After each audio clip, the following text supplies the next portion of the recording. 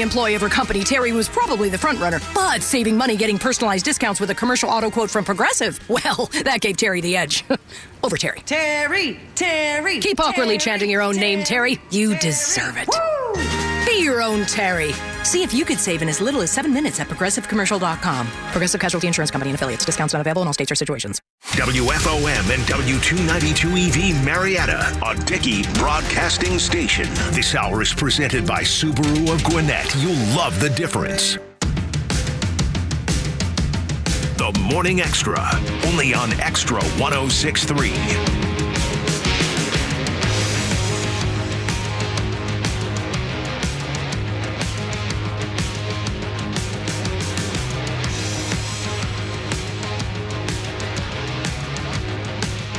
We have some news with... Uh-oh. America is back.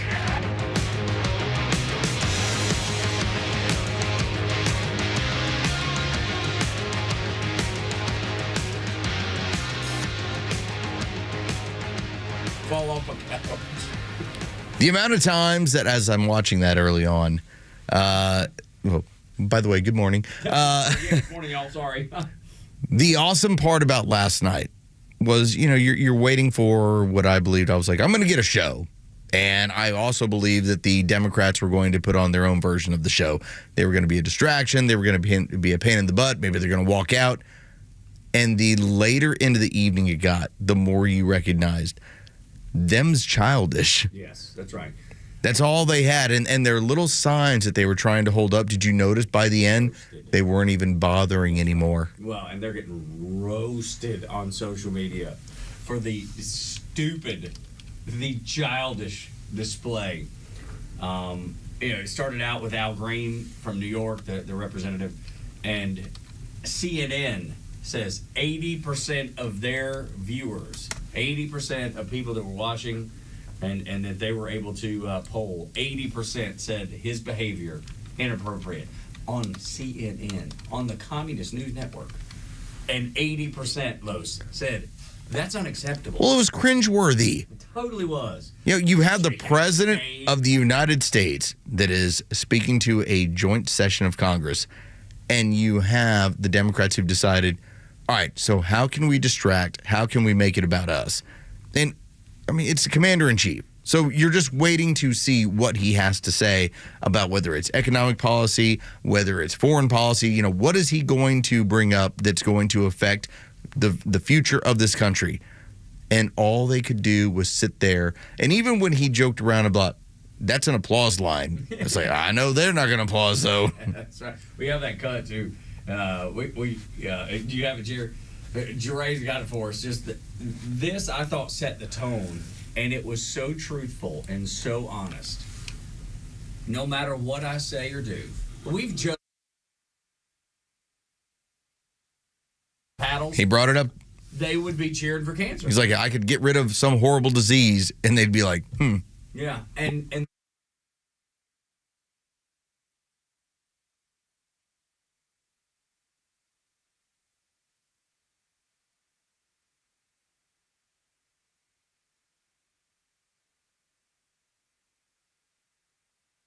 And once again, I look at the Democrats in front of me, and I realize there is absolutely nothing I can say to make them happy or to make them stand or smile or applaud. Nothing I can do. I could find a cure to the most devastating disease, a disease that would wipe out entire nations, or announce the answers to the greatest economy in history, or the stoppage of crime to the lowest levels ever recorded. And these people sitting right here will not clap, will not stand, and certainly will not cheer for these astronomical achievements. They won't do it, no matter what. Five times I've been up here. It's very sad, and it just shouldn't be this way.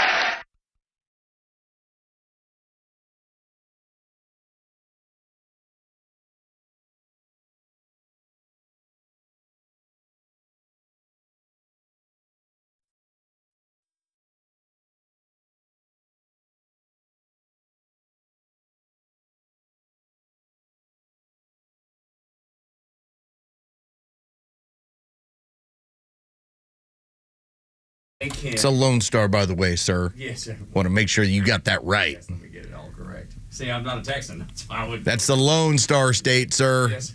Right. Yeah. 1 star. Well, but I just mean. Like it's some sort of rating on Zillow. Google.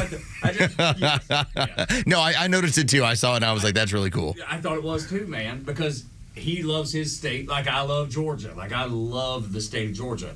I couldn't wait to get home after serving the Navy. Anyway, he was so proud of his state, and he wore it on his chest, and I had nothing but respect for that. And then when he's holding his little boy up after they make him an honorary member of the Secret Service, it's just that moment. And Rachel Maddow over on MSNBC, she calls it disgusting.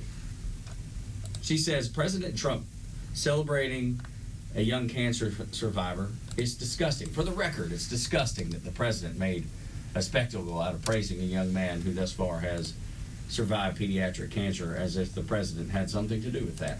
That was her analysis, Los.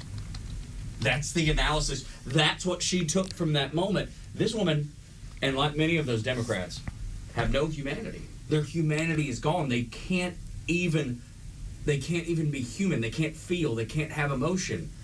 I've never seen anything like it. You know, when you lose in a game, let's say, for instance, with your football team, it's 44-7. It's the fourth quarter, the game ends, and you have to figure out, how do I make 7 sound good? That was the Democrats last night. Yeah. That was MSNBC. That was CNN. How do I make 44-7 sound like we did something the right way? And so that was what Rachel Maddow clung to. Last night was, and I ended up tweeting it out, and the amount of people that interacted with it was pretty impressive. Last night was, as much as I say, a couple months ago, the death of the mainstream media was when Joe Biden got up in front of the country and you recognized he's so compromised he can't speak, and they've said for 4 years that he's fine. That was the death of the modern media, the legacy media as it stands.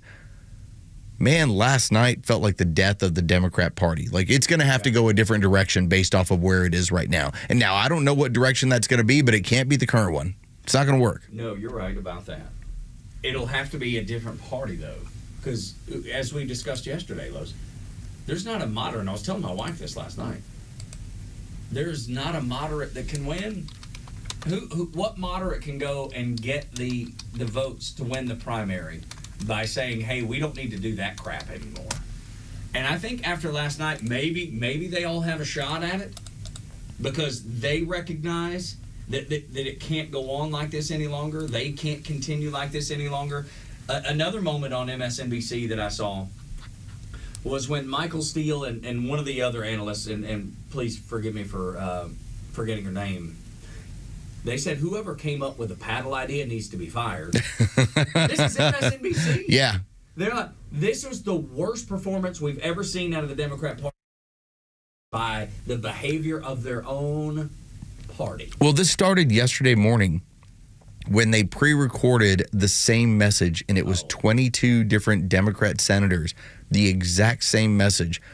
Wherever they're getting their information from, it's not a good idea. CNN had it last night when it came to the level of appropriateness in basically making it a point to intervene in the Donald Trump speech. Of the CNN viewers, 80% said it was inappropriate what they were doing. 80% of CNN viewers said it was inappropriate. 20% thought it was appropriate. Why do we keep hitting these 80-20 issues? How do you keep painting yourself into these corners? This is an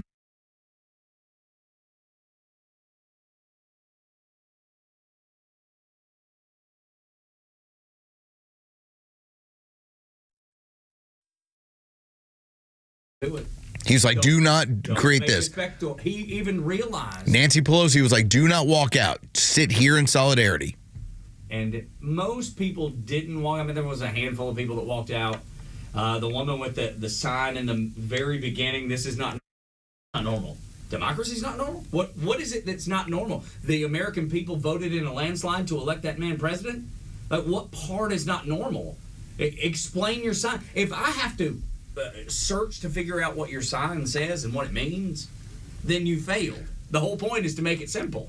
This is very simple for me, and I definitely enjoyed X last night. Yeah. The amount of people that were, I don't believe in this, and I think that this is wrong. I was like, you lost 7 swing states. Take a back seat. And then, what do you mean mandate? What do you mean landslide? Okay, for the first time in 21 years, the Republicans won the popular vote.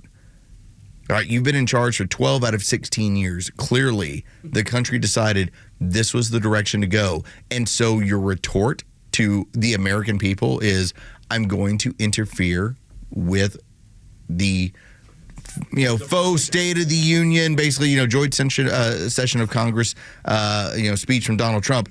Here was another number. 76% of people from CBS News and YouGov said that when it came to that speech, that they approved of it.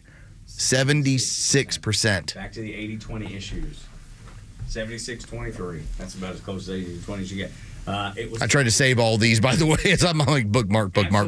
Because they're so valuable. They're so important. And it just shows you that when you watched last night, the way you felt about it was correct. And the way they behaved. Yeah, if you liked it, correct.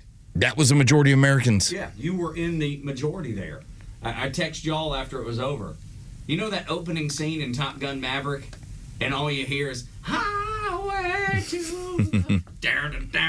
Yes, you're getting danger zone to open things up. Oh, my gosh. And you have the jets taking off of the aircraft carrier, American superiority on display. It's amazing. That's the way I felt at the end of that, Los. I felt like I was watching the opening scenes of Top Gun Maverick. Hand salute. Just red, white, and blue. America's back. America's glorious. We love America. America is that shining city on the hill. And that's the way Donald Trump described it. And I don't know who's driving this bus. Obviously, I know Donald Trump has gotten to be very astute when it comes to what he's going to do on the world stage on a regular basis. But the idea that when they started honoring the guests that were in the gallery, they made it a point to go like an hour into the speech. And by that time, the Democrats had lost all their energy. There was nothing left. So the optics of watching them sit on their hands when you're bringing up Laken Riley and her family, and there's her mom, and there's her sister standing up for the first act that Donald Trump has signed as the president of the United States during this term. And the Democrats are sitting there like, what do you mean we're going to get rid of criminal illegals? Yeah, well, and there's that moment. Whatever, lady. Why don't you sit down up there? There was the moment, too, that goes right along with that. Trump is talking about ending the war. And he calls out Elizabeth Warren because she's got her, Ukraine colors on. Yeah. Like my Aunt Peg's Facebook page, or, he's got the flag and all that. And it's funny, he said she would love to have war for 5 more years. And what does Elizabeth Warren do? Nods her head, shaking her head yes, and clapping. They are so old and so out of it. This is what happens. Right now, there's a reason why when you see all the polling numbers and you have the baby boomer generation, the ones that when they could not get communism implemented, they moved over into politics, and now they're all there in their 70s and 80s, and they're the ones that think that they're running everything. And what they come across is old and out of touch. And last night was a great example of seeing just how little they really have to retort to Donald Trump. Simone Sanders was the name of the lady on MSNBC along with Michael Steele when they were talking about the bingo signs, and whoever decided that was a good idea. What a silly idea. Stupid. And they said it should be fired. But here's an even more condemning statement from their own side. That's the thing that you have to understand. This is not Fox News. This is not Tug and Los or Portop Juray. These are people on MSNBC. Simone Sanders talking about the Democrat Party. This is an indictment, in my opinion, on Democrat leadership. The visuals are not taking back the House in 2026. How about that statement? That would be wild if that was the case. It would be probably not unprecedented. But it's not far off. Rare. Yes. So very rare.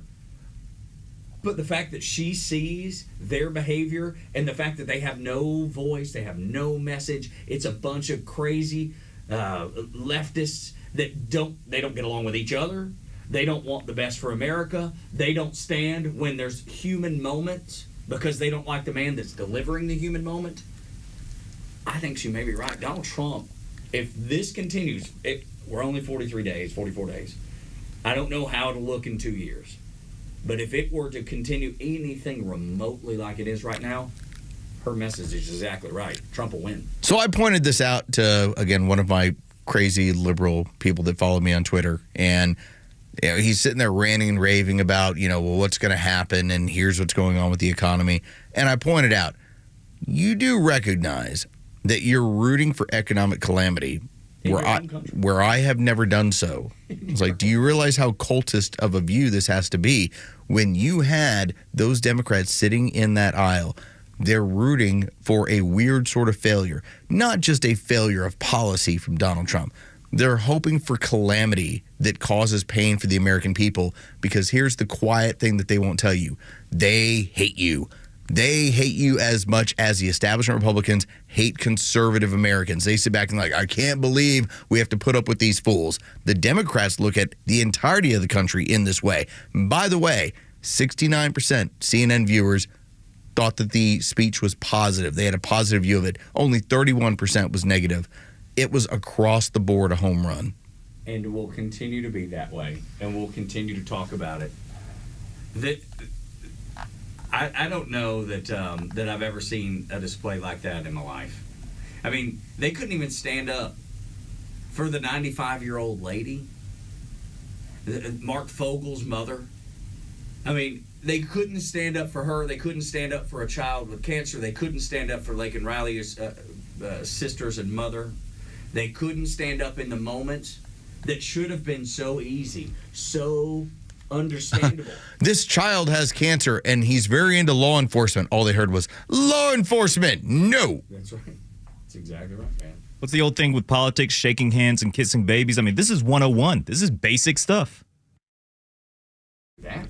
If they hate the American flag, which they do, it's now been made so clear to me that they hate the flag that I love and that I served under. They hate it. I'm telling you, by an hour into that speech and the amount of applause lines there were, it didn't matter if Donald Trump was like, and upstairs I brought a special guest. It's Jesus. Yeah.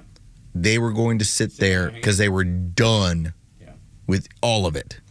And the optics looked terrible for the Democrats. And I'm here for it, and I'm smiling over it. Can't help it, man. It's too bad. You can't help it. You're on the right side of history. I brought Jesus here, and he brought the cure to cancer. Democrats, I can't believe he brought Jesus here, and he cured cancer. Can you believe Jesus would show?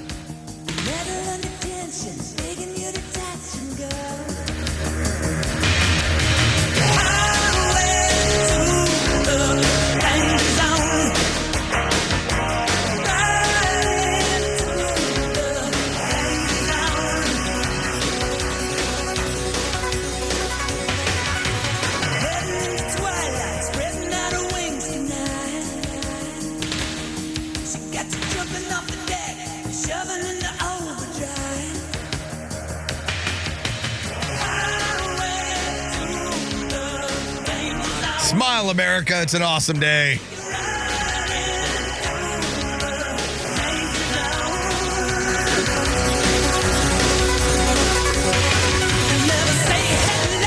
The first 100 days of President Trump's second term will move fast. And with changes coming down every day, count on Atlanta's conservative voice to bring you the latest updates without the mainstream spin. The Morning Xtra, Glenn Beck, Clay and Buck, and The Kimmer Show. Our huge lineup has you covered from your drive in to your drive home. Proud to be the conservative voice of Atlanta. Extra 106.3 FM and streaming across Georgia on the Extra app. True Prep on Cobb Parkway is your one-stop shop for emergency preparedness supplies, including freeze-dried food, water filtration, first aid, and more. They also have a large selection of firearms, including a huge selection of AR-15s, firearm accessories, and ammo at the lowest prices around. They're locally owned and operated, and you can visit their store in Marietta on Cobb Parkway or online at trueprep.com. That's truprep.com. Prepare today for a worry-free tomorrow at True Prep. HGI Wealth Advisors is your financial defense partner, preparing you for the unexpected when the inevitable happens in life. Our tailored strategies empower families to build wealth, generate infinite income, and mitigate taxes, fees, and penalties. At HGI Wealth Advisors, we help you transfer wealth while creating an everlasting legacy. Our goal is to ensure you meet your financial needs today, tomorrow, and into retirement. Our experienced team is committed to ensuring your legacy endures for generations to come. Learn more at hgiwealthadvisors.com. Atlanta, it's Mark from the Safe House. Now that President Trump has unburdened us from what could have been, our country's finally headed in the right directions. But the Democrats are screaming and yelling and losing their minds. And unfortunately, the bad guys are still here and they want your stuff. Thank you, Joe Biden. And customers are still reporting break-ins and thefts of their hard-earned valuables. Don't wait till it's too late. Get a quality safe from the Safe House. We carry the largest selection of safes in the Southeast. And remember, gun safes are sales tax-free at Atlanta Safe House. So give us a call or go to atlantasafehouse.com. Hey, homeowners, it's Flounder, and I'm here to keep you warm.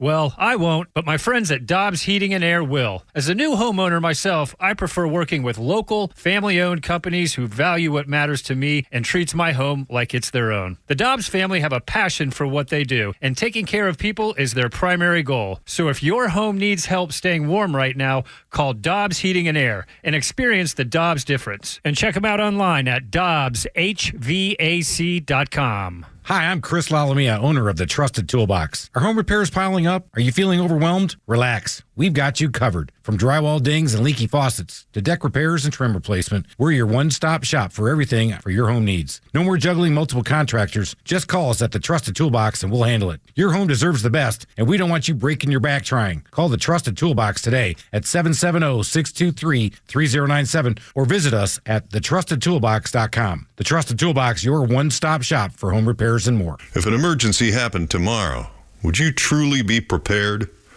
Most Americans aren't. My Patriot Supply, America's most trusted name in emergency preparedness, is offering a special discount on their 3-month emergency food kit. Each kit provides over 2,000 calories daily for 90 days. These aren't typical survival rations. My Patriot Supply provides delicious meals and extras, including chicken, beef, real meat, fruits, and veggies. Being prepared is a state of mind. Take advantage of this special discount to secure your family's future now. Go to mypatriotsupply.com. If you order by 3 p.m., your order will ship within the same day, so you'll be prepared in no time. That's mypatriotsupply.com. mypatriotsupply.com. The stories that matter to you. These are your Georgia headlines. Here are your headlines for Wednesday, March 5th. President Trump honored the family of Laken Riley during his speech to the joint session of Congress Tuesday night, with Riley's mother and sister in attendance. The Laken Riley Act, which allows the deportation of illegal immigrants charged with violent crimes, was the first piece of legislation Trump signed into law after his inauguration. The Georgia House passed 2 bills designed to reduce threats in Georgia schools on Tuesday. The legislative package includes the creation of a database to track potential school threats and increases access to mental health resources for students. The bills now go to the Senate. Wind advisories remain in effect for much of North Georgia today, with mostly cloudy skies and a high of 59 degrees. With your headlines, I'm Jerry Payne. Tug and Los on the Morning Extra on Extra 106.3. We got Neil Bortz, the Talkmaster, ready in the bullpen, warming up, been listening to the show as he normally does. Neil, did we go wrong anywhere in the discussions that we've had so far that you have been able to listen to? Well, no, but you've missed some very important stories. Okay. Oh, please. Yeah, bring them in. Well, like Luke Herbert. Luke Herbert. Okay, tell me about Luke. He's from Ogden, I guess. Anyway, he just won a scholarship to Winthrop University in South Carolina. Well, that's great news. He is going to be on the cornhole team. Oh, well, look. Hey, so is it a varsity sport? I suppose it has to be for scholarships are awarded because of it. Yeah, it says in the story that after the cornhole has been a passion for him and his dad. Okay. Over at Rock Hill University, going to take his skills to Winthrop. Yeah, Winthrop, South Carolina. Yeah, I'm trying to figure out what level do they play at. Is that like Division I school? I know it's obviously a 4-year school. I don't know, but I'll tell you this. When I was going to Texas A&M, if I ever proposed a game of cornhole, Yes. let's just say it would not have been pretty. Yeah, I think maybe. What the hell is matter with people? You just call it beanbag toss if it makes you feel better. Toss bags. Sounds better. Yeah, it does a little bit. Let's toss bags. Yeah. And I just looked it up. Yeah, Winthrop is Division 1, so he'll be tossing bags or playing cornhole, whatever you choose to call it, at the D1 level in the Big South Conference. How about that at Winthrop? Tell me, when you're learning, when you get to the college level, does the hole get smaller? I'm not certain. Probably not, I would imagine. Oh, you guys. Jasmine Crockett. Jasmine Crockett. Dallas. What do you want to say about her? 'Cause when you listen to her talk, without ever seeing her, without knowing anything about her, automatically that she is a congresswoman from an urban area of America. And it's disappointing because part of that's Tarrant County, and Fort Worth typically doesn't deliver this sort of stuff to us, Neil, but it has delivered Jasmine Crockett. It's got to be. I like Fort Worth. I like Fort Worth a hell of a lot better than I like Dallas. Absolutely. As a matter of fact, we have a Prevost Bortz bus. We have a rally in Fort Worth next year. We're going to be there at the Dickey Arena. Hey, listen, wait a minute. Tell D Squared about that. Yeah, I will. But anyway, I want to correct something about Jasmine Crockett right now. If anybody looks her up, you're going to see that she went to Rhodes College. Sooner or later, she's going to claim to be a Rhodes Scholar. Okay. Yeah, the Rhodes College she went to is in Memphis, Tennessee, with 2,000 students. And it scores below average on the ACT, whatever that is. That's just one of those standardized tests like the SAT. It's, some colleges still. Are you sure? Are you just you pulling my leg? You know what that means. You know what the ACT is. About what? Well, about knowing what the ACT, you know what that is, though, right? The standardized test? No, I really don't, because, hey, listen, now, when I was going to high school in Pensacola, this is the truth, and a lot of people that really know me will say, well, I suspected that about you anyway, Bortz. There was a statewide college entrance examination back in those days, but I came out of Pensacola High School with below a C average. Mm-hmm. Below a C average.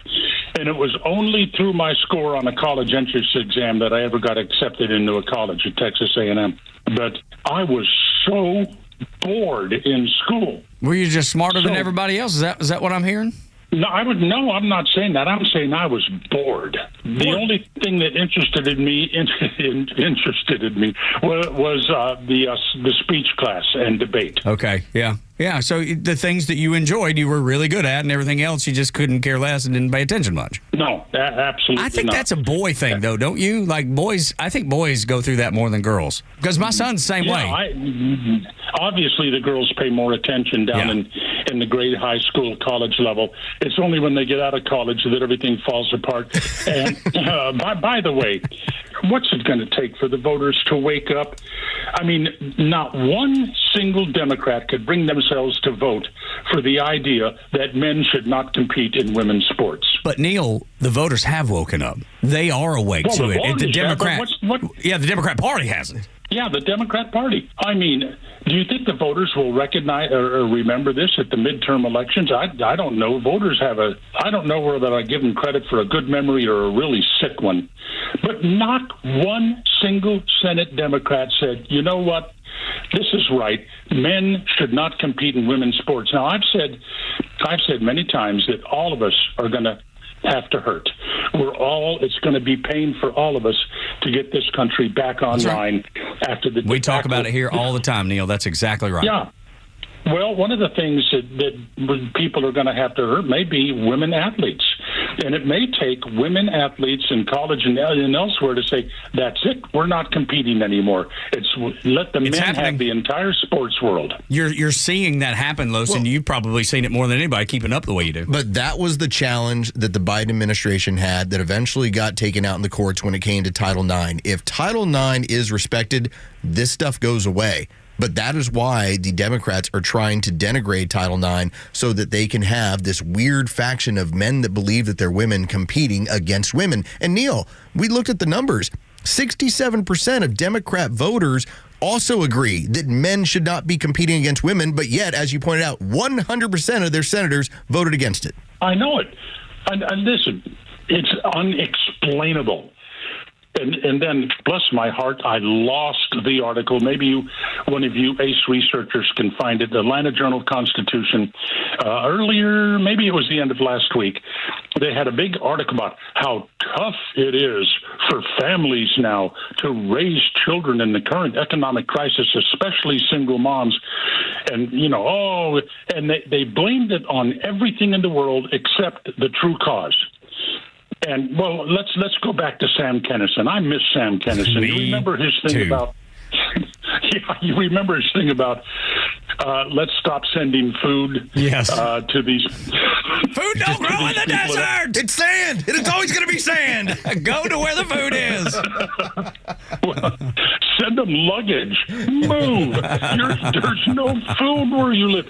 But anyway, that kind of applies to this sob story about all the trouble that these families are having raising their children in these tough economic times. Stop having children you can't afford to raise. Yeah. How hard is that?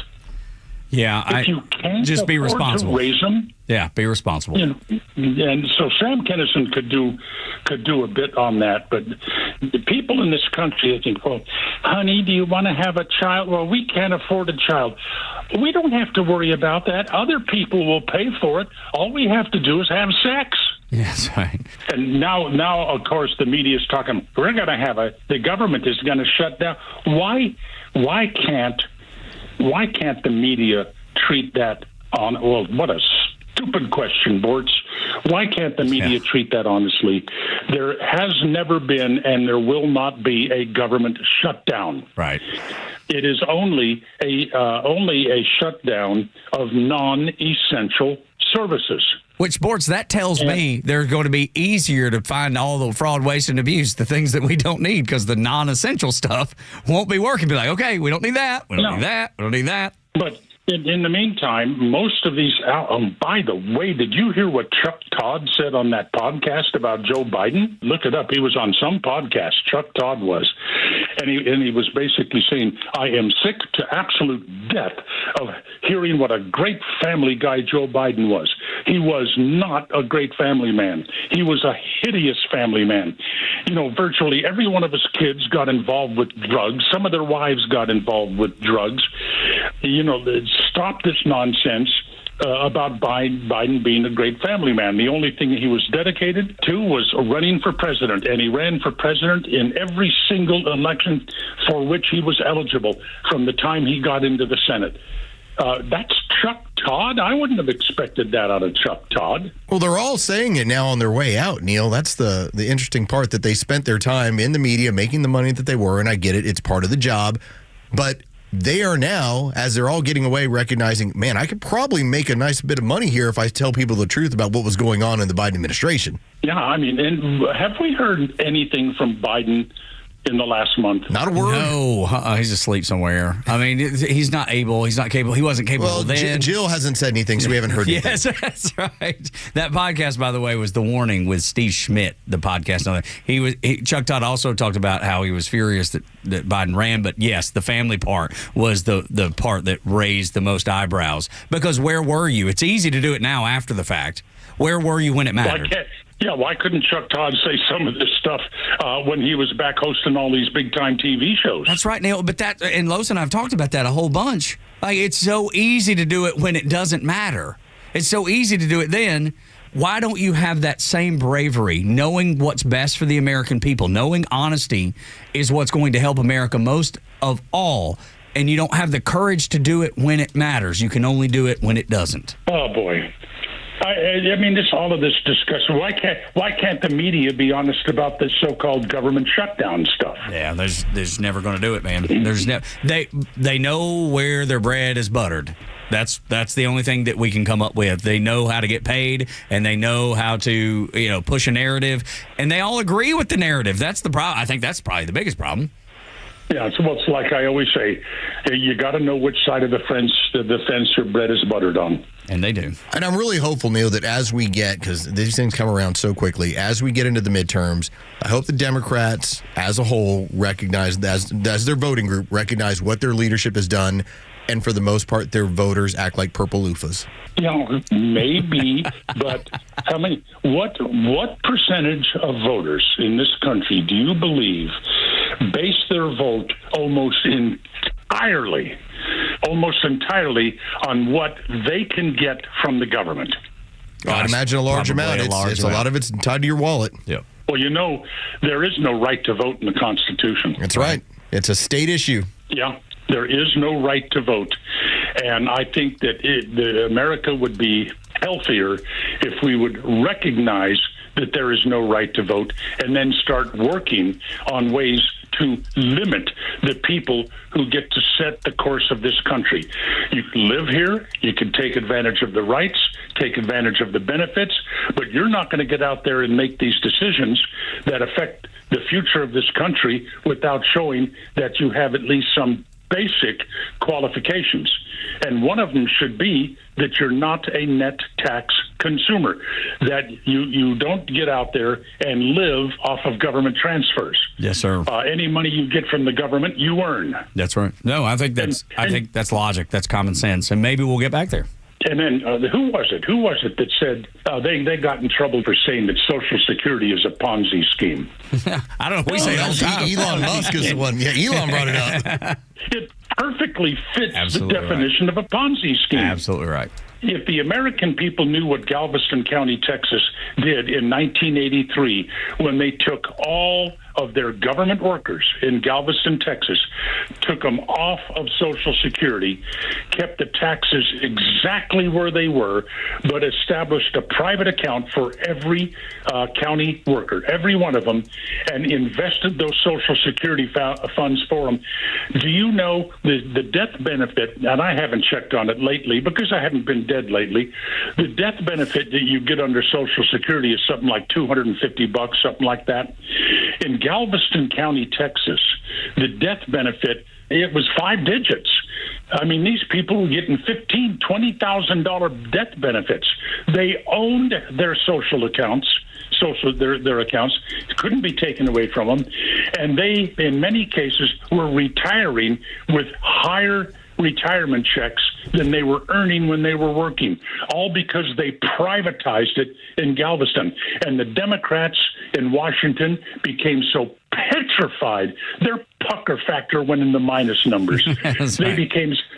They were so petrified over this that they passed a law, said, okay, that's it. Nobody else can get out of Social Security. Yeah. And if the American people, if they knew this, if somebody would come forward and say, well, maybe it is a Ponzi scheme, look what Galveston, Texas did, then maybe we could get some reforms made. I don't know who's a bigger enemy of this country, the Chinese, the Russians, Kim Jong-puke, or the American media. They're all bad. I know that for sure. Neil Bortz, the talk master. Thank you so much. They're so afraid. Oh, you're dumping me now. Well, we're just up on top of the break. We got no other choice, Neil. Yeah, I pretty much had enough. See you next week, Neil. Neil Bortz, the talk master. Maybe a good game of cornhole later. Oh, I'm not sure what that means. I'm going to be playing bags. I don't know if I know what that means, Neil. Extra 106.3. Yeah, you do. Okay.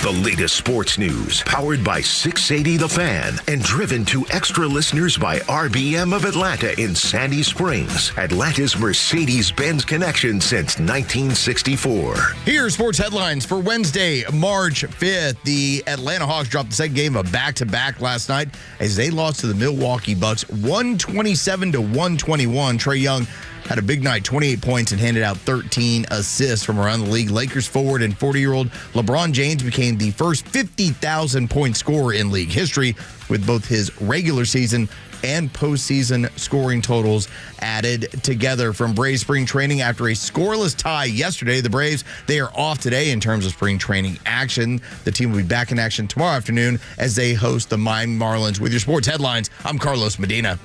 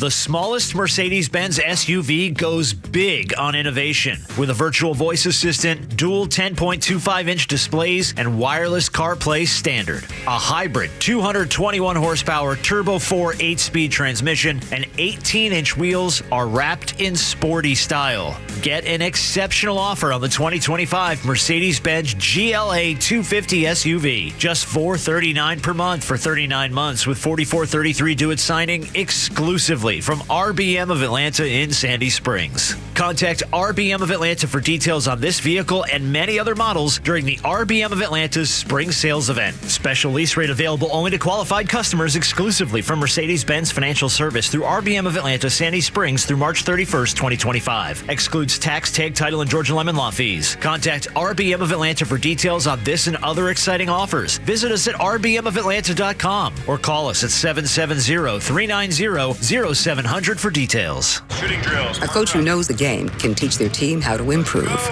But one who genuinely cares about each player you have what it takes. We got this. Can inspire them to win. At Truist, we believe the same is true for banking.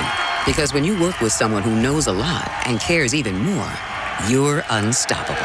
Truist, leaders in banking, unwavering in care. Start feeling unstoppable. Visit truist.com/care. Truist Bank, member FDIC, leading based on top 10 U.S. commercial bank. Hey there, I'm Tara, owner and publisher of Our Town Monthly, Cobb's favorite family lifestyle magazine. Partnering with our community and local businesses is what we love to do. Check out what's happening at the Avenue West Cobb. Hey everyone, I'm Alondra. The Avenue West Cobb is just a short drive from Atlanta. Discover the dynamic mix of premium national brands like J. Jill and J. Crew, plus unique local realtors and delicious restaurants, including Lazia and Jim and Nick's. And don't forget our exciting events. Our bunny photos and our annual Spring Festival is just around the corner, and Puppy Fun at Paul's Fest is this summer. The Avenue is a vibrant destination with entertainment for the whole family. For the latest details, please visit us at theavenuewestcobb.com. Sounds amazing. Friends, I'll see you at the Avenue West Cobb. Remember, our town is your town at Our Town Monthly. Get connected to Extra 106.3 on all your favorite apps. Then download ours and stream the station across Georgia. We're live online at extra1063.com. Stream live video from the studios on YouTube. And of course, Kimmer, Bortz, and your favorite Extra shows in crystal clear digital on the Extra 106.3 app.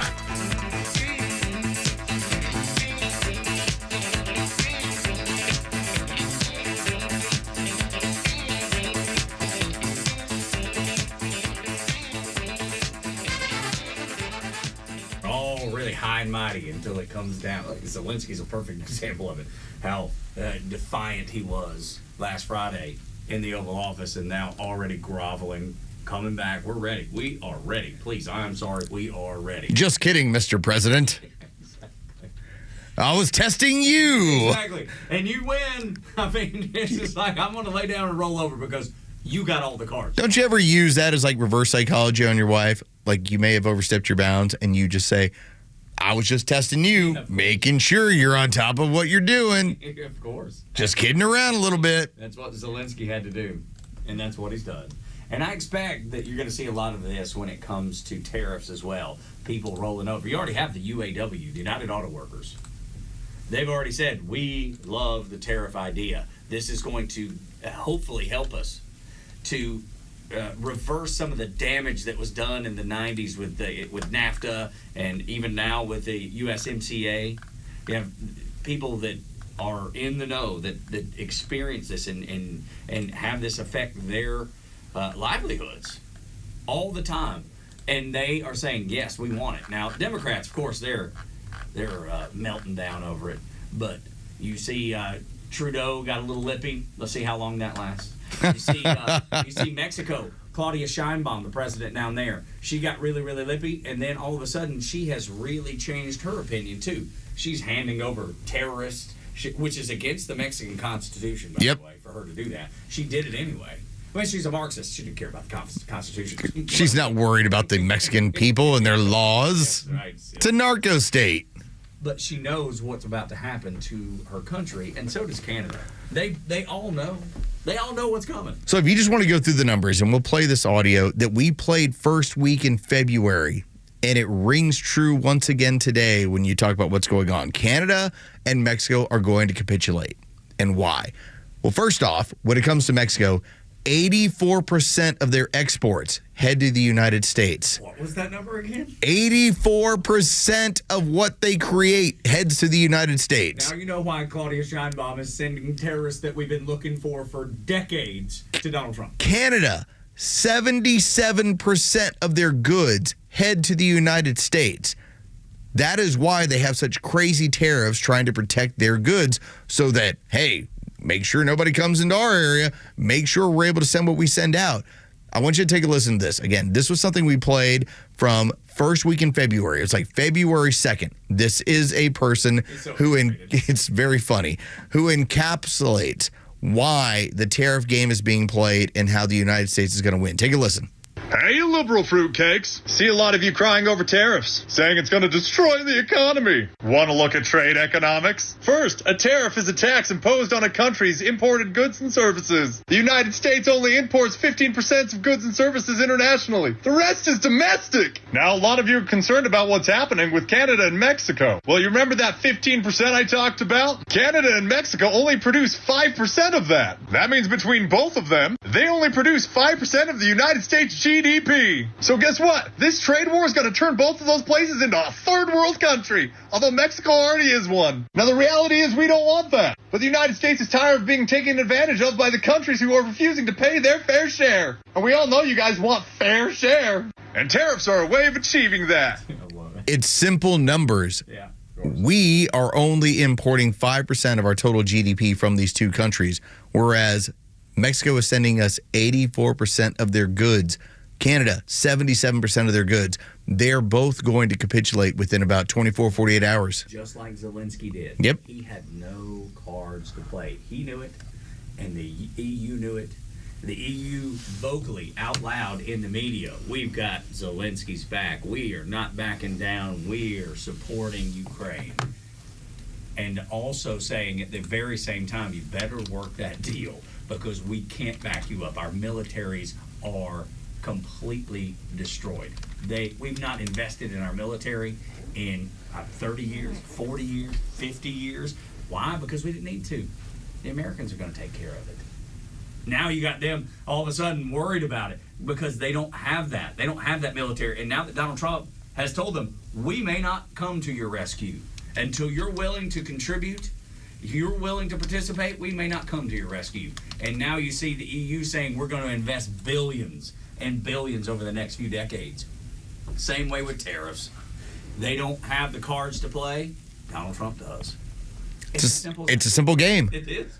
Instead of taxing our citizens, this is what he said during the inauguration. Instead of taxing our citizens to enrich other countries, we will tariff and tax foreign countries to enrich our citizens. How do you argue with that? How do you say, no, I don't want to do that? Democrats would, last night, if they would have had a paddle, they would have held it up in opposition of that.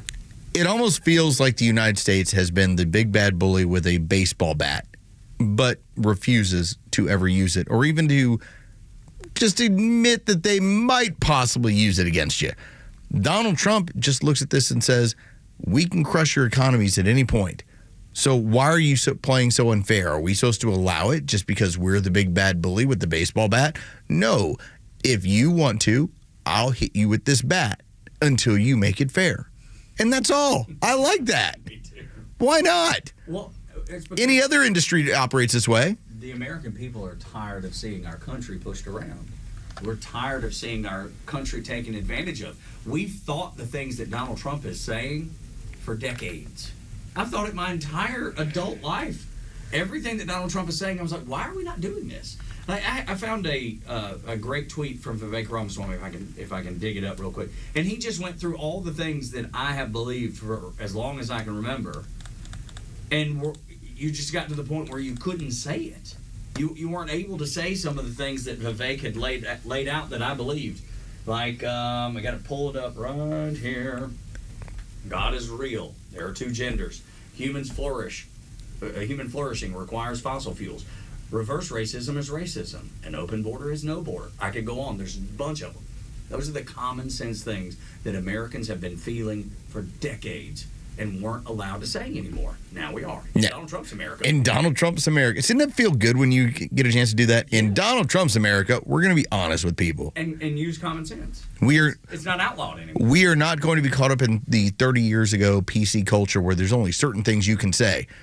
There are two genders. America is a great country. George Floyd wasn't murdered. All right, here you go. Enjoy those. And did you see? Ponder that out. Well, yeah. You wouldn't even have been able to. Well, we have. Most people wouldn't have been able to say that, or brave enough to say it, whichever falls into for you, 6 months ago. Wouldn't have been able to. Wouldn't have had the courage to, even though it's true. Now Ben Shapiro's like, we need to make sure that Derek Chauvin, his sentence is commuted. Actually gets a legitimate trial. Yeah. It's not a show trial. That's right. Yeah, sure.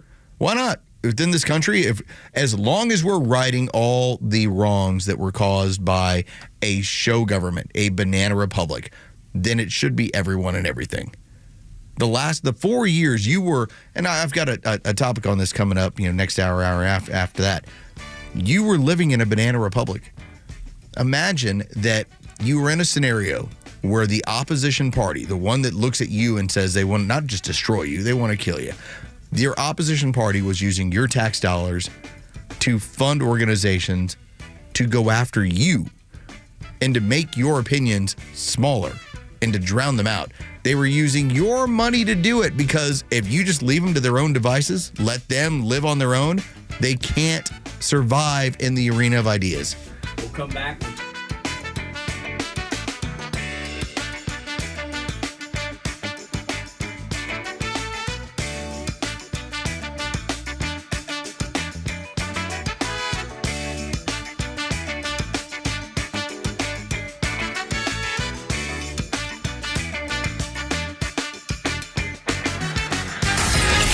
The legend Neil Bortz is only on Extra 106.3. Hey, it's Pete, and here's what you missed from the Talkmaster.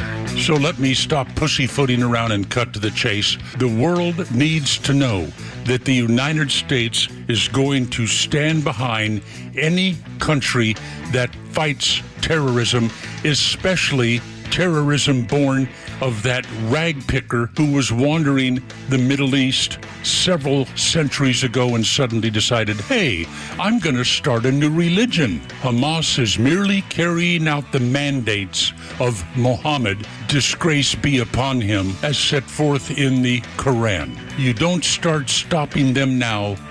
Where do you start?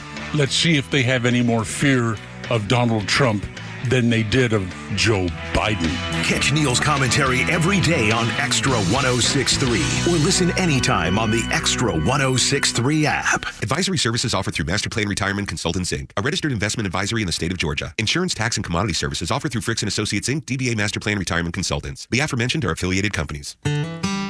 Retirement means different things to different people. Some folks want to travel the world.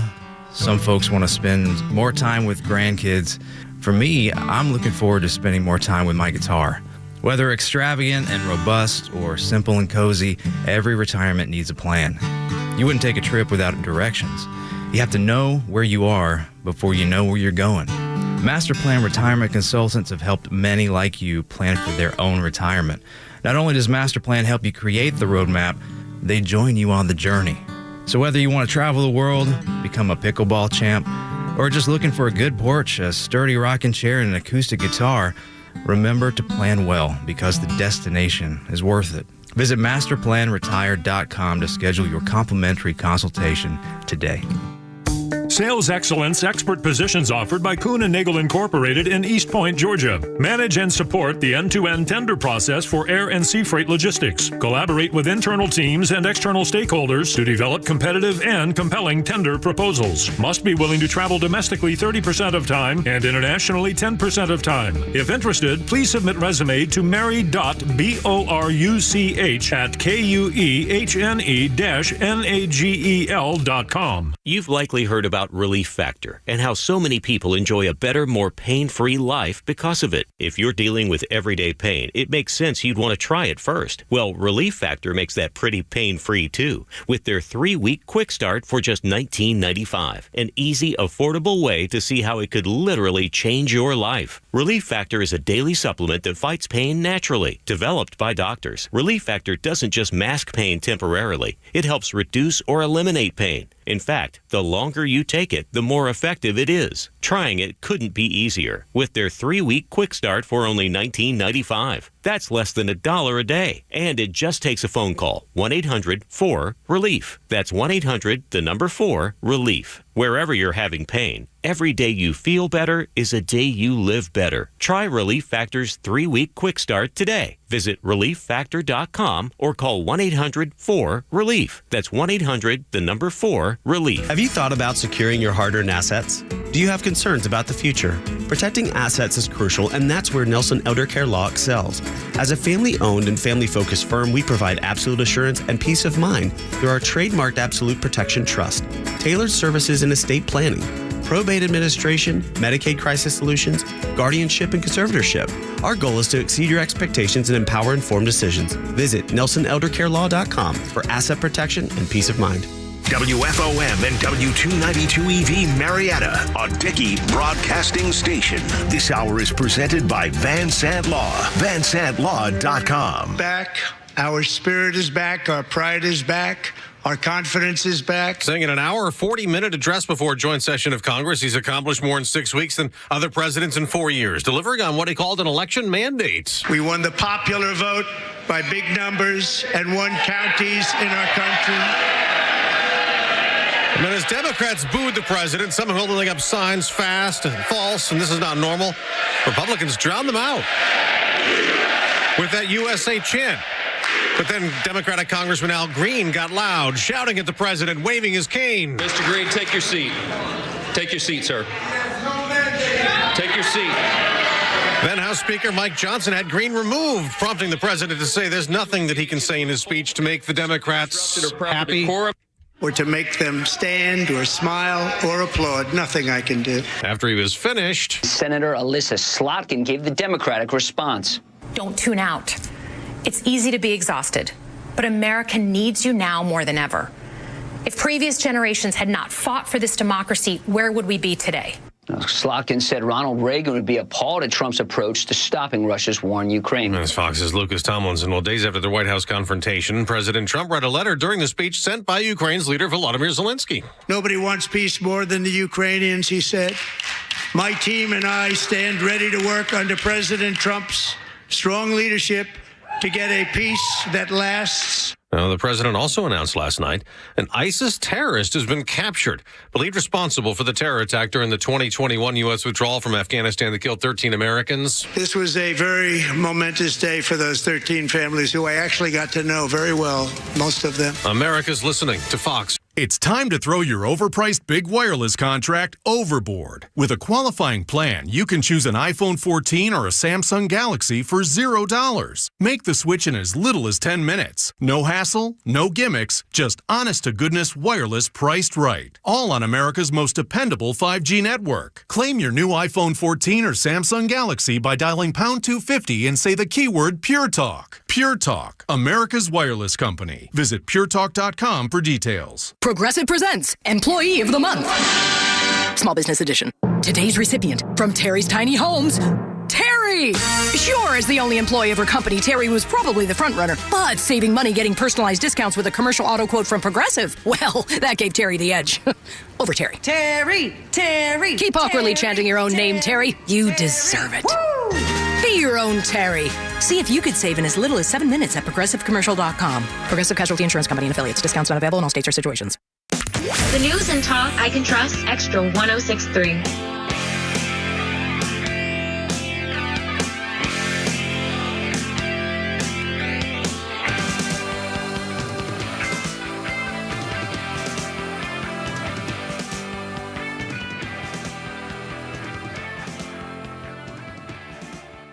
I'm feeling it. That's right. I'm tired this morning. Hour and 40 minutes. But I'm telling you, that's what victory sounds like right there. It's like when a especially if you're over here at the ballpark where we are. Good morning. This is the Morning Xtra Tug and Los until 10. Here at Dickey Broadcasting and at the Battery Atlanta Truist Park, because we have Dobbins over there near us, and you hear some of those fighter jets occasionally taking laps, right? They're doing practice runs. They're doing touch and goes. They're training, but you hear that sound, that flyover sound, that and every time I hear it, I can't help but say, that's what freedom sounds like, because I believe that to be true. I mean, this is so important. And Donald Trump, at what he was doing last night, that's what victory sounds like. When you go through the numbers, and we went through it to open up the show, you can go through MSNBC, and it's 80% approval. CNN, 76% approval. YouGov polling, 80% approval. You had, we talk about 80-20 issues. You had a majority of Americans that enjoyed what he brought up last night. And you had also a majority of Americans who believe that the Democrats acted like children in terms of all their interruptions and the way that they sat and the things that they cheered for. If I was to just say, all right, let's talk about a young person murdered by an illegal. All right, that was when they brought up Lake and Riley, and the Democrats sat on their hands. When you talk about a child with childhood cancer, and the Democrats sat on their hands. The only thing, this was brought up by Matt Walsh with Daily Caller, who brought this up. The only thing they cheered in conjunction with the Republicans was Ukraine. How much of trained SEALs do you have to be to think to yourself, Ukraine is such a wonderful place. This is what we need to cheer for. I was so disappointed. They're just so generic, man. And so generic. I was so disappointed. I thought they just lost all their humanity. I don't believe in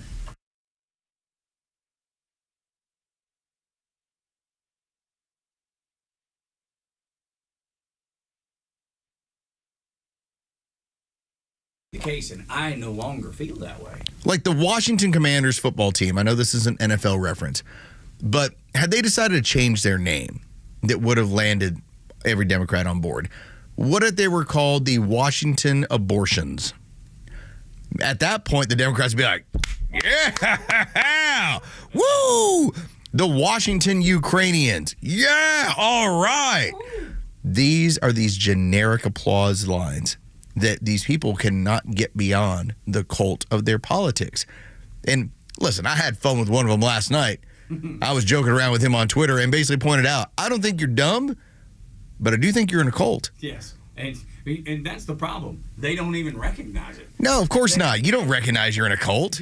Right. Yeah, I'm a Scientologist. Okay, good luck to you. Woohoo! Yeah. Trump came out swinging. I mean, he just laid out the successes that he's had so quickly. The New York Post, the headline there is "Reborn in the USA." I think it's brilliant. I think it's great. Charlie is in Milton. I love when Charlie calls 404-741-1230. We've not heard from you in a day or two. Charlie, how are you?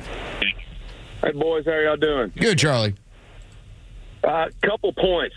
The shipbuilding, and I'll give you a little bit about how I know something about that. Okay. My wife's brother lives in Vero Beach area, not too far away from the Palm Beach coastline. He's also got a place in Winter Park. Well, he grew up with a guy who builds boats, but he has something in common with Donald Trump Jr. They both bought boats from the same boat builder, which is my wife's brother's buddy. It took 9 months to build those boats. These are not 400-foot aircraft carriers. These are 30-foot boats. They're like skiff boats that you would catch. You fish the intercoastal waterway. You fish the sounds with these things. And these are not cheap boats. These are very expensive boats. They're very nice. So if the Trump fella gets shipbuilding back, that is tremendous, because you're talking years to build some of these boats, these ships, these vessels, and it's submarine things like that. These are jobs that are going to be generational jobs, and that is going to be that will have a lasting effect on the United States economy and the states that they build those boats in for the next 300, however many years that this thing goes on for. Well, think about this. And look, just to interject a little bit from my Navy service, the fact that we can't build a Navy ship.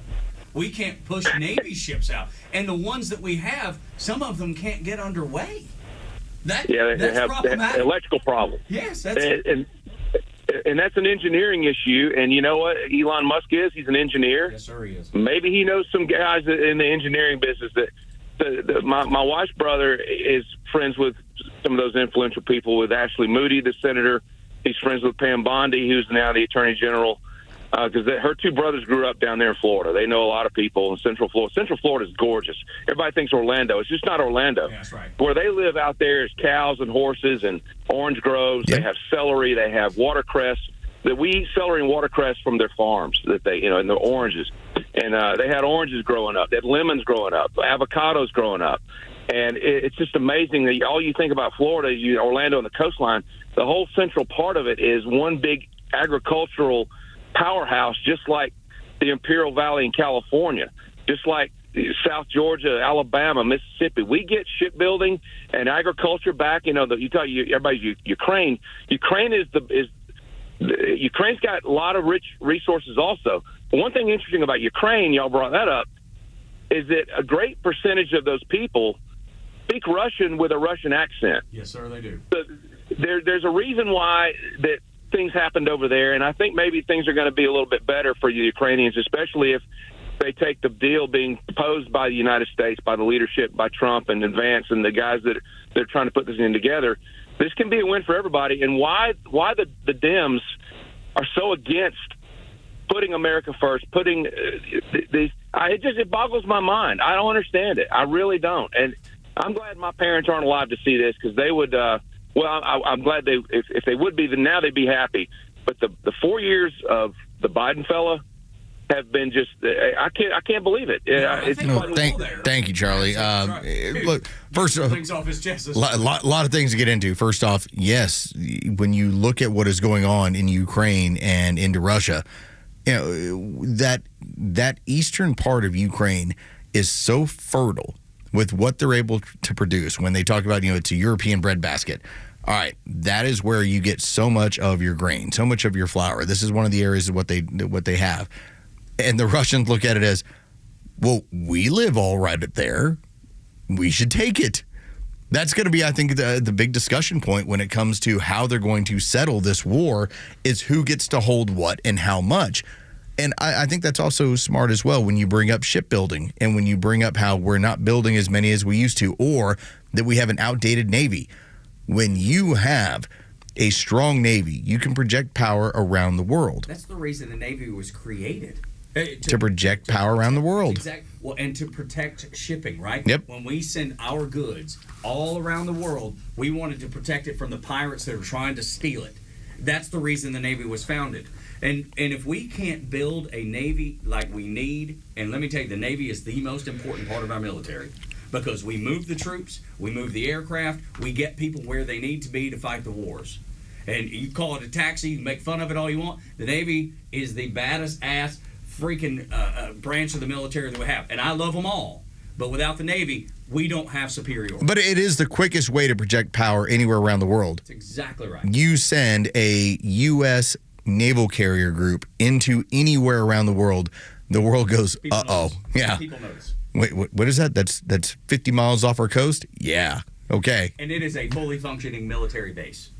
It can do everything. It can fire in. It can send aircraft. It can deploy troops. It can do anything. So when he talks about shipbuilding, man, I even turned to my wife. I thought so too. I thought about that. Yeah. This is so valuable. Places like Portsmouth, Virginia, the shipyards there that build ships and have historically. Charleston, South Carolina has been a big part of the United States Navy and an important part. Man, there's so many places in America that will benefit from this. From the economy. I'm not even talking about the projection of power. I just mean the economy being able to build something. Can I step out of the legitimate, serious discussion? Yeah, of course. I talked about how yesterday part of what kind of freaks people out is when you bring up the Spartans and what they were involved in. Can you imagine having 1,000 sailors off the coast and know that there's 500 couples out there? Like, do you realize how much more scary that is? When them 500 couples, they're fighting for each other in America. That's right. It's that much more scary. That's why I've been in Choto. 5,000 couples, or 5,000 men going out, 2,500 couples come back. That's why I've been in Choto, man. I was looking for You're going to be that much more scared out there. Like, man, there are 500 couples out there, 1,000 men and 500 couples out there, and they are ready to fight. They will take over whatever it is they need to take over. If you missed from yesterday the Spartans that were glorified in 300, the movie from 15 years ago, they routinely made love to one another before battle, so it strengthened their bond. So I'm just saying that what happens in the Navy stays in the Navy. It's got to, it's some things you just don't talk about. Just figured it'd be worth a giggle. And I love Jure and I love Los, but I don't love them that much. That's why he can't fight. He's not gonna fight with us. I'm not gonna fight for y'all. You know what I mean? I'm just not gonna do it. But it's good. But look, I don't know how you pull it back. Tug heads out to sea. I'm ready to fight with you and my brethren. That's right. Now give me.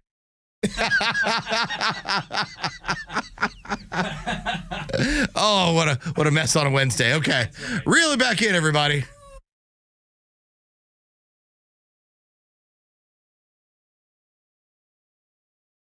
No. Even on Lake Lanier or Altoona, I'm not putting a boat out there. So the fact that it takes you 9 months to get a boat when you can afford it is unbelievable. Yeah, it's wild. Our manufacturing not being able to do that. Let's say you wanted to buy a car and they're like, hey, man, we'll get you about $9. Well, I mean, we had the experience during COVID where everything slowed down, and if you wanted a vehicle, or hell, if you wanted a dishwasher, they were telling you, hey, it's going to be 3-4 months. But wait a minute, well, why is it going to take 3 or 4 months to get a hold of this? Well, here's what's going on. To think that it's even extended more so when it comes to ships and the importance of ships to this country that happens to be surrounded by a multitude of oceans. All right, yeah, this is a big deal. Huge. Our economic success is tied to these sort of economic indicators of how quickly can you build ships.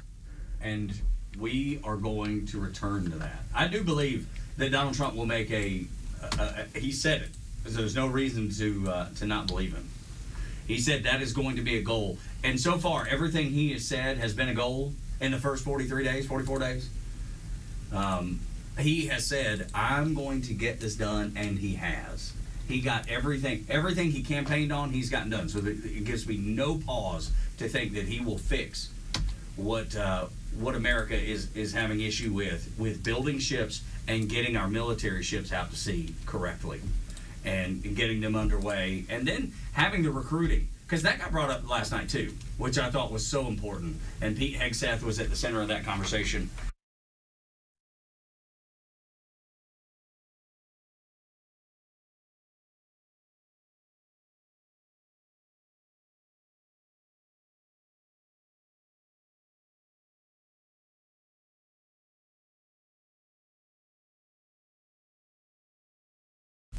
And they have not for the past 4 years, because who wants to go and try to work under that? That is a failure waiting to happen. Who's going to jump on the sinking ship? Well, when you consider that young men from the Midwest and young men from the South, as of now, those are the two primary groups that fight our conflicts. That's where a majority of the young men who are soldiers, especially infantry, that's where they come from.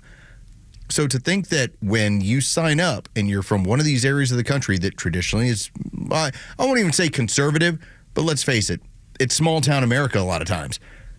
To think that when you enter into this man's army and the first thing you're told is, well, if you're white, there's something wrong with you and that you're inherently racist. And you need to apologize to everybody around you before we even start cleaning the toilets. Don't want to hear any of this. I'm here to clean some toilets and hopefully defend my country. All right? So you don't want to hear this stuff. So no surprise, and Donald Trump brought it up, the numbers when it comes to recruiting are way up once again.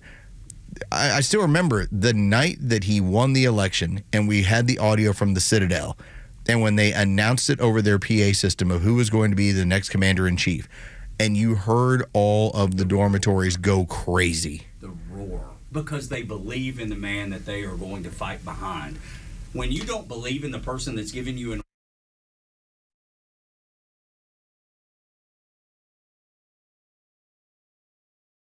you're not going to jump into that feet first. You're not diving in head first.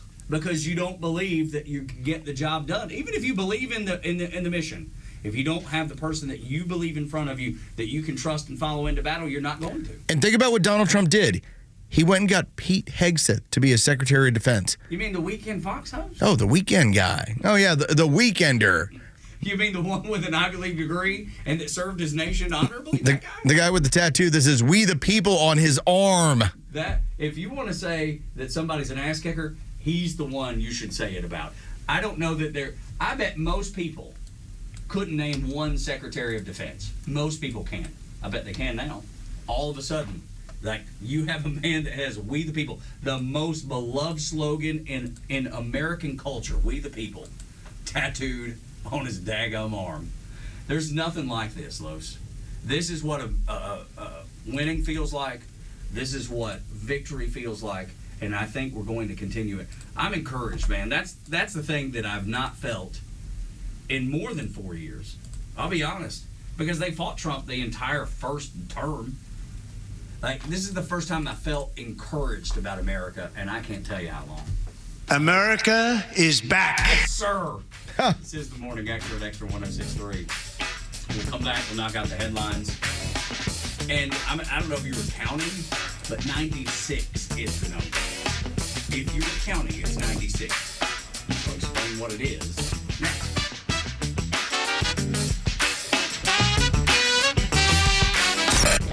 Hey, it's Flounder, and the Kimmer Show is live every afternoon from 3 to 6 p.m.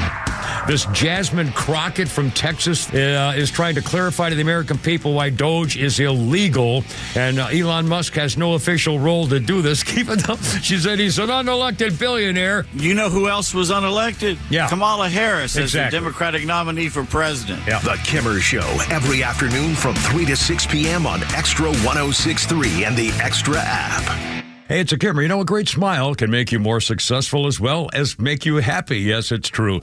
And your smile's waiting for you at my dentist, Dr. Dina Giesler, my friend for 30 years and dentist forever. This woman at Atlanta Smiles, atlantasmiles.com, the dentist with the doggy. It's really true, whether it's just regular cleaning or bridges or crowns or are your teeth bothering a little bit, maybe a little ache or something, or your gums, it's not going to get better on its own. Take it from me, I found that out the hard way. Taking care of your teeth and gums, and everybody's happy. And by the way, you can relax with Dr. Dina. This is an individual, private VIP experience. The latest technology. She used AI to get my last thing done at my last visit.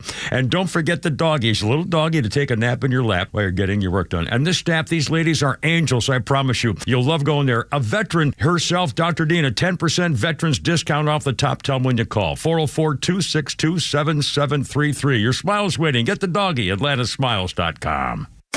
Millions of guys suffer from erectile dysfunction. That's 1 in 3 men. And I can tell you, I'm one of them. If you or someone you know suffers from ED, Peyronie's disease, or PE, here's 38-year emergency room doctor and founder of Total Body Therapy of Georgia, Dr. Eric Deal. Patients who enter my office are often frustrated, hopeless, depressed, and embarrassed. I understand the problem, and I'm going to help you fix it. We provide testosterone replacement therapy, the P-shot, and treatment for ED, PE, and Peyronie's disease. There's not just one therapy that can solve these complex issues. When you visit our clinic, you're going to see me. I'll do a complete history and physical prior to any treatment that we use. Take it from me, Dr. Deal. When it's not hard, it's really hard. Call Dr. Deal for your free one-on-one evaluation and resolve your ED, Peyronie's, or PE issues. 404-777-1911. Total Body Therapy of Georgia. 404-777-1911. Online at tbtofga.com.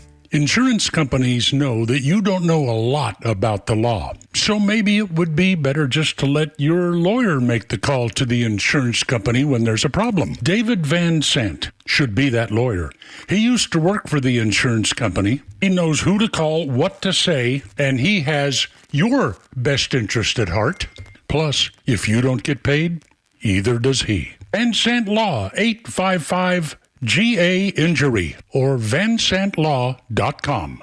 I'm Chad Pergram with the Speaker's Lobby. The House and Senate have now passed similar frameworks to advance President Trump's legislative agenda of slashing spending and renewing his tax cuts. Those are different frameworks, so the House and Senate must still line up. The House finally approved its framework on a nail-biter of a vote. One Republican, Thomas Massey of Kentucky, voted nay. Republicans were initially going to punt until they were able to cobble together the remaining votes. The Senate process was a little bit different. The GOP had the votes there, but Democrats were able to string things out in a session which bled through much of an overnight. Marathon voting sessions, often called a vote-a-rama in the Senate, present an opportunity for the party out of power to engineer challenging votes for the other side. They like to put the majority on the spot with tough votes. Democrats tried to trip up Republicans with votes on tax cuts. They even compelled Republicans to weigh in on their support, or lack thereof, for Ukraine. But now the House and Senate must approve the same version of the framework, and that will take time before they eventually get to the underlying bill itself. With the Speaker's Lobby, Chad Pergram, Fox News. The stories that matter to you.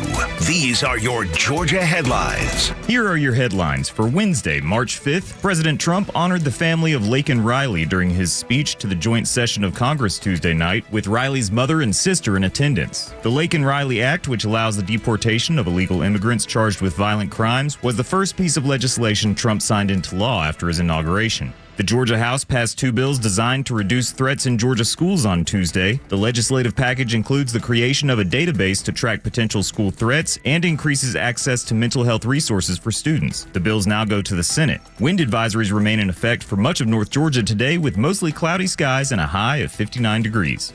With your headlines, I'm Jerry Payne.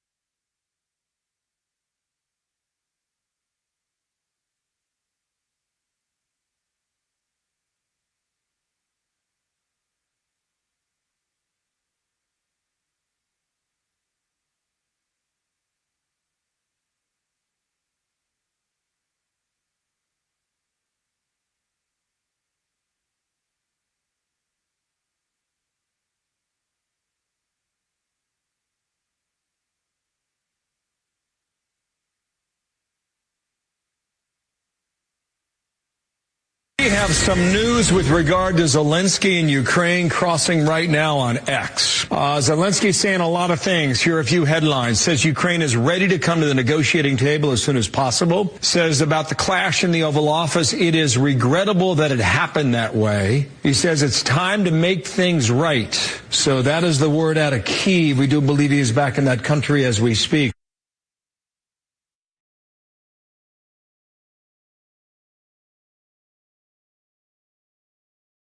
Turns out, whoops. This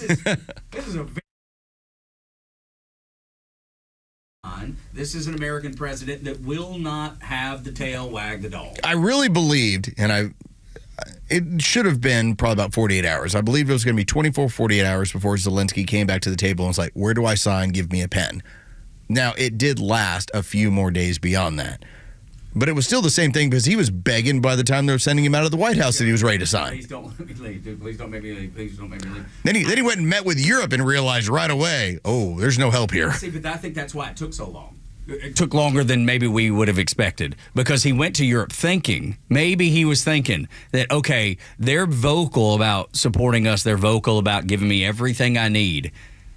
And then as soon as they said, yes, we'll do that, they realized, oh, we don't have anything to give. We have no military to help. Oh, you should probably go back and sign that deal with Donald Trump as soon as possible. You saw leaders across Europe, including the UK's Prime Minister, Keir Starmer. He said it out loud. You had the ambassadors to the United States going, you better get this done. We got nothing. We can't help you. You ever messed up so bad that you wanted to run back over to what you messed up from and say, I got to fix this right now? 1,000,000 times, yes. That is exactly the weird scenario he ran into. Like, I've thought about, for me, it comes down to when I leave a store and go, oh, that was a deal. I should probably head back and buy it. Okay, that's like the times I can remember this stuff. Zelensky had that same remorse of he walked out of the store, went to the next door and was like, why do they want to charge me 20% more and give me 30% less? I should go back over here. I should have got that blue light special over That's Kmart. Right. Little did I know that the blue light special were making me a deal. It really was a good deal. Yeah, and you know, it was funny last night to see the Democrats, as you brought up, the only time that they really reacted was when he was talking about Ukraine. Yeah. That was it. That was the only time because they're so married to it. They're so married to their ideology. They're so married to their feelings that they couldn't stand up and clap for humanity but will for war. And Trump made fun of Elizabeth Warren, called her Pocahontas. And to see her when he said she would love to have 5 more years of war and her to be claps. She was clapping and shaking her head yes. Like, were you not listening at all? Do you know what you're clapping for and shaking your head for? I'm telling you, it's the baby boomer generation. For everyone who tries to make Donald Trump out to be a 78-year-old man, he's so old and he's not with it and he's right there with Joe Biden. Okay, they were trying to pull you into that pool. Joe Biden is lost. You haven't heard from him since he left. The brain is melted. There's no way he's going to be in public ever again. And when he does, it's going to look like he's a cadaver. Donald Trump is completely different, but he's playing these other older baby boomers, and he's having fun with it. I mean, he called Elizabeth Warren Pocahontas to her face. And to the nation. And then, as he talked about, she wants 5 more years of war, and she's like, yeah, you're right. Sounds good. I certainly do. It's like, do you realize what he just said about you? And yet you're sitting there clapping for this?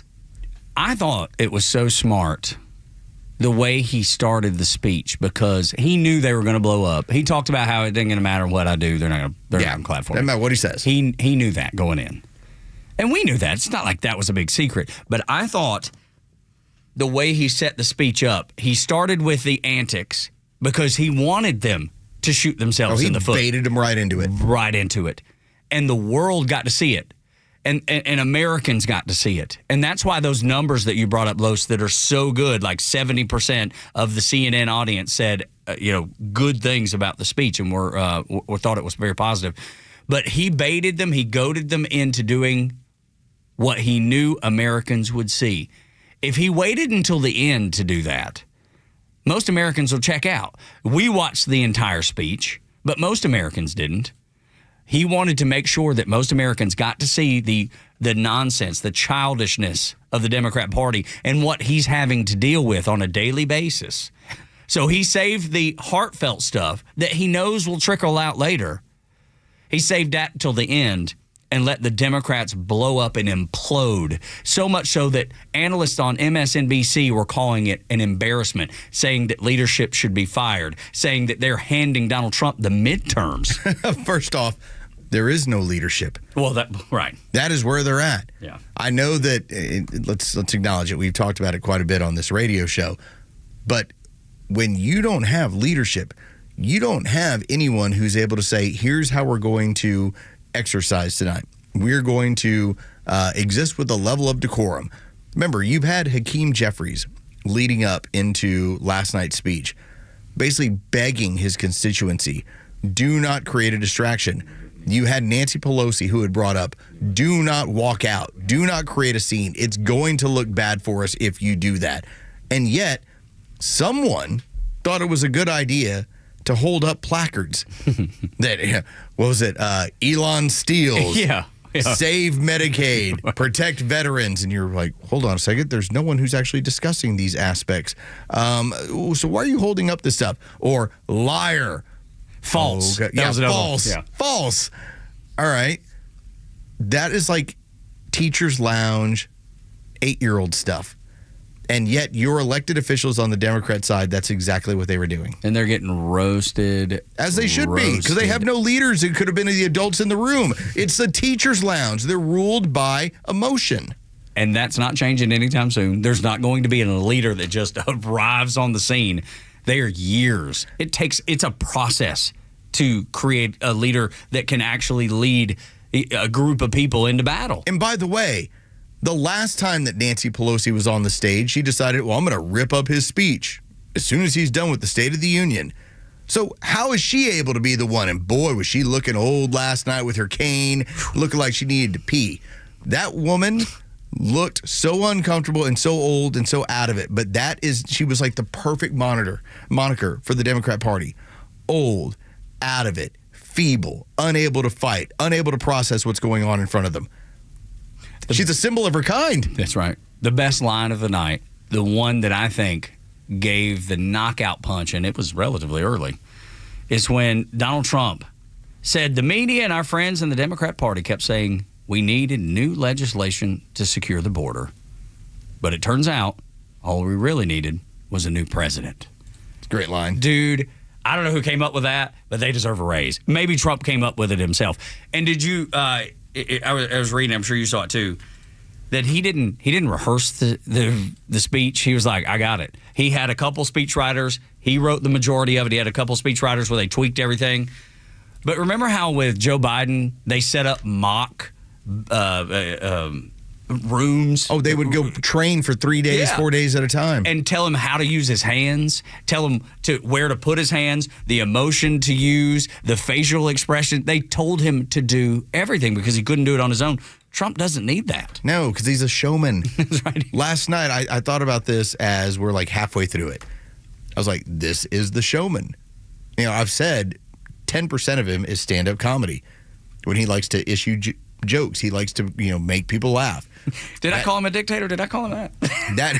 Which is hysterical. Talking about that's the funny part about it. It's like he will issue these little lines just to give that levity, to bring a little something in to tell you, hey, this is serious, but it ain't that serious. We're gonna be all right. You and I know that it brings levity. You and I know that it's funny.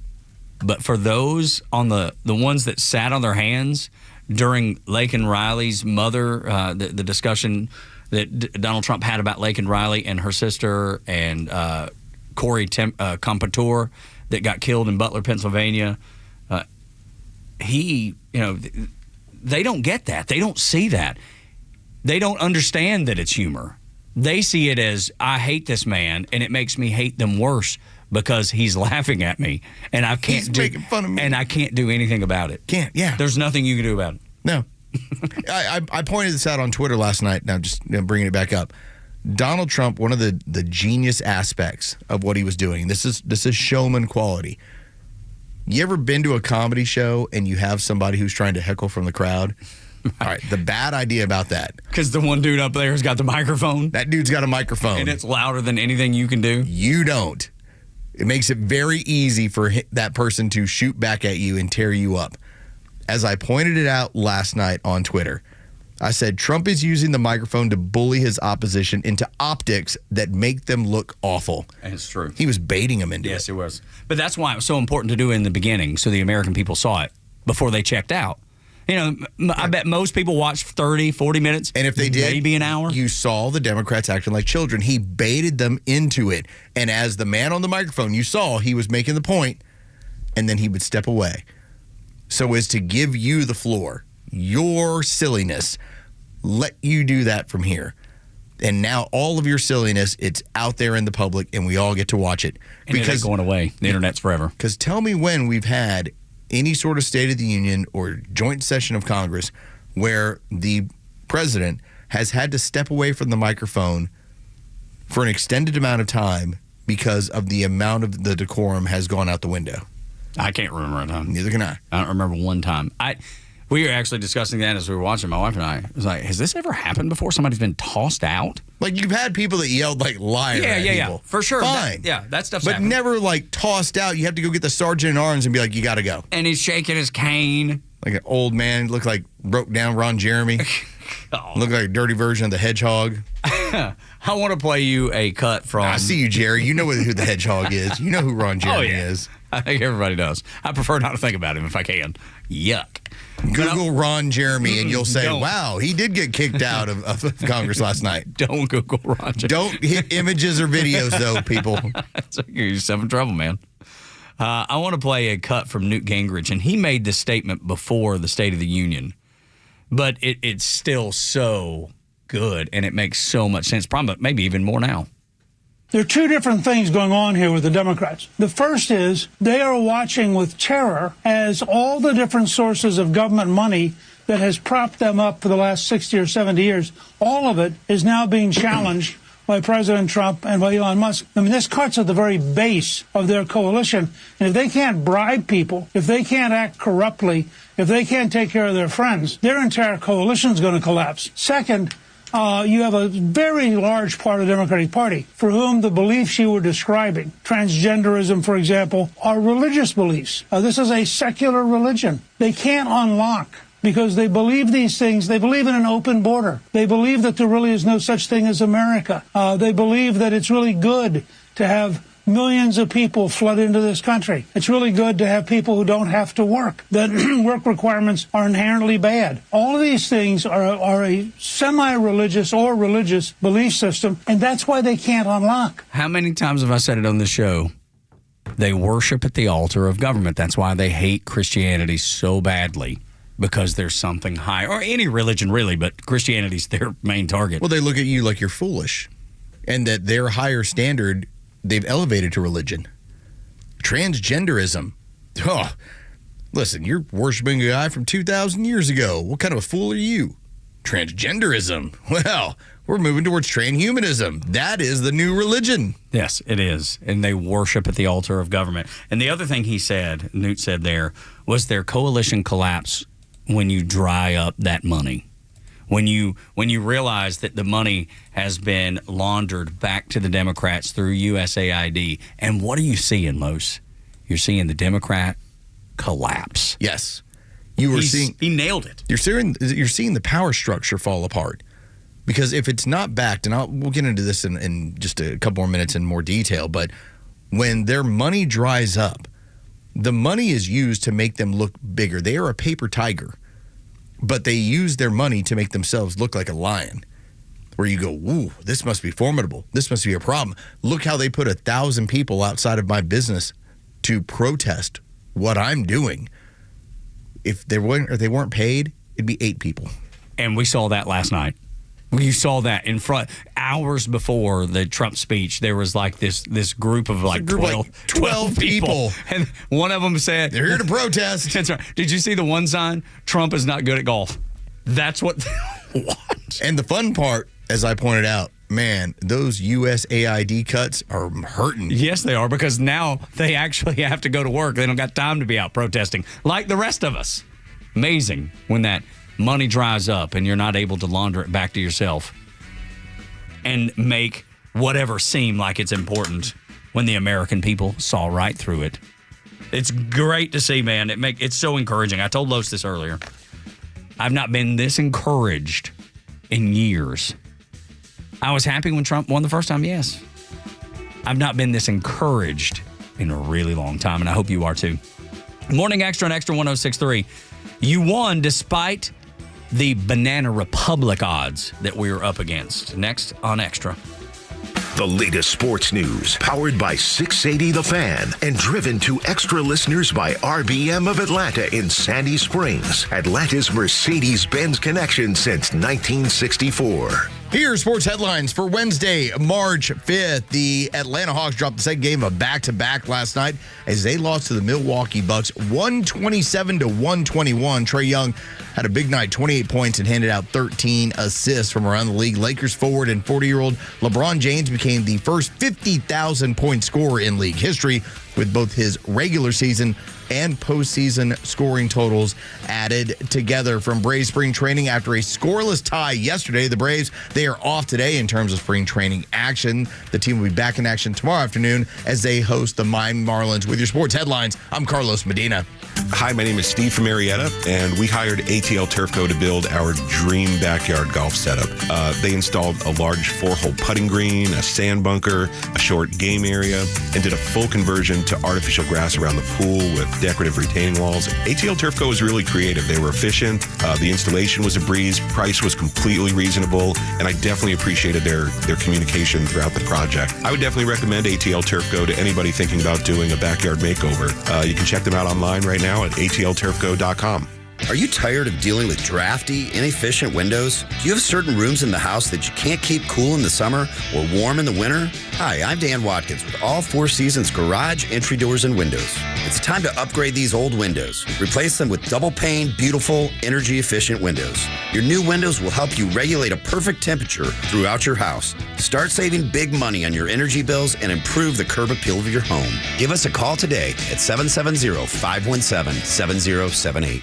HGI Wealth Advisors is your financial defense partner, preparing you for the unexpected when the inevitable happens in life. Our tailored strategies empower families to build wealth, generate infinite income, and mitigate taxes, fees, and penalties. At HGI Wealth Advisors, we help you transfer wealth while creating an everlasting legacy. Our goal is to ensure you meet your financial needs today, tomorrow, and into retirement. Our experienced team is committed to ensuring your legacy endures for generations to come. Learn more at hgiwealthadvisors.com. Join A Second Chance Bail Bond CEO Daniel Madelon and host Tug Cowart for the weekly radio show Back Your Blue. They will highlight special initiatives, criminal justice programs, and community events aimed at keeping our communities safer. Tune in Saturdays at 10 a.m. to learn some good news about and from the law enforcement and justice communities. This week's guest is Lou Kuhn, founder of Stop Suicide USA. Tune in on Saturdays or catch up on all past episodes wherever you get your podcasts or at thepodcastpark.com.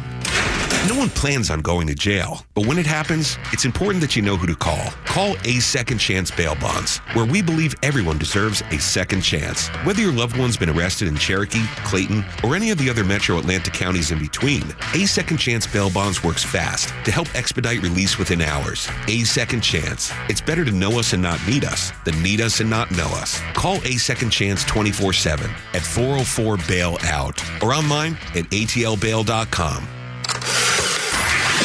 It's March 5th, and this is your Fox Daily Snapshot. It's National Cheese Doodle Day.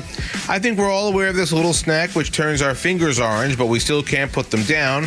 There remains a great deal of debate surrounding who may have actually invented cheese doodles, but one thing is not up for debate: how much people love them. Whether baked, crunchy, or fried, 15 million pounds are made each year. Also on this date, in 1770, the Boston Massacre took place. Widely considered the first conflict on the road to the American Revolution, British soldiers fired into a crowd of colonists who were pelting them with snowballs, ice, and rocks. 5 colonists were killed by the British Redcoats, including African-American Crispus Attucks, who was the first to be killed and is considered the first casualty in the War for Independence. If it's your birthday today, you share it with Hall of Fame wide receiver Michael Irvin, born in 1966. I'm Tushar Saxena, and that's your Fox Daily Snapshot. Love having a true conservative news and talk station in Atlanta? Then spread the word. Tell your family and friends to download the Extra 106.3 app and stream the Morning Xtra, The Kimmer Show, and Atlanta's biggest lineup of conservative voices. In a bizarre show of unity, the Democrats wore pink. They did that because they wanted to show their support for women after they just voted against protecting women's sports. I've never seen anything as backwards, as messed up, as convoluted, as nonsensical as the Democrats wearing pink last night. And then to sit on their hands as they talk about the young woman that was injured because of a boy being on the floor with her in a volleyball game, and I mean the damage. Smoked her. It's awful to see. If you've seen the video, you already know. But you're talking about things that just don't make sense. Hi, let's put on pink to support women, yet we don't actually support women. it'll be math that never works out in my head. There's a lot of things that they did last night. Most of the things that they did last night, Los, that make no sense, but that may have been the first thing that stood out to me. So last year, my daughter made this one particular team. It was a special team outside of club season where you had to try out, and then once, if you did make the team, they would fly you over to Iowa, and you would take part in this tournament. And the day before the tournament started, she got smoked in the head by another girl, and it gave her a concussion. That is, and by the way, 14, 15-year-olds, that is wildly different than 16, 17, 18-year-old boy.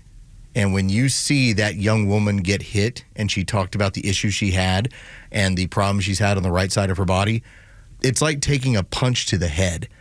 And I know you might say, well, it's a volleyball. Man, when that thing's coming in at the velocity it is and it hits a woman, it's different.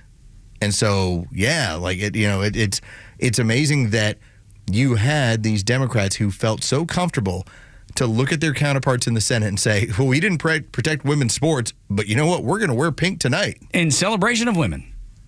It makes no sense, like I said. Just mixed messaging. It's so off. Well, it's because they don't have any messaging. And everything that they rally behind is a failing issue, an issue that the American people are resoundingly against. They need an adult in the room, and I will be that for $5 million a year. Okay, well, I can fix so many of your problems. You're right.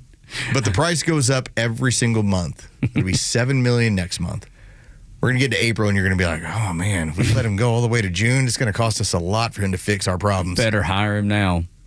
We were able to beat the odds, though. And that's the thing that I am most encouraged. I told you, I've not been this encouraged about America in quite some time.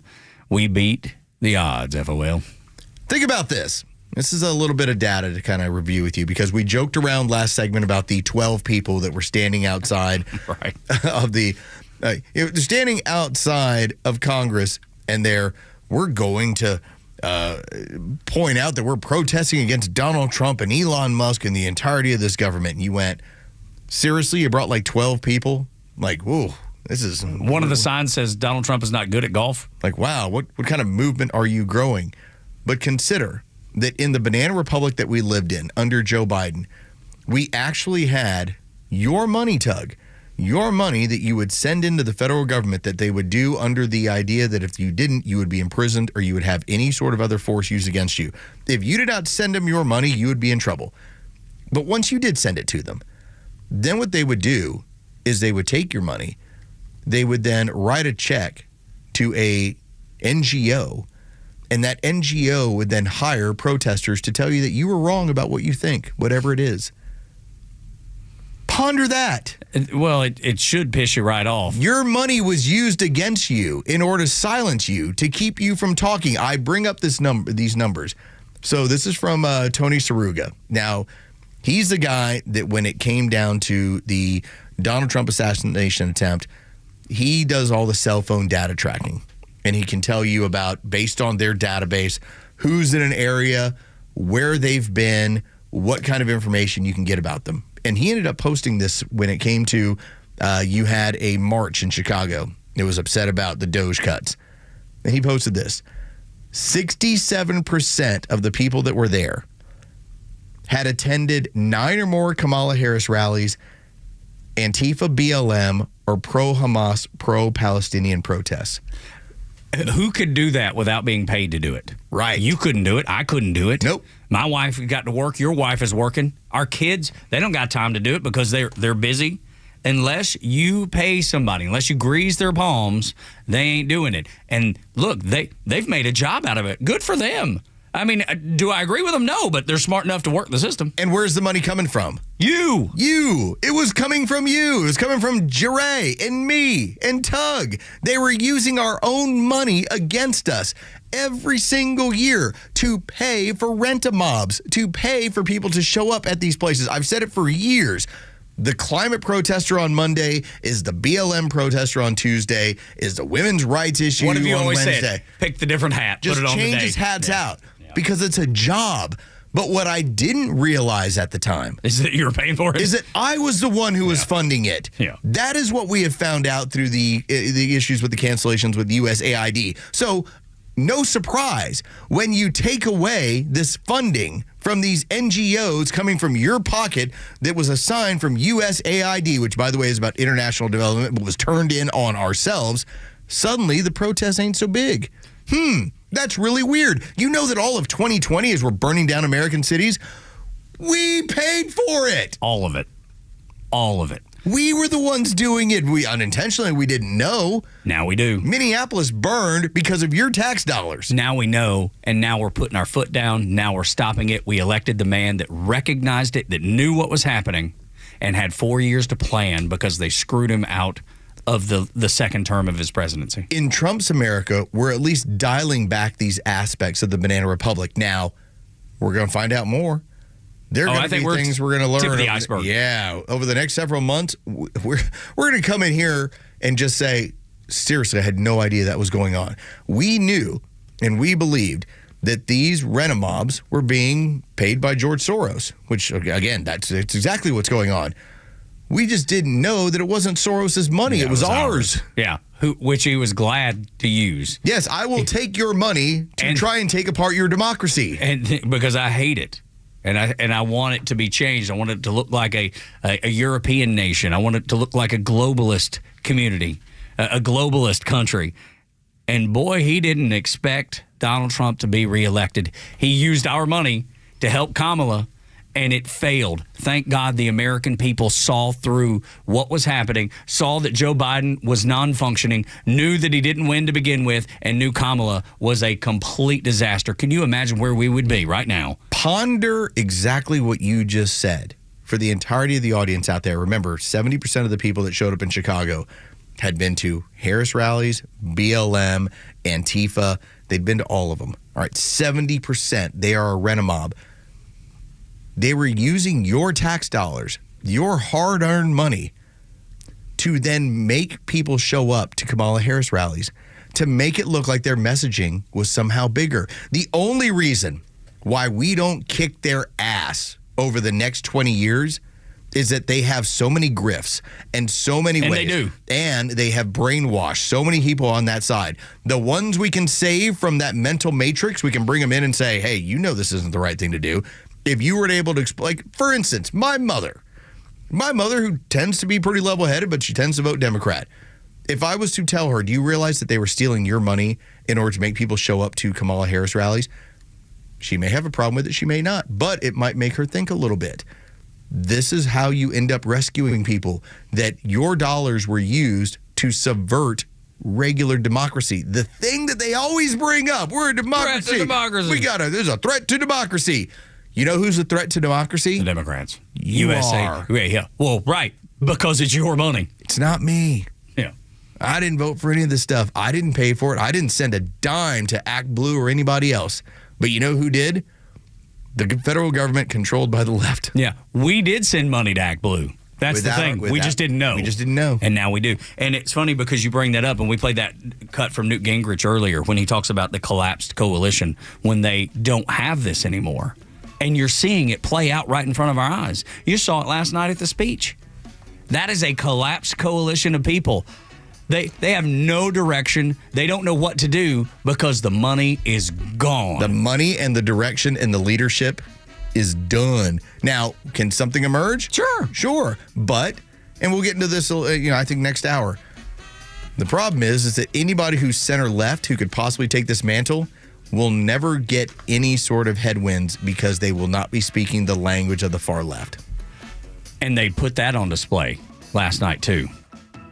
They didn't clap for the most human moments of the speech. This child wants to be involved in law enforcement. They sat on their hands. And he's a cancer patient. Sat on their hands. That's how you know that they're listless. We'll talk about it next. More of the speech. We'd love to get your feedback. What did you think of it last night? And I was so encouraged, more encouraged than I've ever been before. Talk about it after a Neil Bortz report and a Fox News update on Xtra 106.3.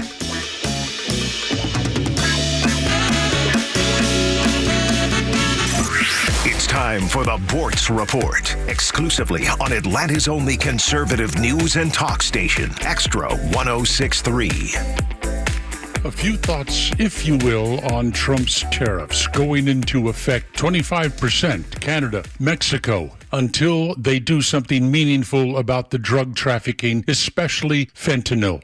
Oh, but the left says it's going to mean that a car might cost as much as $4,000 more. To which I say, well, good. I said a month ago that some of Trump's actions are going to be painful. They are going to hurt. You can't get us out of the hole that the progressive Democrats have put us into without pain. Sorry. But I propose making new cars more expensive is a good thing for America. Why? Because maybe it will dissuade some people from running out and buying new cars. Folks, you don't need new cars. You don't need 6 years of payments on a car you're maybe going to have for 4 years. These payments cripple many American families. The less scrupulous car dealers tell you, we'll accept any loan application. Think about it. What are they saying?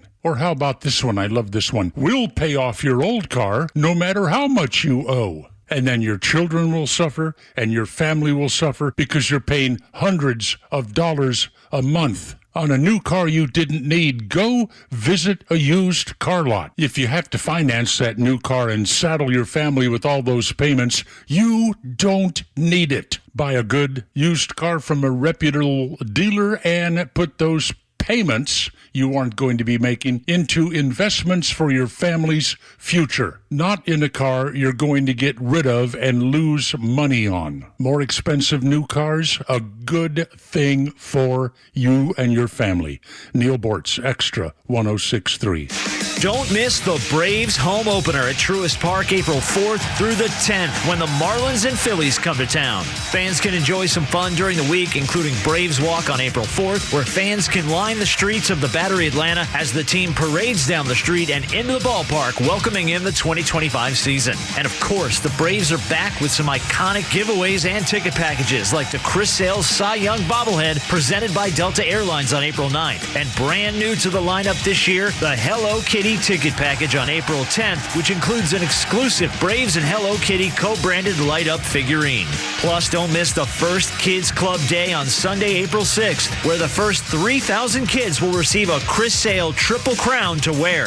Some great seats still remain, and it's the perfect way to spend your spring break. Visit Braves.com/promos to check out the fun and freebies during the opening homestand and purchase your tickets. Atlanta Braves Baseball. We are Braves country. Georgia is home to over 600,000 veterans who play an important role in strengthening our communities. The Warrior Alliance is recognizing these contributions at the 4th Annual Veteran Impact Awards and Gala on Thursday, May 22nd at the Coca-Cola Roxy Theater at the Battery Atlanta. You may participate by nominating a Georgia veteran for their exceptional service after military service in categories such as first responder, healthcare, education, military spouse, and more. Go to thewarrioralliance.org today and submit your veteran nomination. If the American people don't know what the government's doing with the money, and they don't know by the billions of it, how is that democracy if it's working in secret? The Kimmer Show, every afternoon from 3 to 6 p.m. on Extra 106.3 and the Extra app. WFOM and W292EV Marietta, a Dickey broadcasting station. The 8 a.m. hour is brought to you by Central Heating and Air. It was the longest presidential address before Congress on record.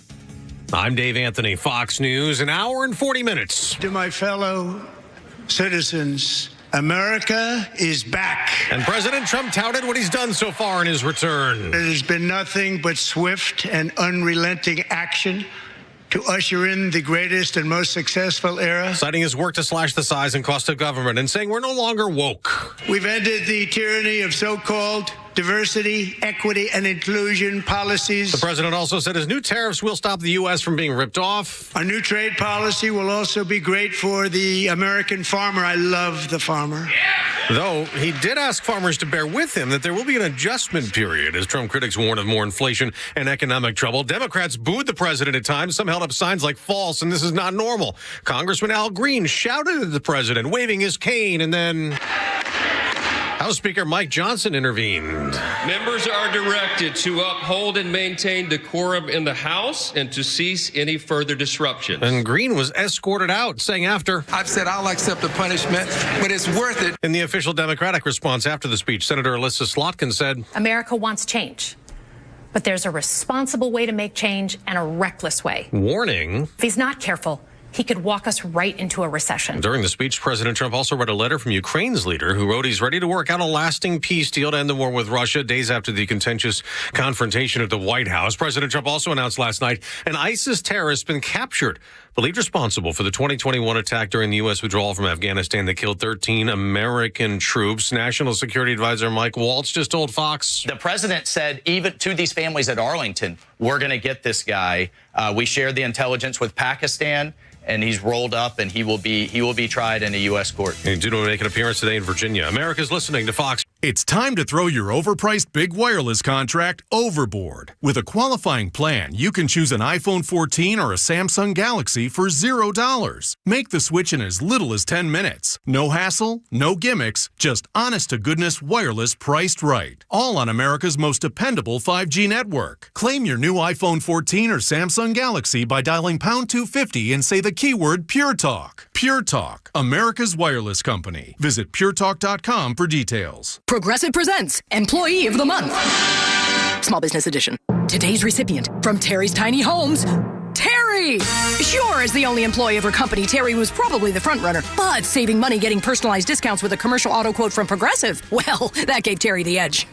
Over Terry. Terry. Keep awkwardly chanting your own name, Terry. You deserve it. Woo! Be your own Terry.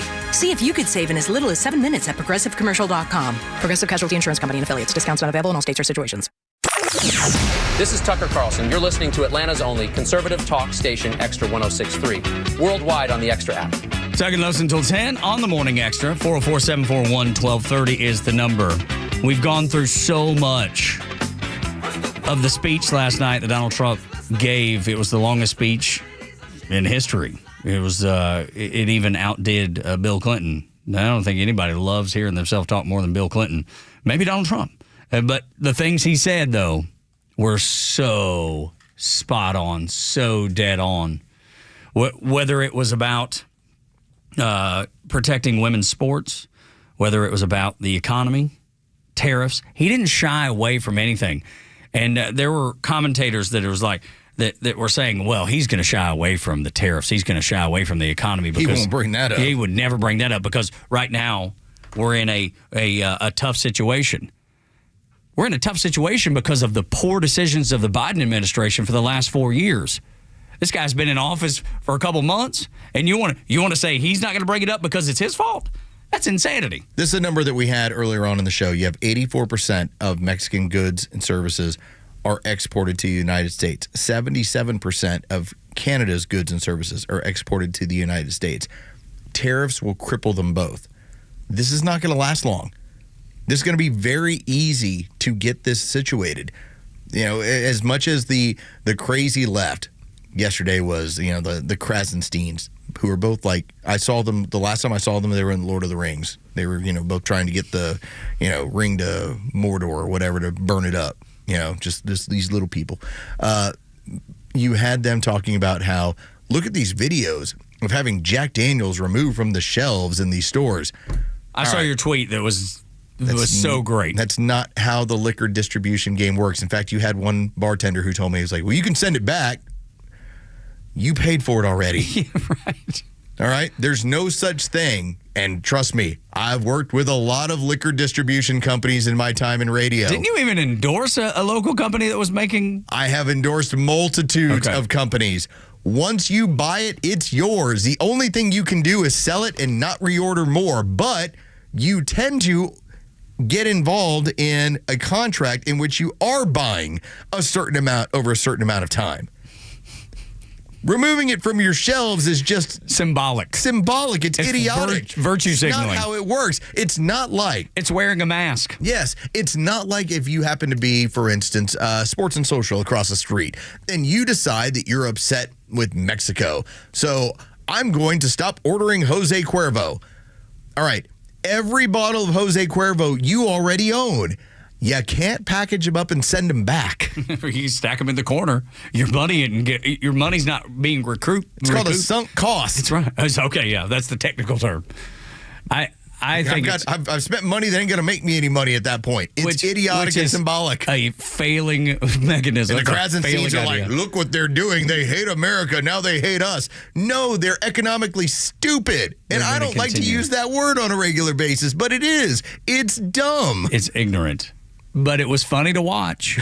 It's every bit as silly as Elvira deciding, I'm going to sell my Tesla and give the money to NPR. That's great, baby. You already bought it. That's right. The taxes you showed him.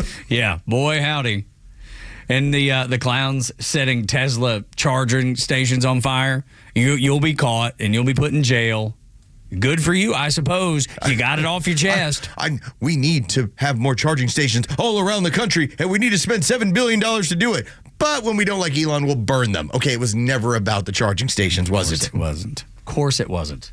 And then the billions. That's the funny thing. Elon's going to go in there and replace all that stuff, and it won't even be a bump in the road. It'll be nothing. And Joe Biden at the time spending billions, and he actually got about 8 charging stations done with about, $80 million, $80 billion, whatever the crazy wacky number was. Because the United States is in a situation where we can't do anything. We're gridlocked. I learned of a local company, and I don't know that they're comfortable with me talking about it, but I will just tell you there was a local company that for the last 2 years has been trying to expand their business. They're in the Second Amendment game. I'll give you that much. Because there was local regulations and local people that were dragging their feet on purpose. They never said, no, we're not going to let you expand. They drug them into court because he had to take them to court. And it was nothing but red tape. It was nothing but bureaucracy. It was the swamp on a local level. It's regulations. Regulations, and they wouldn't let him expand. Guess what he got yesterday? After 2 years, an email said, hey, you're good to go. Continue on. Because there's been a change in the sheriff in town. Another thing that Donald Trump talked about last night was the border. And I was so glad to see him bring it up. And the line I thought that was maybe one of the best of the night, this may have been the knockout punch for the Democrats, is when he said, we didn't need new legislation. The media and our friends in the Democrat Party kept saying we needed new legislation. We must have legislation to secure the border. But it turned out that all we really needed was a new president. Boom! You're talking about home run. Dynamite is what that was. And then it talked about all the numbers just plummeting. Do we have that cut, Jerry? Yeah, listen to this. The numbers that just plummeted since he's been in office. I deployed the U.S. military and Border Patrol to repel the invasion of our country. And what a job they've done. As a result, illegal border crossings last month were by far the lowest ever recorded, ever. And on the faces of the Democrats, blank. Because they knew they couldn't go anywhere, and they knew the American people listen to Donald Trump. They know that he's doing the right thing for the country, and that's why they're in such support of him. The Democrats reject the premise that what is coming here tend to be a criminal element or an insane element. That, yeah, you do have people that are looking to come here to work, to paint your house, to pick your fields, to do whatever they're going to do. But we should not be the refuge for a country or countries that don't want to spend the money on people. I got a story for maybe even tomorrow. There was a man who got arrested in Florida, and it made headline news everywhere. This guy, Wayner Rios Bravo. What he did is he broke into a house in the Windmark Beach neighborhood. That is where we have a place in Florida. He broke in at 1:15 in the morning. He left at 1:50 in the morning. The family was in there the entire time. He stole underwear and nightgowns, and he probably was going to do more. But somebody woke up in the house, and he freaked out, and he took off. Now, it took the whole neighborhood of using all of our Ring cameras and everything else to say, here's who this is going to be, and he ended up admitting to it. And what is he? He's an illegal. He's not supposed to be here. Breaking the law while you're breaking the law. He actually was such a creeper that he He stalked a woman, broke into the house, stole her underwear, was considering doing more, and the rest of the neighborhood is basically who caught him. That's who's been coming here. That element should not be here. And yet when you bring that up, the Democrats sit on their hands. Yeah, they and especially had Wayner done something worse, it's on them. No, it is. And just like last night when they talked about Lake and Riley, they sat on their hands.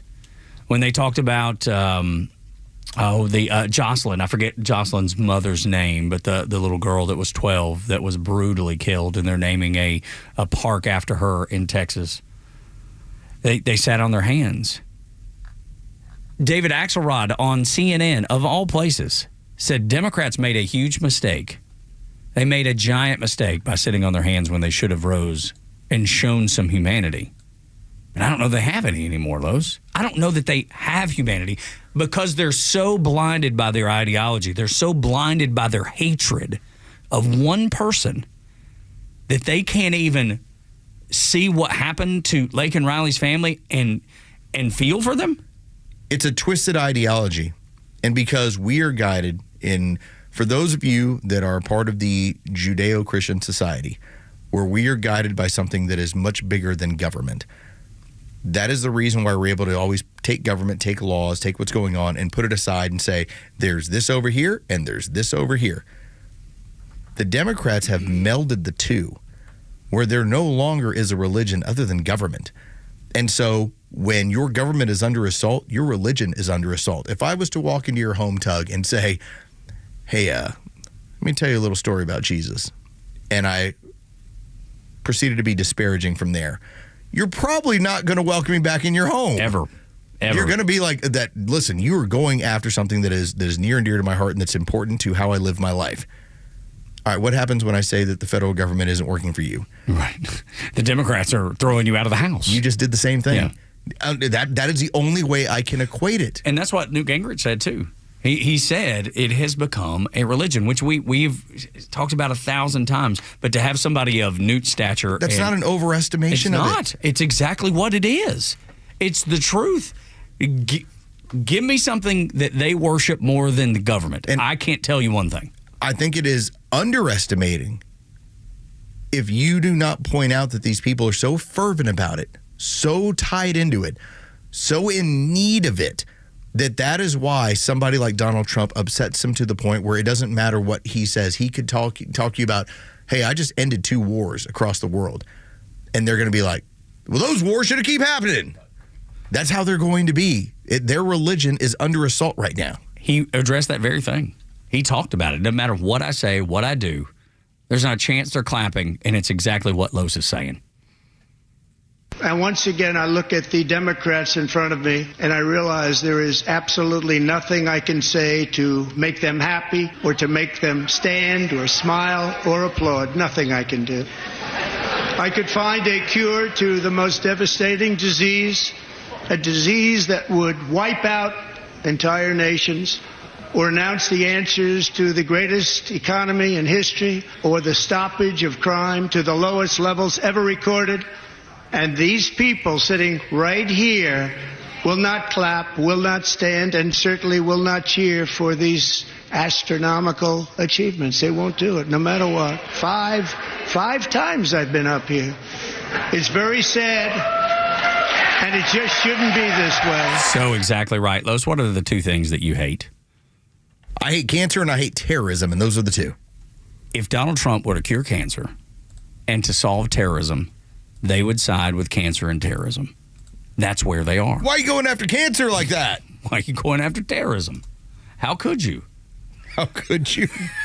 You know, this is the lowest. Don't you understand what they've been through? That's right. Well, but that actually, funny you bring that up. That is actually the argument, right? Is that the people in Gaza, look what they've been through. Not that Hamas, who runs it, bombs Israel at every opportunity. It's in their founding documents, the demise and the destruction of Israel. And you want to tell me about what they've been through? Get out of here, man.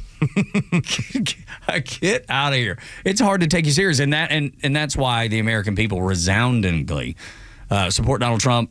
They support Doge. They support our military on the border, which is where Donald Trump has them. You're seeing the the levels of people crossing our border at record lows. And Donald Trump said we were going to get our border secured. And he's done that, and the American people support it. He said that he's going to beef up our military, and he's doing that. You see the jump in numbers of people that want to serve our nation, and always did. They always wanted to serve. It was never them. It was, what am I going to walk into when I go aboard and request permission to come aboard a ship? What am I going to be put through? What kind of indoctrination am I going to have to endure? Are they going to accuse me of being some awful person? Why would I subject myself to that? And Los, I've told you this, and it hurts my heart to say it. I remember telling my son, right now is not a good time to join the military. I don't want you to do that.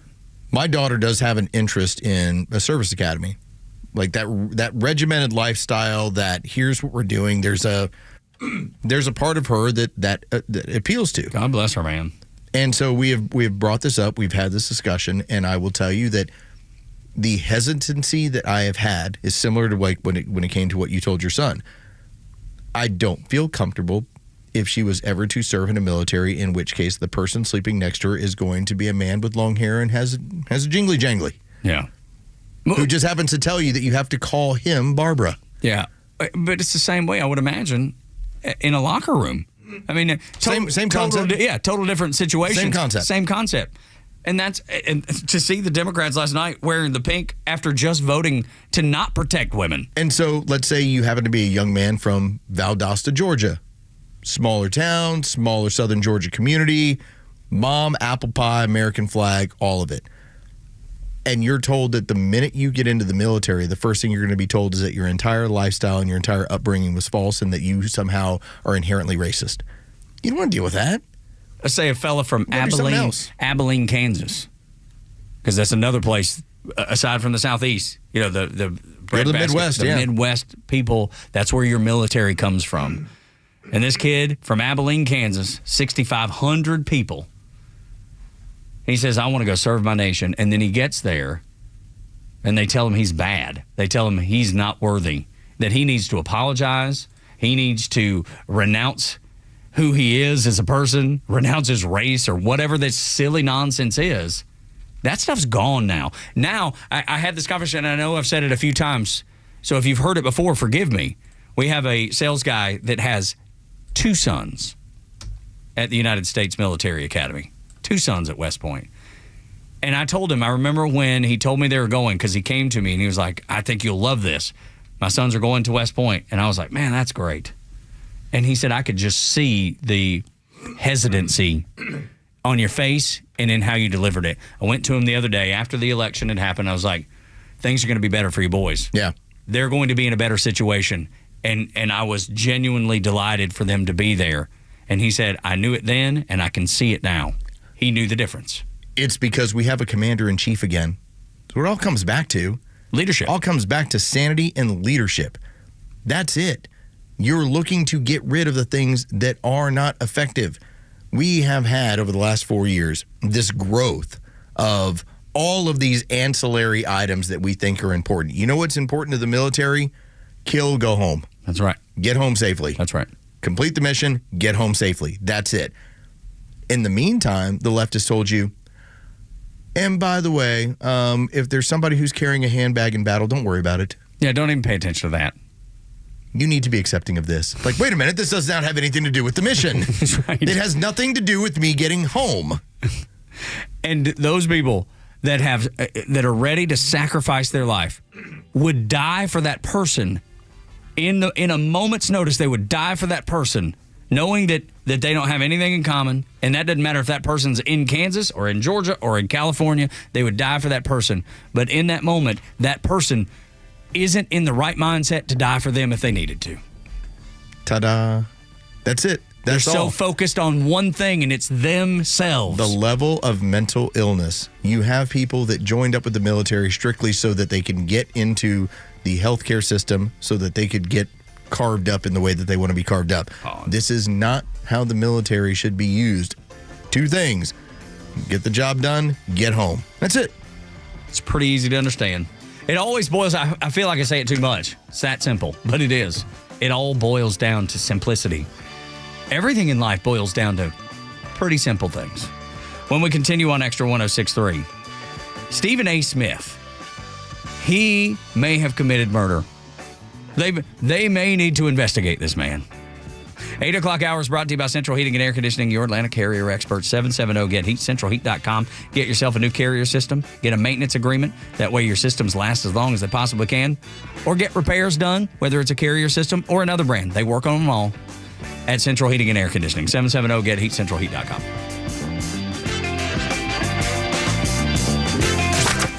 The Morning Extra is live weekday mornings from 6 to 10, and here's what you missed. I saw somebody wrote this on Twitter. Am I going to find out they funded 9/11? At this point, anything's possible. Oh, my God, anything's possible. If we learn that, I don't know what I'll do with myself. I don't know that I'm ready mentally to hear that. And the crazy thing is, I'd almost be more surprised if I found out we didn't. That's the saddest part of it. I guess the silver lining is we take such joy in the dismantling of this swamp that they told me didn't exist, seeing it dismantled layer by layer. That will help me get through anything that we discover, I believe. Well, this was the news media, namely the New York Times, that initially the deep state doesn't exist. There's not black money going to all these places around the world. And then it turned into, okay, it's been proven. Now they pointed out it's good for America that we have this. The Morning Extra, 6 to 10 a.m. every weekday morning on Extra 106.3 FM and the Extra app. Hey, homeowners, it's Flounder, and I'm here to keep you warm. Well, I won't, but my friends at Dobbs Heating and Air will. As a new homeowner myself, I prefer working with local, family-owned companies who value what matters to me and treats my home like it's their own. The Dobbs family have a passion for what they do, and taking care of people is their primary goal. So if your home needs help staying warm right now, call Dobbs Heating and Air and experience the Dobbs difference. And check them out online at dobbshvac.com. You know the old expression, I love it when a plan comes together? Well, with our First Liberty Notes, this has been so true. Hello, I'm Brant Frost, founder of First Liberty Building and Loan. You hear about our family's company all the time right here on this station. For over 30 years, we've been the local lender who said yes when the big banks say no. A couple of months ago, we opened up our First Liberty Notes program to Main Street investors just like you, and the response has been just incredible. Folks from airline pilots to physicians to even pastors are now earning 8 to 13% interest rates while helping to fuel the growth of local small businesses. If you're a qualified investor with a minimum of $25,000, you too could be earning 8 to 13% interest. We'd love to have you join our First Liberty family today. Go to firstlibertyga.com and see if our First Liberty Notes are right for you. Go to firstlibertyga.com. That's firstlibertyga.com. First Liberty Notes are not obligations of or guaranteed by any financial institution and are not secured by any collateral. They are not FDIC insured or guaranteed by any government agency. You could lose money. SEC accredited investor status must be verified. Securities not offered in any jurisdiction in which it is unlawful. This is Bruce Hagan, the people's lawyer. When I started my firm, it was with the idea of providing personal representation for personal injury cases. We treat everybody like family, and it makes me so proud to work with my son to provide a great family-oriented law firm. This is Matt Hagan. As a father-son team, we know the importance of working together to get our clients back on their feet. Let us here at Hagan Law be your advocates. You can find everything you need to know at hagen-law.com. hagen-law.com. Lead Azure API developer positions offered by Ream Manufacturing Company in Atlanta, Georgia. Design and deliver Azure API and associated data platform solutions. Design and develop Azure cloud native applications with underlying microservices Azure-based architecture. Create detailed design and solution architecture that supports the business needs and ensure that it is secure, scalable, reusable, and easy to maintain and upgrade. Position reports to Atlanta GA office. Telecommuting permitted in accordance with company policy, but must live within commuting distance of stated office. If interested, please submit resume to iresumes@rheem.com. Reference job ID 8413979. The Dean's List with Janice Dean. A doctor from Wisconsin who ran in 7 marathons on 7 continents 7 days in a row makes today's Dean's List. Dr. T. Clark Gamblin is a surgeon and also a cancer survivor who wanted to raise awareness for testicular cancer. Even as a physician, when I learned 1 in 250 men will develop testicular cancer, I thought that can't be right. That's too high. I don't know that many men that have had this cancer. He spent months of training for the challenge and then completed races in Antarctica, Cape Town, South Africa, Perth, Australia, and Dubai. He then traveled to Madrid and Brazil before running across the finish line in Miami, Florida. Dr. Gamblin shared his cancer story and his marathon of marathons, hoping to inspire others. I want people to see this and say, I am capable of more than I often am willing to try. And I shouldn't be afraid to just stick it out there and try things. Janice Dean, Fox News. The stories that matter to you. These are your Georgia headlines. Here are your headlines for Wednesday, March 5th. President Trump honored the family of Laken Riley during his speech to the joint session of Congress Tuesday night, with Riley's mother and sister in attendance. The Laken Riley Act, which allows the deportation of illegal immigrants charged with violent crimes, was the first piece of legislation Trump signed into law after his inauguration. The Georgia House passed 2 bills designed to reduce threats in Georgia schools on Tuesday. The legislative package includes the creation of a database to track potential school threats and increases access to mental health resources for students. The bills now go to the Senate. Wind advisories remain in effect for much of North Georgia today, with mostly cloudy skies and a high of 59 degrees. With your headlines, I'm Jerry Payne. 8 o'clock hours brought to you by Central Heating and Air Conditioning, 770-GET-HEAT, centralheat.com. They are your Atlanta Carrier experts. Stephen A. Smith is an interesting fellow. He's a guy that he outwardly says, I'm not a Trump guy. But if you hear him, he's speaking common sense. He's speaking in a way that people understand, and people go, yeah, he's right about this. I know he doesn't like Trump, but what he's saying is correct. He's getting a buzz because the Democrats don't have a direction, and they certainly don't have leadership. And so they're looking to other people who might come out from outside the political world. They're looking for their own Donald Trump, somebody who hasn't held political office yet can speak to the masses and speak to populism, because the more that the Democrats try and just speak to their own base, the more they lose. That is going to be their problem. And to illustrate this ends up being Stephen A. He was on his podcast, did The View in the morning, then it is podcast in the afternoon. He started talking about the biggest problem the Democrats have. And I want you to take a listen when he talks about trying to get more to center left. And one of the things that I've said, and I've said it to numerous Democrats over the last few months, the progressive left, what the hell are y'all doing capitulating to them? Where the hell are they going to go? They're going to vote for somebody on the right? I mean, they're pulling you far left. They got to have somebody as close to the left as possible. If they don't vote for you, what are they going to get done? Why are y'all surrendering yourself and being at the mercy of them when the vast majority of y'all are center left, know what the word compromise is and its definition, and are willing to exercise it? Why are you capitulating to them? It makes absolutely positively no sense. And it just shows me there's a level of detachment from the public at large, because the public in all likelihood would ask the same thing of you that I just asked.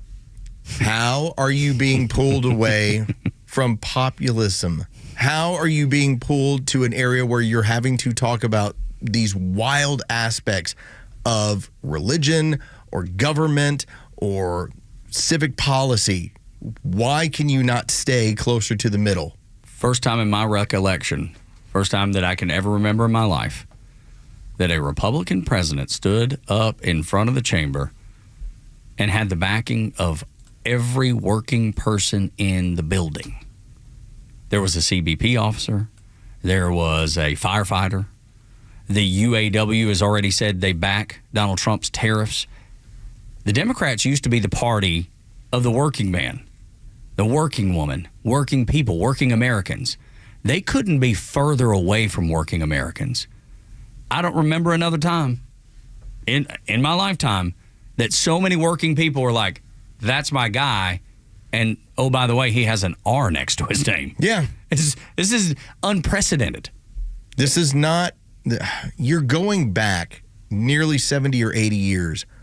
You have to go back basically to the 1960s, where you find a Republican who has garnered this much power from the working class. Because the Democrats played for the longest time, well, we're the party of the working class. No, they're the party of Silicon Valley. They're the party of the ultra-rich, the ultra-elite. And then the weirdest part about it is when they tried to win an election, then they just rolled out celebrity after celebrity as if that was going to work with Flyover America. How many celebrities do you think fly over America care about? And their opinion. I'm not saying they don't like to see them on TV or on movies, TV shows, whatever. But when they come out and start spouting their opinion, how many flyover states, how many southeastern United States, how many working Americans say, yeah, man, I can't wait to hear Pearl Jam tell me what to think? When you want to see J.D. Vance, and I know I'm getting cart ahead of the horse here, when you want to see him win in 2028, they're going to be rolling out Beyonce, telling you about how whoever the next person is the greatest thing since sliced bread. Kamala Harris, she could barely form a sentence or answer a question, but they tried to tell you she's Socrates, okay? Like, she's so brilliant. You just don't understand. She's so amazing. She's so above you. When you're going to have George Clooney talking about this person's the future. It's amazing how incredibly bright this is. All you're going to need, pay attention, YouTube, all you're going to need is one time for John Cena to get up there in front of J.D. Vance and go, you can't see me. That's it. That's all it's going to take. And you're going to win. Done and over with. Cash the check. You need a different kind of celebrity endorsement. And then Stephen A. Smith, let's go backwards a little bit, because before he did that podcast, he was on The View, and he may have committed murder. I don't know. Yeah, he did. Somebody may need to call an investigative force. There's a body at The View. You can call the NYPD. Somebody, is that where they film? Is New York, right? You realize how bad it is when you get killed on your own show? With common sense, though. You got killed on your own show to Joy Behar. But it's not like they were doing algebra. They were just having a discussion about why the Democrats keep losing. You and I know. People listening to this show right now know. Jere knows. Everybody knows. It wasn't a battle of wits. It was merely, here's why you're losing. It's only been in office for 6 weeks. Seems like 6 years, doesn't it? Mm-hmm. And he's been going around with his cronies touting his so-called landslide and blowout win. But he won the popular vote by 1.5%, one of the smallest ever, and he won the general election by less than 50%. So what kind of mandate is this really? Well, it is a mandate, and I'm going to explain why. And I don't mind the question, but let me be very clear. I'm no supporter of Trump. I'm a supporter of truth and the facts. And here's the facts. The man won every swing state. He increased in terms of his voter turnout in his favor from the standpoint of blacks, Latinos, and young voters. He increased his numbers in that regard from 2020. 89% of the counties shifted to the right. That's a mandate. We can sit up there and play around all we want to. In 2020, Trump didn't win the popular vote. He didn't win the electoral college vote. A matter of fact, the Republicans hadn't won the popular vote, if I remember correctly, since 2004. Yeah. But they did this year. So 20 years after they last won the popular vote, they won the popular vote. They won the electoral college vote. The man won every swing state. And on top of it, 89% of the counties shifted against. I don't understand how people can look at that and say, there's no mandate. Joy Behar tried. She tried. But the facts are unbeatable. The truth matters. And I love when he says, I'm no supporter of Donald Trump. I'm just telling you what happened. Here's where, and I say, go sound crazy somewhere else. So you will have the left out there who want to say, you know, when it comes to Ukraine, the Europeans give more money. Then why is Zelensky ditching out of this thing? And why did Keir Starmer, the president, or the prime minister of the UK, said, you better go back and sign that deal, we can't help you? Why did they say that? Why did they say that? I asked the left, because what Stephen A. Smith is pointing out there is Occam's razor. The obvious answer is oftentimes the right answer. If Europe is giving so much money to Ukraine, far outside of what the United States is, then why are they bowing out of this thing? If there's no mandate, then why is Donald Trump having the best poll numbers he has ever had of his political career? And the Democrats having the worst polling that they've ever had. A 20% favorability rating in Congress. If it wasn't a mandate, then how did a Republican who's, let's face it, he used to be a Democrat, he's a Republican now. How did Donald Trump win the popular vote for the first time in 20 years when it comes to a Republican? How did you have, as Stephen A. put it, what was it, 87% of the counties moved to the right? This is a mandate. You had California voting overwhelmingly, and all these blue areas voting overwhelmingly, and you still were smoked. We got to 11 o'clock 11 o'clock on election night, and it was over. And actually, I was ready to call it at 7:45. I was telling you what was going on in Dade County. Los, I was like, let's things are pack it great. up. I was like, things are great here. We're going to win. Well, because we were doing the show. If you remember, we were doing the show, and you were listening, and we appreciate it. Los is at 7:45 said, yeah, we can wrap up. I was like, Miami-Dade County, look what happened. It just went red. She's going to lose. And then when Erie, Pennsylvania, when the county that Erie's in went, maybe even Erie County, when it went red, that's when even MSNBC was like, oh, God. We have a problem here. Oh, God. And they knew. Apollo 13. That's right. And they knew at 7:45, just like you were saying. But they kept, because I watched MSNBC. I would flip back and forth that night between MSNBC and CNN just to see how they were handling it. I knew what Fox was going to say. I knew how they were going to handle it. So I wanted to see what the other side was doing. CNN, they were trying to present themselves as middle of the road. Of course, they weren't. MSNBC was not trying to hide it whatsoever, but they kept trying to tell their audience, don't give up yet. Don't give up yet. That Still have a chance here. That's exactly, Los. That was the prevailing message. So you're telling me there's a chance. It was straight out of Dumb and Dumber. They just kept trying to tell people. They're like, if we can only find 50,000 more votes in this county. Los, that's exactly what they said. It was unbelievable. Like 50,000 votes in one county? Like, how many people are there? Like there's 85,000. You need to find 50 more? That's right. What are we talking about? It is a mandate, and that is why he's doing so well. And that is why last night you have, and we haven't seen it since the late 1850s, political parties do die. It happens around the world. What is going to emerge? Because the Democrat Party, as it existed under Bill Clinton, well, that's dead. That doesn't exist any longer. Gone. The idea that you had blue dog Democrats, they don't exist any longer. And I believe the wokeism party that grew out of the Barack Obama years, that's dead. So what now? Because you're not winning elections, especially national elections, with a wokeism ideology. 2 points I'd like to make. The D.C. mayor, to Los's point about wokeism being dead, the D.C. mayor has said, yes, we're going to paint over the BLM murals in D.C. That's how dead woke is. That's a story that's out this morning. You'll start seeing it. You can't do that. That sounds racist. That's a hate crime. She's about to commit one. So the story is, we'll see if she follows through. Did she actually recognize it's a communist organization that actually doesn't believe in Israel's right to exist, which I've been saying since 2020? And then the second thing I would like to point out. So you got to read their charter. That's all. That's it.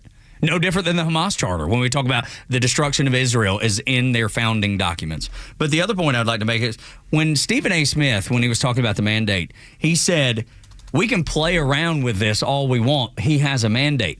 They were trying to play around with the language again.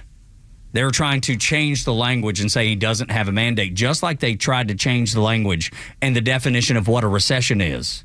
They tried to do that for the last 2 years. We always knew.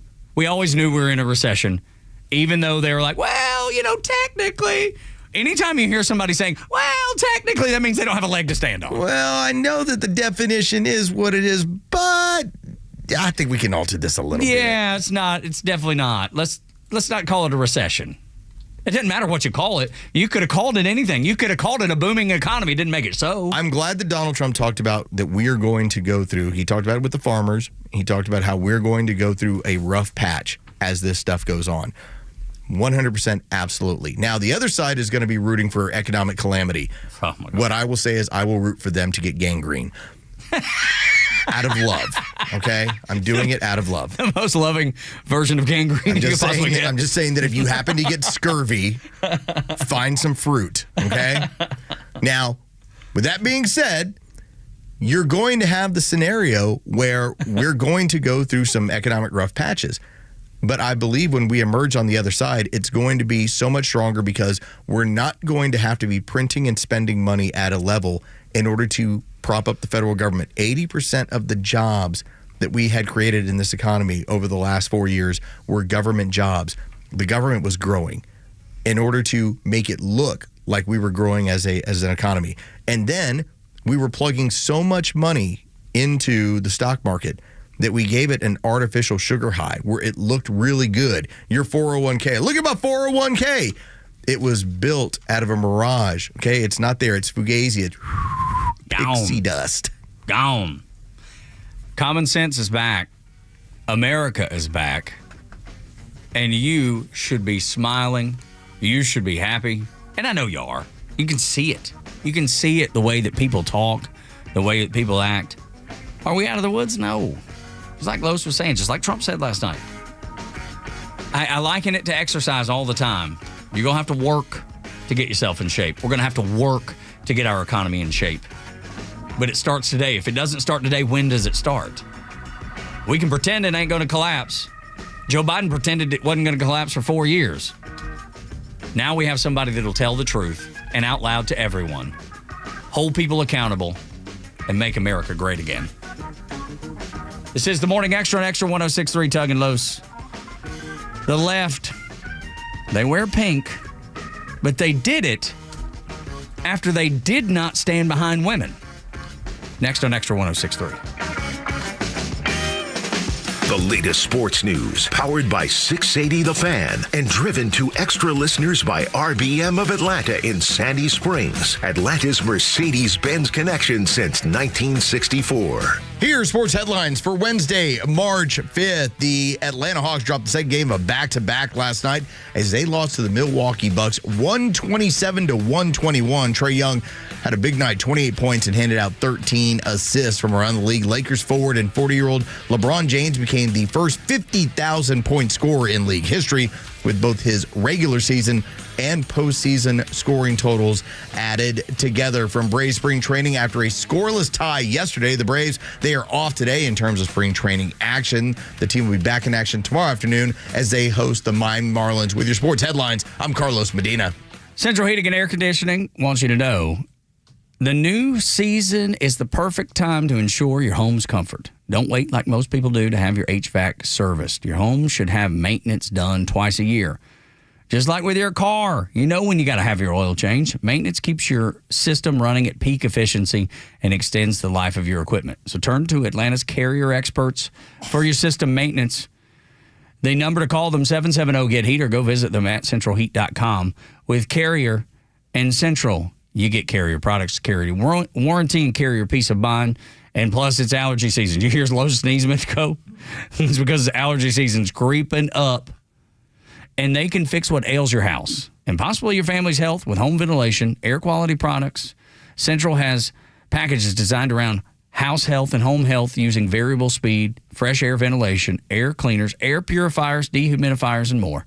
Central Heating and Air Conditioning, one of the few second-generation locally owned HVAC companies in Atlanta. You are not just a number, you're a member of the family, just like Los and I. It's been that way since 1947. They've serviced over 100,000 customers right here in Atlanta, and you can be the next success story.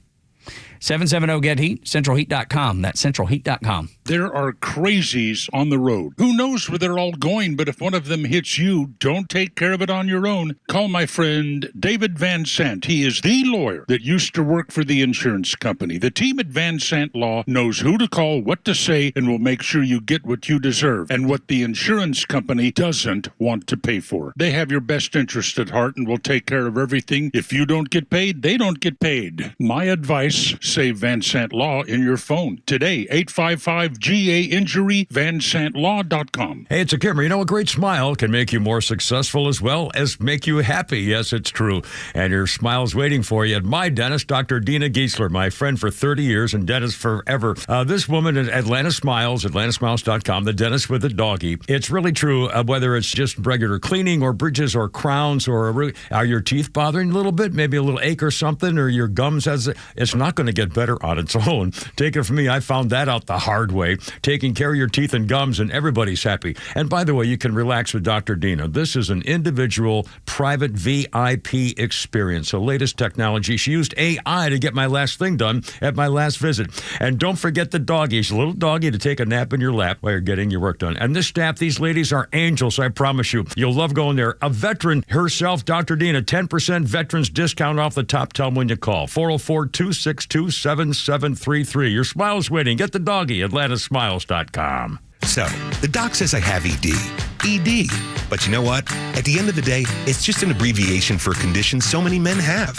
If I was to be honest, I probably also have a little OCD. I know I have a great HMO. Heck, I even have 3 weeks of PTO.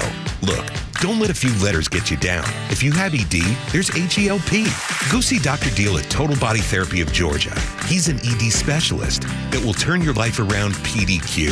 ED happens to a lot of men as we age. And just FYI, Dr. Deal can give you back the confidence you need to perform on the JOB. So, ready to take the first step? Quit yelling WTF at your little BFF and visit tbtofga.com. Total Body Therapy of Georgia. They can fix your ED ASAP. And before you know it, you'll be screaming OMG. I'm getting in the game. The world won't be the same.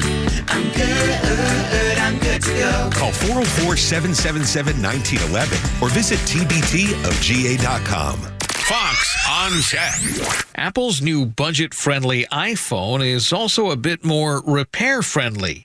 Apple had long insisted it wanted only authorized servicers to fix its devices, especially iPhones, but with right-to-repair laws becoming the norm, Apple has made adjustments, and that seems to be more evident than ever with their new iPhone 16e. Tech repair gurus at iFixit have already completed their first teardown and say the new lower-cost iPhone has some things that can be easily repaired with the help of Apple's released repair procedures, chiefly the iPhone's USB-C charging and data port. It's not the easiest thing to do, as it requires opening the device and removing and then replacing its other guts, but it is doable.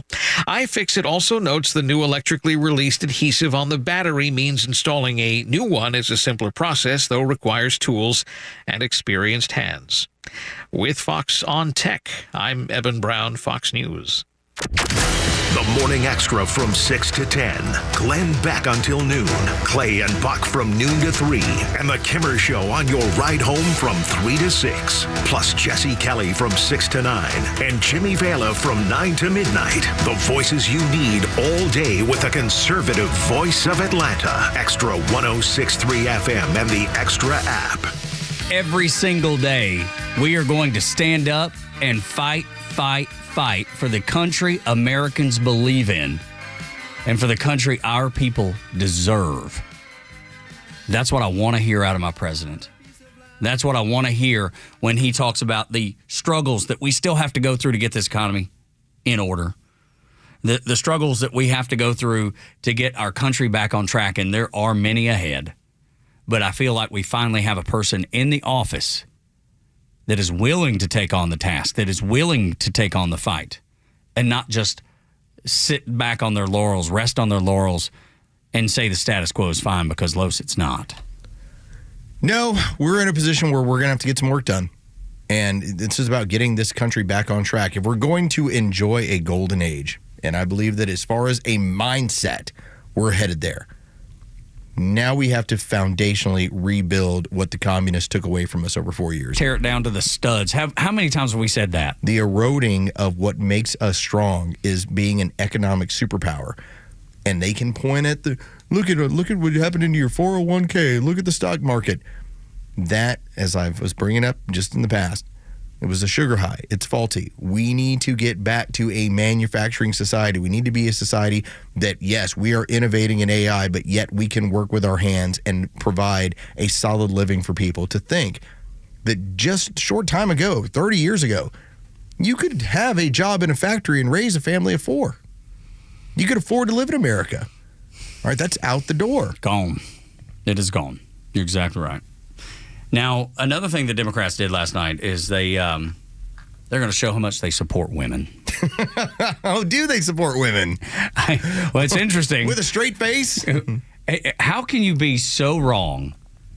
And on the 20 end of an 80-20 issue, where 80% of Americans believe that it is wrong and it is not fair for a boy to play against girls, even if he fashions himself as a girl. It doesn't change the fact that the biology is different. It doesn't change the fact that there's really a difference between boys and girls. And yet, they vote against it during the day. Later that night, they show up in all their pink to show how much they support women. I think most women saw that and were offended. They probably were pissed off. What a lost party that you could have every Democrat in the Senate vote against allowing a vote. Remember, it didn't even get to the actual vote. They voted to make sure that they didn't have to take the vote. They could not advance a bill that would have men not able to participate in women's sports. Biological men. That is what they did. Then, within 24 hours, Jasmine Crockett and their ilk decide we're going to wear pink in solidarity with women because we're somehow going to represent those who have had something taken away from them. There is, especially for young men, for dads who have daughters like myself, Title IX is important. Title IX is an avenue to make sure that whatever we're doing in men's sports at a collegiate level, we have to provide the same opportunity in women's sports. Now, it's not exactly the fairest thing in the world because, let's face it, men's sports creates more revenue. But we've decided legally we're going to make sure that revenue is available to both ends. The Democrats have tried to blur the line on what is men and what is women. They've tried to damage Title IX. Joe Biden tried to erode Title IX in the interest of what? 0.25% of the population that is suffering from mental illness? Right. But let's say it was 10% of the population. Does that change the fact that men and women are different and that boys are going to play differently than girls? Even if it were 10%, it still wouldn't matter. It still wouldn't make it right. I'm just pointing out that when, let's say, for instance, the African-American population is about 13% of the country. And yet, for the longest time, the Democrats have basically pushed and pushed and pushed to say we are the party of Black America. Yet they haven't been. But they were willing to bend over backwards for the 13%. How crazy it that you were bending over backwards for 0.25%, for 1/4%. That doesn't make economic math. That doesn't make sense. So what you've done is you've alienated dads with daughters. You've alienated real women. You've alienated real athletes that are women in the interest of 0.25%. Listen, I'll go with the idea that you're trying to cater to the Asian population or the Black population or the Hispanic population. At least the numbers make sense. You're catering to 1/4% of the population while also offending, or at least attempting to offend, half of your total population that are women. And then you put on pink like somehow you've got their back. Look at me. I'm on your team. I got your back. I got you way back. It's a way math back game over for here. me. Yeah, I know, because you're simple. And it's a right and wrong game for me. It's wrong no matter how you slice it, no matter how you dice it, no matter who's involved or who it affects. Right and wrong matters. The truth matters.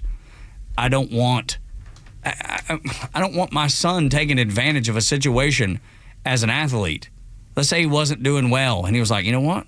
If I go over here, man, I'm going to be, not only will I not be bottom of the barrel, I'm going to be a national champion. Joanna Man was a comedy from almost 30 years ago where a dude was like, it ain't working out well in the NBA. Yeah. I'm going to grow the hair out and go to the WNBA. What you think? It was a comedy. Yeah. At no point was he ever transsexual, yet this is the direction we've gone. And the Democrats are championing it. They're making that their it's one of their core issues. It's a core issue, foundational. How weird. Why? Why would you ever? I'll tell you, I'm so happy that we do have a Riley Gaines on our side. And to see her sitting next to Matt Walsh, the man who puts together the movie What is a Woman? And Am I Racist? Yeah. Just mocking them. Mocking them for their insanity. It's what Trump did out of the gate. Yes. To make he had fun with them. To make sure but I think the important thing to understand is he did it early so the American people, because that's when people are going to be watching the most. They'll hang for 15, 20, 30 minutes, maybe even. Let's say they hung for an hour. They got to see the Democrats be children. They got to see them act childish. Their childlike intentions and their childlike views. Because that's what he wanted the American people to see. He wanted them to understand what he is trying to combat in D.C. Donald Trump, what he did last night, and when you go through the numbers from CNN or you go to the CBS poll, the YouGov polls, every one of them from a range from 76 to 86% liked the speech. That, regardless of network, that's what happened. He strengthened his position last night. Of course he did. Of course he did, because the left can say whatever they want. Whatever. He strengthened his position last night. You don't like things being Trumpy? Baby, it got more Trumpy last night. Can you imagine in the planning session when they were like, hey, I got an idea. Let's bring these silly signs. And then when they bring up the child that has overcome brain cancer, let's don't clap. What do you think? Can you imagine somebody that were in the room going, yep, That'll work. Well, they had the That'll play. They had the Rolodex, and they're like, and credit Donald Trump, credit that team. The child had an interest in law enforcement, and they knew that'll automatically make them sit on their hands. They will never clap for He was Longhorn. wearing a badge, and they were going to make him an honorary Secret Service agent, and that was enough for them to go, Not today. We don't do that. When we continue on Extra 106.3, it's always easy to understand what the left is going to do. They telegraph everything.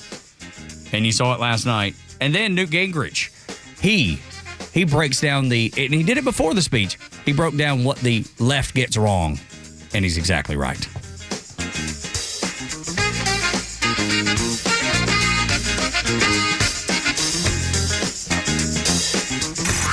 It's time for the Bortz Report, exclusively on Atlanta's only conservative news and talk station, Extra 106.3.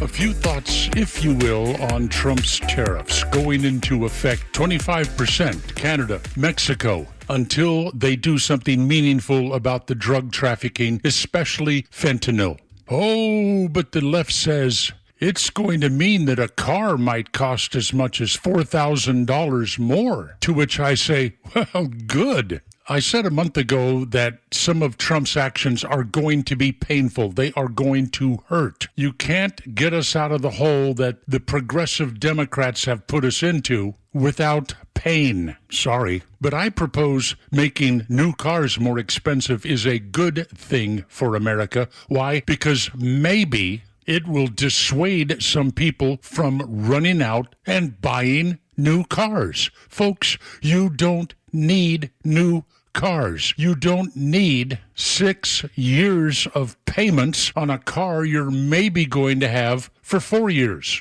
These payments cripple many American families. The less scrupulous car dealers tell you, we'll accept any loan application. Think about it. What are they saying? Or how about this one? I love this one. We'll pay off your old car no matter how much you owe. And then your children will suffer and your family will suffer because you're paying hundreds of dollars a month on a new car you didn't need. Go visit a used car lot. If you have to finance that new car and saddle your family with all those payments, you don't need it. Buy a good used car from a reputable dealer and put those payments you aren't going to be making into investments for your family's future, not in a car you're going to get rid of and lose money on. More expensive new cars, a good thing for you and your family.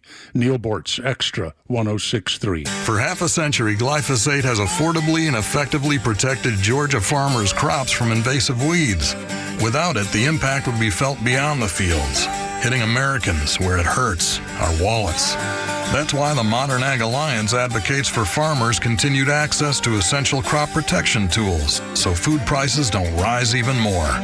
Get the facts at controlweedsnotfarming.com.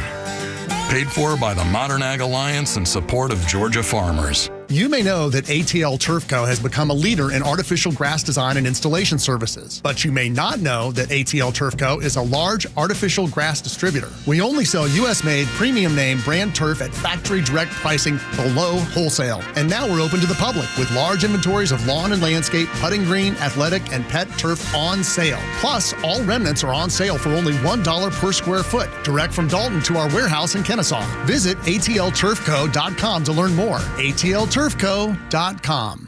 Have you considered securing your family's future? Protecting your hard-earned assets, navigating complex legal matters with ease. Nelson Elder Care Law is here to guide and empower you and your loved ones. As a family-owned and family-focused business, our mission is to exceed your expectations, offering absolute assurance and peace of mind. With our trademark Absolute Protection Trust and expertise in customized estate planning, Medicaid crisis solutions, probate administration, guardianship, and conservatorship, Nelson Elder Care Law protects what matters most to you. Imagine a team dedicated to safeguarding your legacy every step of the way. Our flat fees ensure transparency, and our customized plans prioritize your family's specific needs. Are you worried about protecting your family and your legacy after you're gone? Let us help you ensure you are absolutely protected from whatever curveballs life may throw your way. Schedule a complimentary legacy planning meeting with our legal team in Marietta or Woodstock today. Contact us at 678-2 250-9355 or visit NelsonElderCareLaw.com. WFOM and W292EV Marietta, a Dickey Broadcasting Station. The 9 a.m. hour is presented by Southern Exteriors. Quality and precision you can rely on. Last night, To face justice. days after President Trump's confrontation with Ukraine's leader in talks to stop the war with Russia, the president, during last night's address, read a letter he got from Volodymyr Zelensky. The letter reads, Ukraine is ready to come to the negotiating table as soon as possible to bring lasting peace closer. The administration paused all military aid to Ukraine this week, saying that the Ukrainians need to get serious about what it will take to achieve peace. Yesterday, Zelensky outlined some first steps in what the beginnings of a ceasefire might look like. Fox's Jackie Heinrich at the White House. Now back to the president last night and touted what he'd done since returning to the White House. We have accomplished more in 43 days than most administrations accomplished in 4 years or 8 years, and we are just getting started. Republicans cheered, but not Democrats. They booed at times. Some held up anti-Trump signs. Congressman Al Green stood up and shouted at the president. Mr. Green, take your seat. Take your seat, sir. Take your seat. Well, then House Speaker Mike Johnson had Green removed, prompting the president to say, I look at the Democrats in front of me, and I realize there is absolutely nothing I can say to make them happy. In the Democratic response, Senator Lissa Slotkin said the president's being reckless with tariffs and DOJ-led cutbacks, warning of a recession and... Your premiums and prescriptions will cost more because the math on his proposals doesn't work without going after your health care. America's listening to Fox News. It's time to throw your overpriced big wireless contract overboard. With a qualifying plan, you can choose an iPhone 14 or a Samsung Galaxy for $0. Make the switch in as little as 10 minutes. No hassle, no gimmicks, just honest-to-goodness wireless priced right. All on America's most dependable 5G network. Claim your new iPhone 14 or Samsung Galaxy by dialing pound 250 and say the keyword Pure Talk. Pure Talk, America's wireless company. Visit puretalk.com for details. Progressive presents Employee of the Month. Small Business Edition. Today's recipient from Terry's Tiny Homes, Terry. Sure, as the only employee of her company, Terry was probably the front runner, but saving money getting personalized discounts with a commercial auto quote from Progressive, well, that gave Terry the edge. Over Terry. Terry. Keep awkwardly chanting your own name, Terry. You deserve it. Woo! Be your own Terry. See if you could save in as little as 7 minutes at progressivecommercial.com. Progressive Casualty Insurance Company and affiliates. Discounts not available in all states or situations. Want weather? Grab your phone. Need traffic? Grab your phone. Conservative news and talk, also on your phone. Get the Extra 106.3 app. 9 o'clock hour. Glad that you're here. I'm glad I bathed. Yeah, I know. Well, We're going to have a guest. Can I admit to something? You have not bathed? Well, I did. I bathed this morning, but forgot to put on deodorant. And I You want to borrow some? I mean, I'm not ripe or anything, but I can go. You kind of feel like, you're like Chimp Empire, like somebody needs to groom you because you're just a little bit gross? Yes, a little bit. So anyway, to our guest, hopefully Angela will not be like, good Lord, what is that? Angela Morabito, who has, she keeps ascending and we keep descending. No kidding. I mean, she's everywhere all of a sudden. I saw her on Fox News Channel. I saw her on Newsmax and somewhere else even recently. And she was there talking about women's issues, talking about educational issues. Obviously, she was the spokeswoman for Betsy DeVos when she was running the Department of Education under Trump's first term. So she's just plugged in like nobody's business. See, Jerry, I don't get to do TV anymore because the last time I did TV, I was a little too honest for the crowd. He did a sports show, and he told them that COVID is a fraud. It was the local 11 Alive affiliate when they asked me, what is this all about? And I said, it's about control. Like, why? What do you mean the Big Ten isn't playing football? What do you think this is all about? I go, societal control. Yeah, right. Nothing to do with football. And they went to the other person to be like, well, what do you think about this? And he's like, I agree with him. Whatever he said, I'm in. I was like, well, I guess neither one of us will be doing any more sports here locally anymore. And they've never invited Los back. Well, that was your first mistake, being honest. It's only 5 years. Yeah, maybe one day. Honestly, the money wasn't good enough to be all that worried about it. It was more of just like the fun of doing television every now and then. Yeah, absolutely. Just to keep you sharp a little bit. Right. So I will make it a point to not be as honest if I ever go back on another sports TV program. I will think less of you if you do that. You're right. I'm going to unleash it. It's right now. Now's the time to be brutally honest. I'm going to flat out, and I will issue one political joke after another. Like, did you see how, let's just give me an anonymous brave. You see how he's struggling in the lineup? Yeah, Marcelo Zuna looks like Joe Biden at a podium. Just lost. Just lost. I'll just issue one after another. Distant stare. Did you see that? Did you see that fake play? Yeah, it seemed about as fake as Elizabeth Warren being an Indian. Pocahontas. Which Donald Trump just fire one after another. Dude, just nonstop. Never get a chance to do any of that stuff ever again. Dude, I think it's great. Just burn it down. It has helped out my Sundays because I did feel bad when I would say no. It's like, yeah, I can't do it. Now I don't have to worry about it. Now I'm free to do whatever I want. Who wins in the end here, That's everybody? Right. Absolutely. He saves you a trip downtown. That's right. Welcome to the 9 o'clock hour. Off the rails. The honesty hour. Unhinged, off the rails.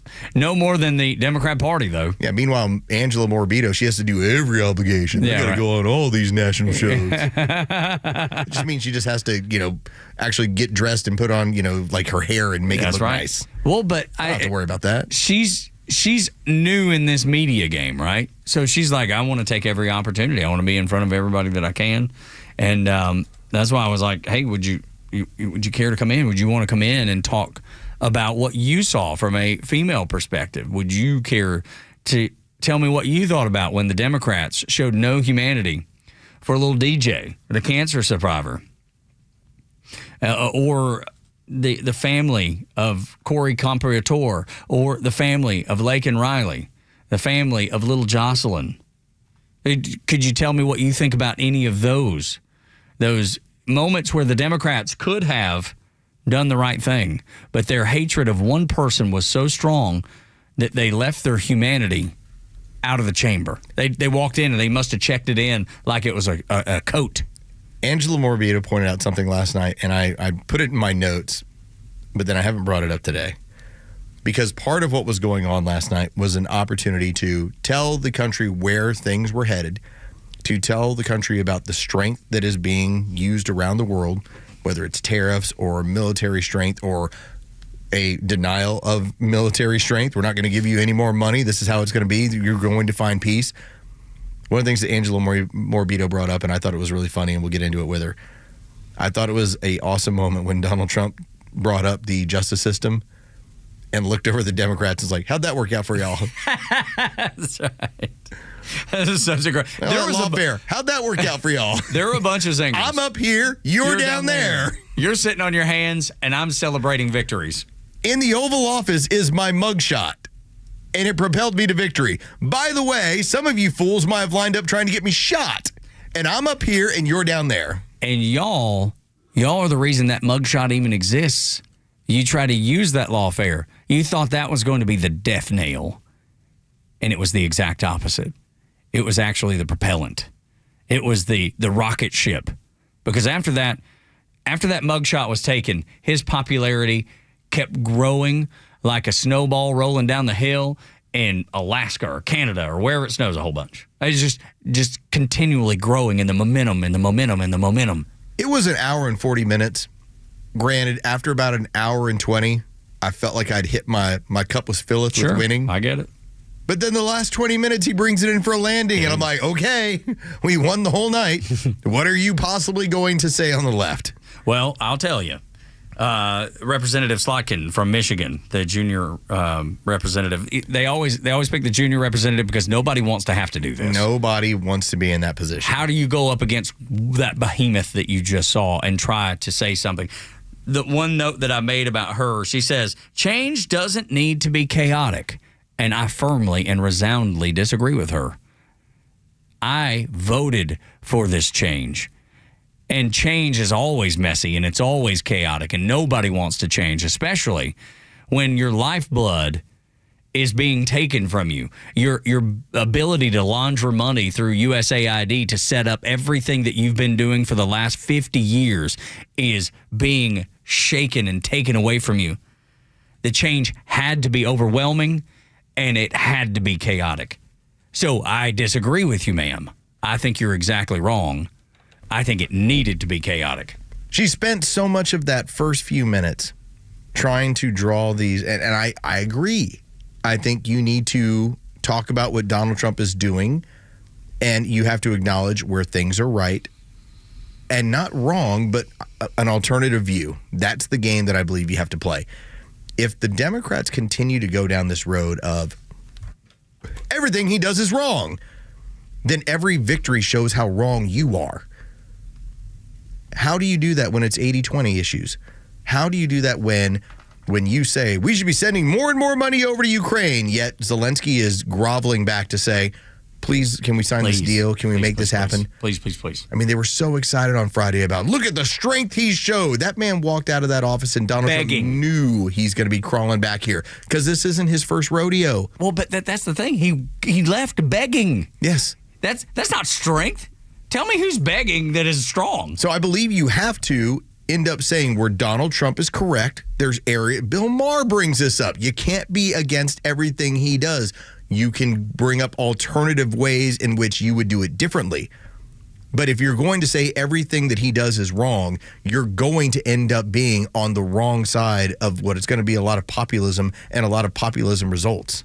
And then another thing that Senator Slotkin said was, hold your elected officials accountable and watch how they're voting. Yeah, I think that's a good idea. I'm glad she brought that up because she was one of the senators for that last night. She was one of the senators that did not vote to protect women and girls from having men play in their sports, show up in their locker rooms. So yes, let's watch how people vote. She did accidental. You call it accidental journalism? That's kind of what she made. She made an oopsie that made a lot of sense. It is such an obvious issue that even on the Democrat side, where 87%, I believe was the number we had yesterday, believe that women should have women's sports to themselves. Even Democrats, it's a massive issue for them. Yet their side decided to vote 100-0. We're going to make sure that this thing does not get to a vote.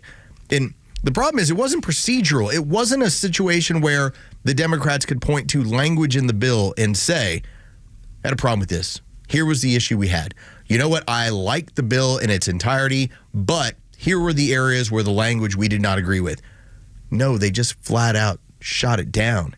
So let's see when it's that big of an issue. Let's see how they try and bury it through the remainder of this week, because every Democrat in the Senate should be asked, why do you not support women's sports? They're going to have to bury that for sure. They're going to have to bury the entire evening. They're going to have to take an hour and 40 minutes like he didn't talk about it right now on MSNBC, because we watch Morning Joe around here. Fact-checking Trump's claims about Biden's economy. I lived through it. You want to come check my wallet? You want to come check my savings? I got my wallet right here. I don't need MSNBC to fact check it. I can fact check it. Yes, I can fact check it on a rate. I can fact check and tell you that our house has made more money than we ever have, and yet we're having to watch our account like we've never had. Our 401k exploded, and they told you every day, 401k, look how great it is. CNBC talking about how wonderful your 401k is. Little did they tell you that you need to double your 401k to be able to do what you could 5 years ago. But you have 8 kids, so it's like, it's the way it's going to be. Yeah. And I've got 9 kids, so that's why it's just so expensive. No, I got 1. No, I got 2. And Biden's America was really expensive. We're probably in the norm, having 1 or 2 kids. That's probably in the norm. And yet, I know, like Los just said, we're watching our checking account, savings account. We're dialing back. We're holding back. We have to. I was told for, the last 3 years at least, no, we're not in a recession. Everything's good around here. It's great around here. They tried to change the language. It didn't matter. Americans knew better. That's the reason they voted for Donald Trump. They voted for the change that you're seeing.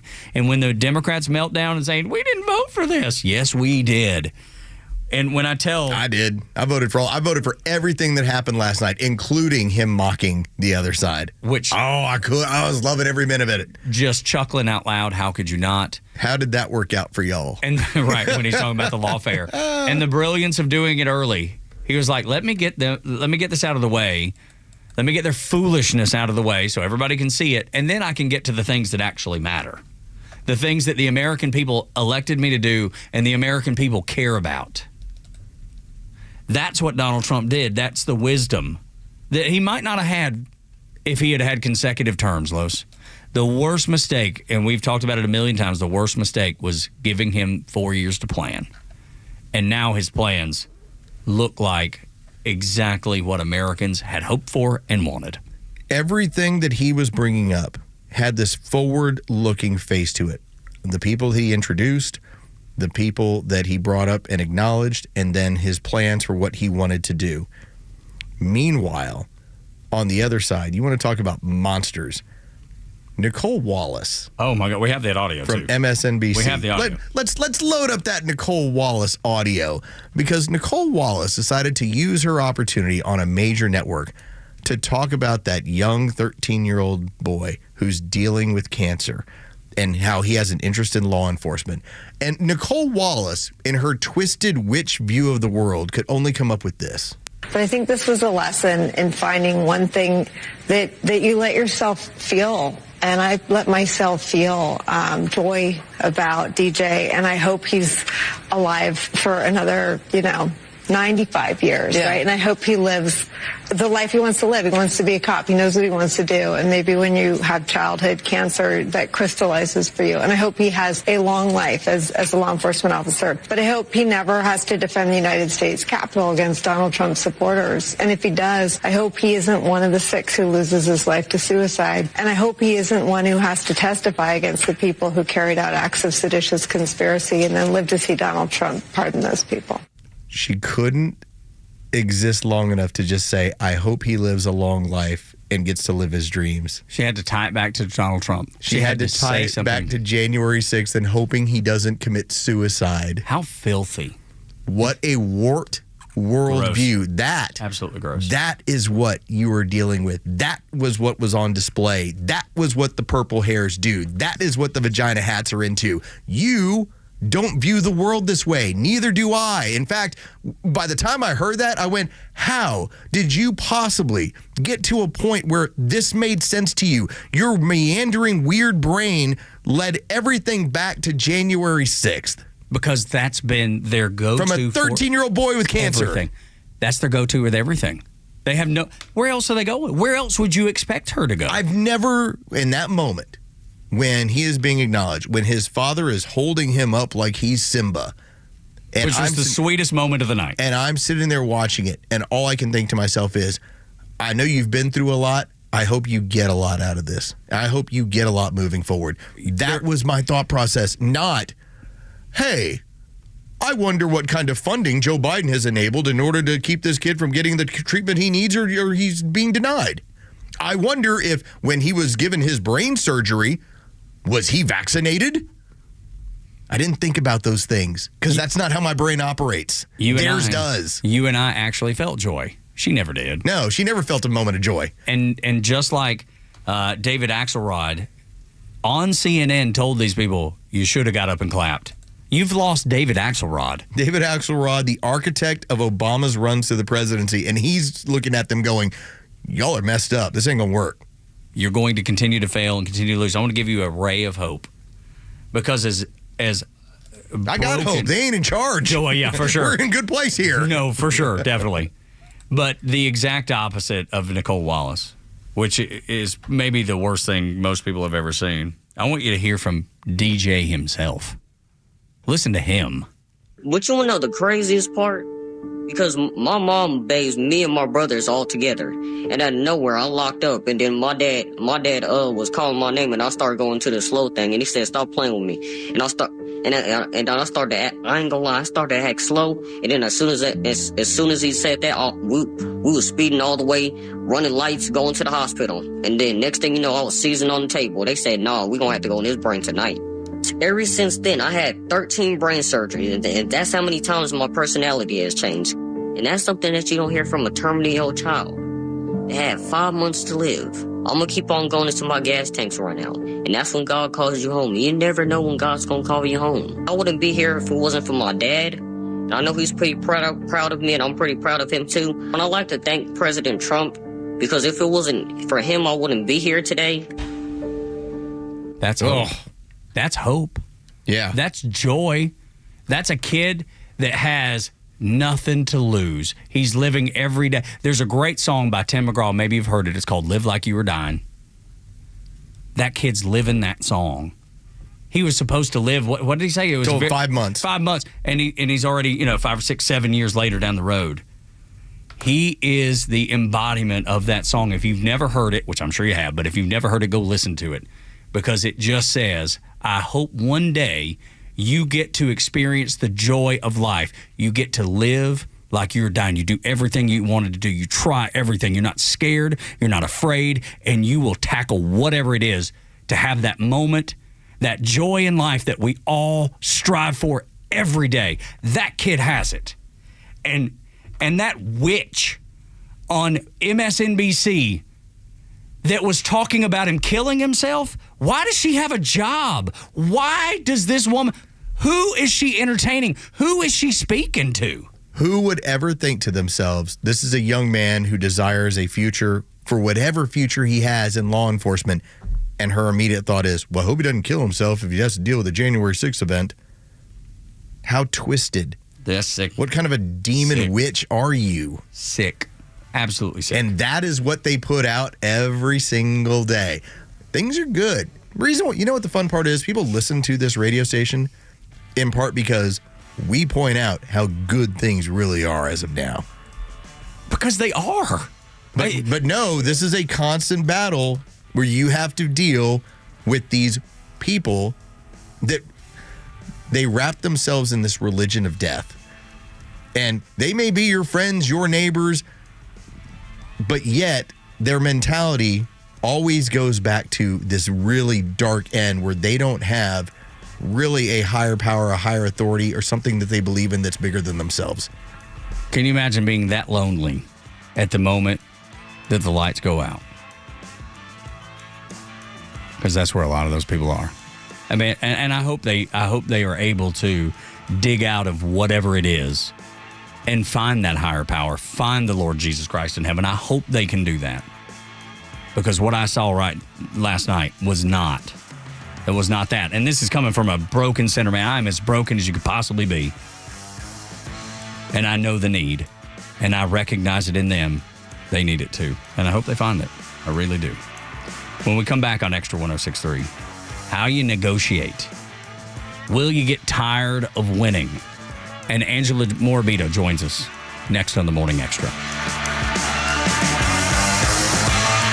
Stream Clay Travis and Buck Sexton, Glenn Beck, Fox News, and even NASCAR on Sundays. Anywhere on the Extra 106.3 app. Download the app now and get 24/7 access to the live stream, the latest news, and everything you need to know about Atlanta's only conservative talk station.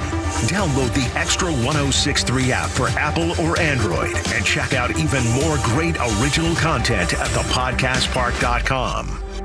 The Atlanta Braves Spring Training Series Behind the Braves, presented by Global Payments, is back for the 5th season. Hear from your favorite players and meet the new faces as they get to work in spring training in preparation for the 2025 season. Plus, enjoy exclusive interviews and go behind the scenes to see the team like never before. New episodes drop each week on youtube.com/Braves and locally on Peachtree TV and Atlanta's CW. Atlanta Braves Baseball. We are Braves Country. Hey, it's Mike with Atlanta Painting Company. We invite you to transform your home. Our expert team brings color to life with top quality paints and flawless finishes, and leading the industry with our color consultants. Whether it's a fresh coat of paint for one room or an entire exterior makeover, the Atlanta Painting Company has you covered. So, trust the local pros for reliable, professional service when you need to revive your home or business. Find us at atlantapaintingcompany.com or call us at 1-800-PAINTING. That's atlantapaintingcompany.com. The Atlanta Painting Company, the painters you can trust. Advisory services offered through Master Plan Retirement Consultants, Inc., a registered investment advisory in the state of Georgia. Insurance, tax, and commodity services offered through Fricks & Associates, Inc., DBA Master Plan Retirement Consultants. The aforementioned are affiliated companies. Retirement means different things to different people. Some folks want to travel the world. Some folks want to spend more time with grandkids. For me, I'm looking forward to spending more time with my guitar. Whether extravagant and robust or simple and cozy, every retirement needs a plan. You wouldn't take a trip without directions. You have to know where you are before you know where you're going. Master Plan Retirement Consultants have helped many like you plan for their own retirement. Not only does Master Plan help you create the roadmap, they join you on the journey. So whether you want to travel the world, become a pickleball champ, or just looking for a good porch, a sturdy rocking chair, and an acoustic guitar, remember to plan well because the destination is worth it. Visit masterplanretire.com to schedule your complimentary consultation today. Hi, this is Bruce Hagen. And this is Matt Hagen. And at Hagen Law, family matters. We're not just lawyers. We're a father and son team committed to providing personalized legal representation for our clients. And it's important to me that we are a family-run business. If you've been in an accident or injured, make us your first call. We treat every case with the care and attention it deserves. With over 50 years experience of helping people, we are here to guide you every step of the way through your personal injury case. Hagen Law is a family firm where family matters, and we're going to treat you like your family. You can find everything you need to know at Hagen-Law.com. Millions of guys suffer from erectile dysfunction. That's 1 in 3 men. And I can tell you, I'm one of them. If you or someone you know suffers from ED, Peyronie's disease, or PE, here's 38-year emergency room doctor and founder of Total Body Therapy of Georgia, Dr. Eric Deal. Patients who enter my office are often frustrated, hopeless, depressed, and embarrassed. I understand the problem, and I'm going to help you fix it. We provide testosterone replacement therapy, the P-shot, and treatment for ED, PE, and Peyronie's disease. There's not just one therapy that can solve these complex issues. When you visit our clinic, you're going to see me. I'll do a complete history and physical prior to any treatment that we use. Take it from me, Dr. Deal. When it's not hard, it's really hard. Call Dr. Deal for your free one-on-one evaluation and resolve your ED, Peyronie's, or PE issues. 404-777-1911. Total Body Therapy of Georgia. 404-777-1911. Online at tbtofga.com. Omnichannel data management lead positions offered by UCB Inc. in Smyrna, Georgia. Work with the agency's marketing, commercial data operations, and IT to help gather requirements, support the design of data integrations, and help us uncover new opportunities to leverage how we use technology and automation to elevate our customer experience. Support marketing's instance of Salesforce Marketing Cloud through the building of data extensions, complex customer journeys, and other automations in support of UCB's marketing campaigns. Position based in Smyrna, GA. Telecommuting permitted 60% of working time. Apply with resume to HRANSWERS@UCB.com. Reference job ID 8113391. The stories that matter to you. These are your Georgia headlines. Here are your headlines for Wednesday, March 5th. President Trump honored the family of Laken Riley during his speech to the joint session of Congress Tuesday night, with Riley's mother and sister in attendance. The Laken Riley Act, which allows the deportation of illegal immigrants charged with violent crimes, was the first piece of legislation Trump signed into law after his inauguration. The Georgia House passed 2 bills designed to reduce threats in Georgia schools on Tuesday. The legislative package includes the creation of a database to track potential school threats and increases access to mental health resources for students. The bills now go to the Senate. Wind advisories remain in effect for much of North Georgia today, with mostly cloudy skies and a high of 59 degrees. With your headlines, I'm Jerry Payne. 9 o'clock hour is brought to you by Southern Exteriors, your home exterior solution since 1999. Doors, windows, roof, siding, gutters, deck, screen in a deck, build your deck, whatever you need, they can do it. And have had 200,000 jobs worth of experience to get it done. 8779 southernexteriors.co. I'm glad that you shaved for this because we have a special guest that we have in studio with us. And if you don't mind, you could let everybody know. It's Angela Morabito, Let's everybody. Go! Yes. Good morning. Thank you guys so much for having me. Oh, if you don't mind taking her pot up there real quick. Hang on. Okay, we got a little bit of a technical issue here. Let me get that a little bit straightened out. Okay, there we go. No. Well, I tell you what, move over to this one. Yeah, apparently we're having a technical issue on that microphone, but that's okay. Yeah, so we're going to fix this thing. We're gonna, just like Trump's fixing America. It's going to be an easy fix. It's like, look at all these things we're having to do. Look at there. All right. Look at there. there we go. Okay, there we go. Thank you guys so much for I'm telling you, that having me. mic has been so crazy over the last 3 weeks. I don't know if it's the connection to it or what it's doing. Yeah, so sorry about that. We're glad that you're here. Thank you. I'm so glad to be here. So, first thought following Trump's speech last night, where were you? This is the winning we all voted for. It was. Oh my gosh, I feel like you're on our group text chain. Yeah, I think last night as things were wrapping up, we were all on our group text and doing a little, it was almost like a little celebratory dance. Like, again, like the first 30, 40 minutes, I'm enjoying it. And then I'm like, okay, how's he going to land this plane?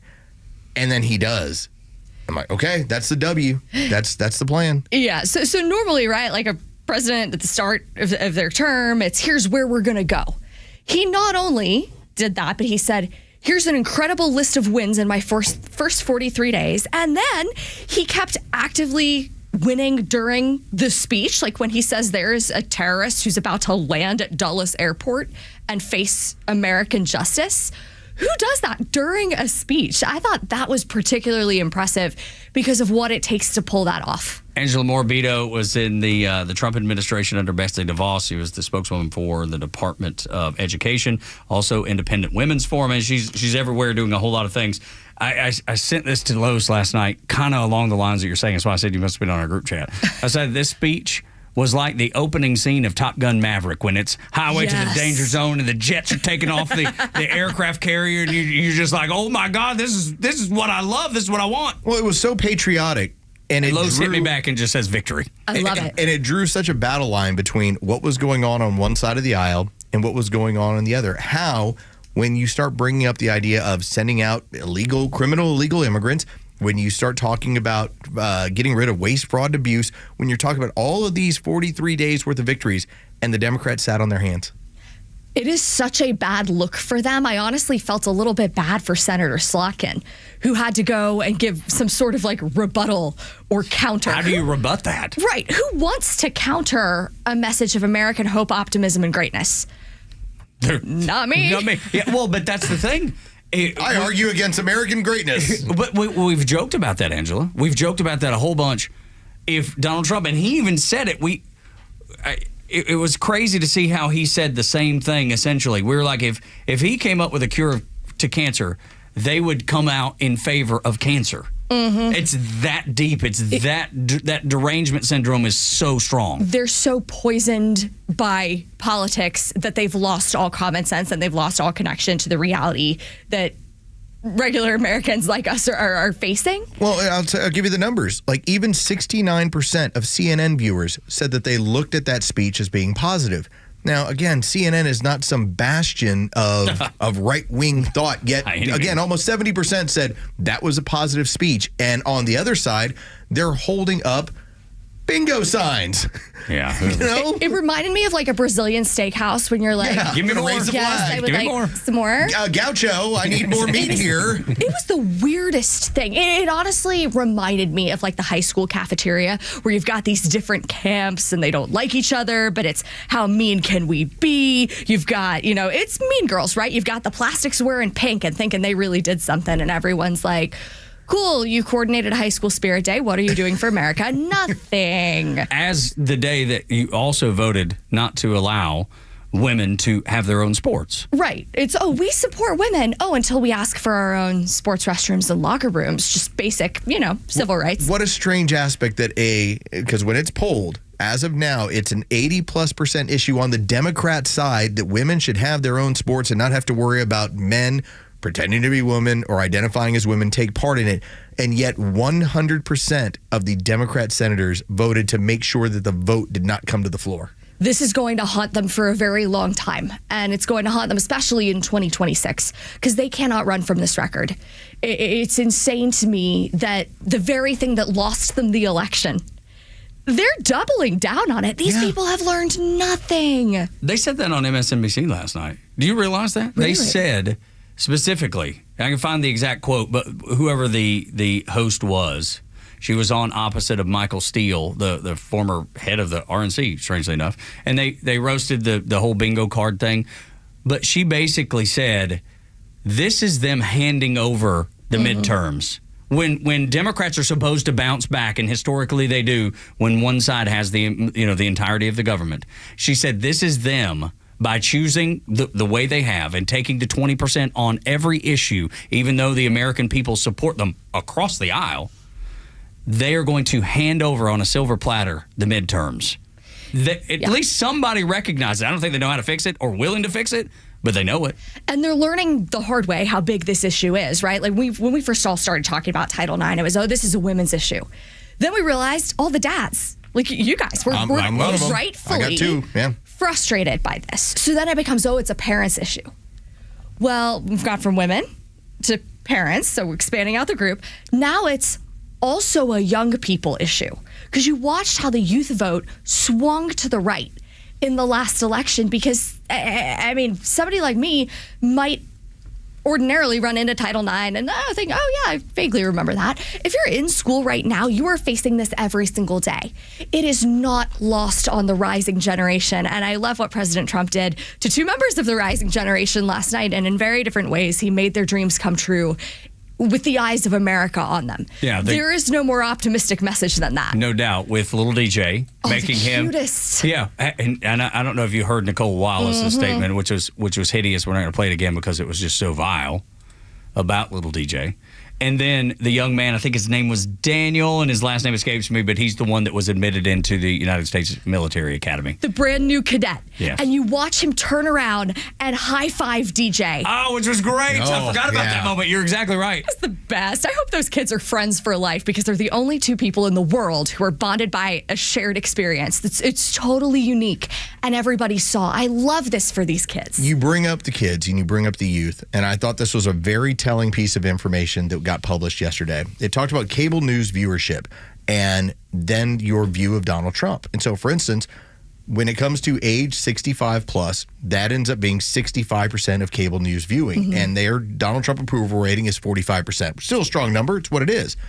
When it comes to 18 to 39, your peoples, okay? I'm barely outside. But still, your peoples, 10% are watching cable news. 60% approve of Donald Trump.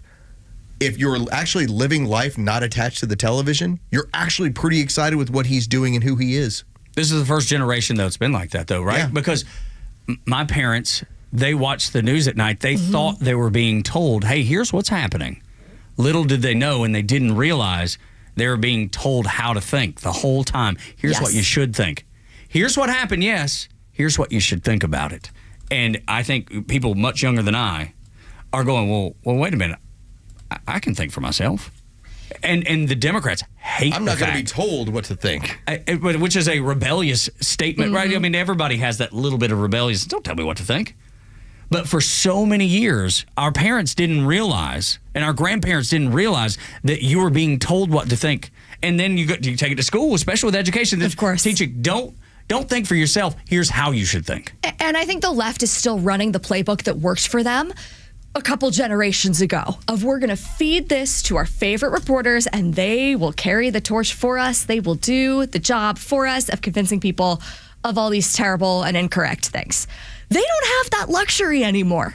And they haven't caught up to that reality yet. Meanwhile, the right, people like you guys, there are, folks on radio all across the country. There are the Joe Rogans of the world who are just curious. They ask questions. Is Joe Rogan or Theo Vaughn or any of these podcasters, are they super geniuses? I don't know. I'm a 3-time college dropout. I'm definitely not a super genius. But the magic of the new media is that they're curious about the world around them. They're not trying to sell you something. They're trying to learn with you. And I think the appeal of that isn't going to go away. I'm glad you call it a playbook, because we refer to it in the same way that the Democrats have had the same playbook for the better part of a generation, 2 generations. And so breaking out from that playbook is so foreign to them about what they're supposed to do. If there's something different that has occurred in new media, this new right, it's that we don't have a playbook at all. And part of you might be like, well, what do you mean you don't have a playbook? It's because I'm going to analyze out of curiosity what's going on and try and then make it make sense to my viewers and my listeners. I'm not going to go to the playbook and say, you know what? Here it says that I have to back the Republicans no matter what they say. That's not part of our playbook. It's not in there. It's not like what The View said with Whoopi Goldberg yesterday. Right. Hey, we took the Democrat talking points and we espoused them because that's what we were told to do. Right. The playbook, and another example I think will apply here, is when you don't understand the playbook anymore, you usually get out of the game. Nick Saban, he was like, I'm the greatest coach in college football history, but the playbook has completely changed, and I don't know how to be successful under that playbook. And he left. He left college football. The Democrats haven't been smart enough to leave yet. Yes. They're still holding the book. Like Los is saying, they're still holding the book, saying, "Here's what works. It worked for 50 years." Say that we're going to take. They're going to take away their Social Security. Yeah, say that again. Loud. Get a paddle, a bingo card that says it. That's That'll clearly work. what they were missing. Tell them Republican hate women. Tell them to use that one. I think the paddles. That's what they were missing all this time. They needed more paddles. Needed more paddles. All in the paddle. All in the signage, which is now endlessly memeable. They played themselves. How did they not think about it in this world the way it is now? You started the morning with 22 different senators doing the exact same video, and you thought, no one's going to catch on to this. And then by noon, 1 o'clock, we were all making fun of it, to then go into a situation in Congress with the president speaking, and you have paddles and message boards that can be endlessly memed in this society. Like the old playbook. That's all it is, Angela. Yes. And you watched that Congressman Al Green get thrown out in the early minutes. And right. And it became very clear that this person should not be in charge of anything. If he can't sit through a speech, he shouldn't have any and keep his authority. emotions in check. Well, if you just want to discuss the optics, and if you were planning on this, and Angela would have told you, and listen, we can both do this for a very handsome fee, put the cane down. Because it just looked like old, crotchety baby boomer doesn't get what's going on. Don't wave your cane. It just reinforces that you're old and out of touch. And crazy. I mean, you've got Nancy Pelosi who sits there looking miserable. You've got this, I think so. You've got this wonderful message of hope and optimism and strength on one side. And then on the other side, you have people who look angry, and Nancy Pelosi's dentures were about to fall out. Angry and feeble. Yes, that's a bad look for them. The Democrat brand, I think, is gone. It's not the Obama years anymore where they were, young and he ran on this concept of hope that he never really could deliver on. There is none of that anymore. It's been decimated. And there's a report that came out a couple days ago. You guys probably seen it. It's about what these highly paid consultants told the Democrats to do. And it was a lot of words for literally just pretend to be normal. Okay, well, they proved last night they can't do that for not even 10 minutes. They're incapable. Tell me where the vibrant aspect is with the Democrat Party where they can circle somebody and say there's a potential leader, because they don't have one. Vibrant for them is John Fetterman. Yes. That's vibrant for them at this point. Who also voted against women in women's sports. Also voted against. Hang tight. We'll come back and do another segment, because I thought Speaker Mike Johnson, after the Trump speech, said something really, really good and really, really important. And it really does put a spotlight on basically what we're saying. Here on the Morning Extra on Extra 106.3, Angela Morabito, in from the Independent Women's Forum on Extra 106.3.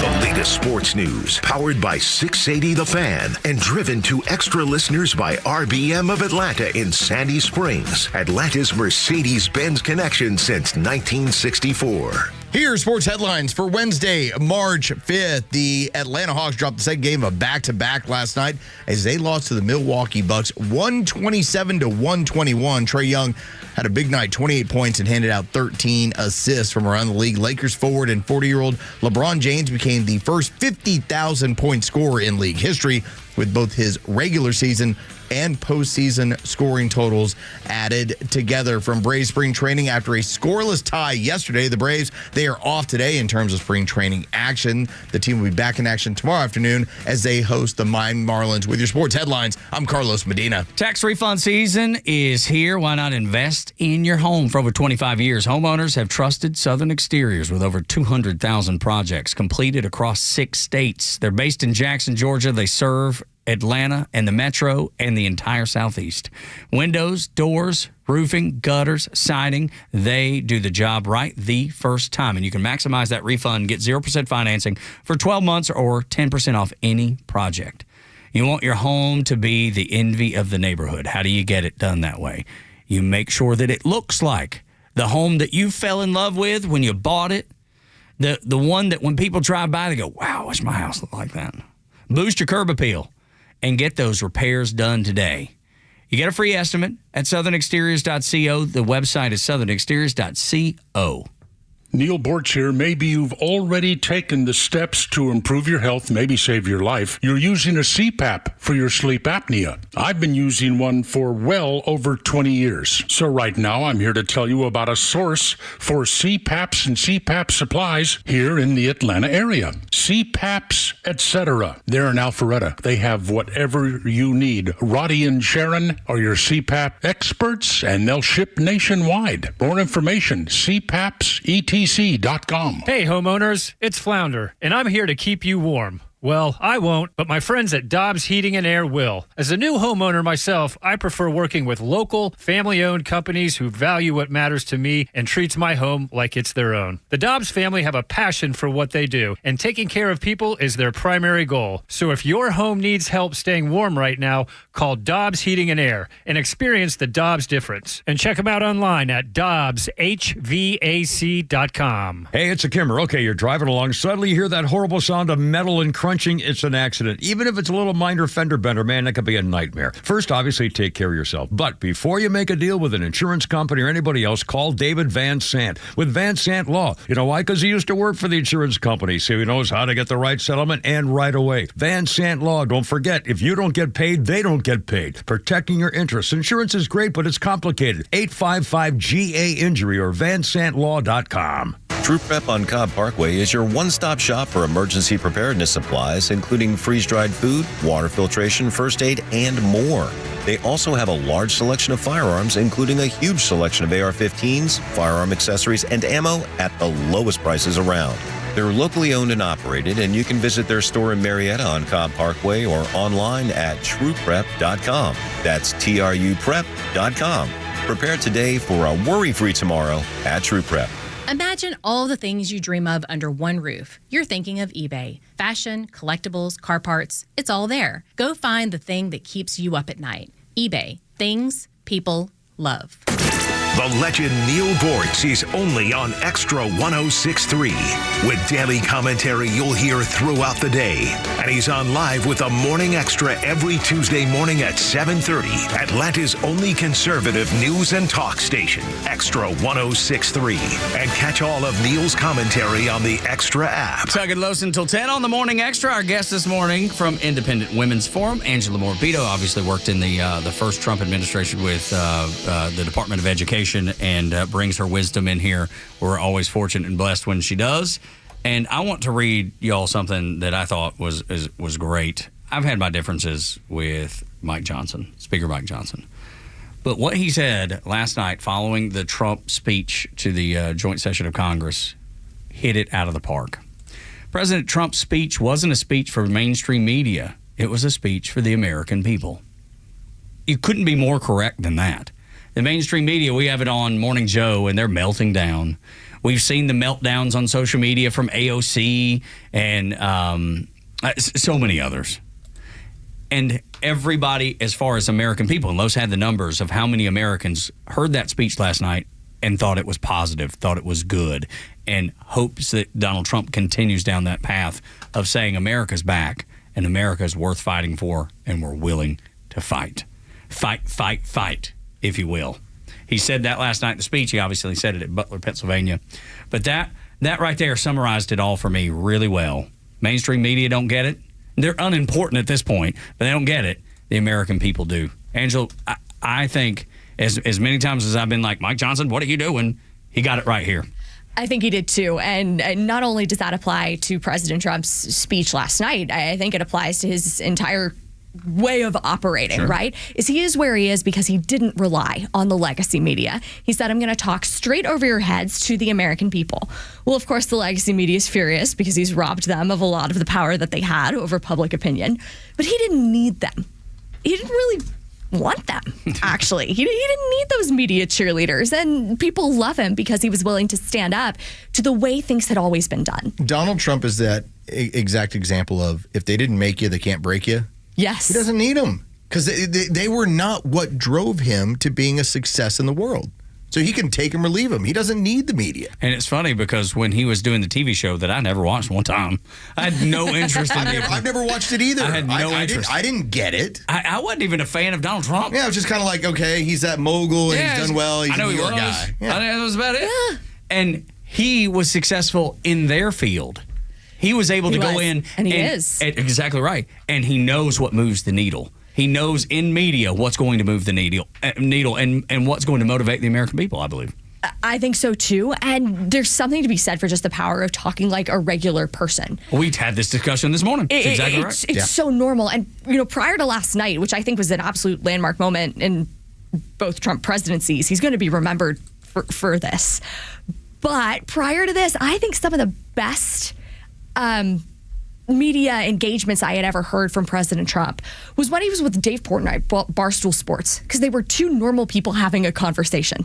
It was not a press conference, although he's great at those too.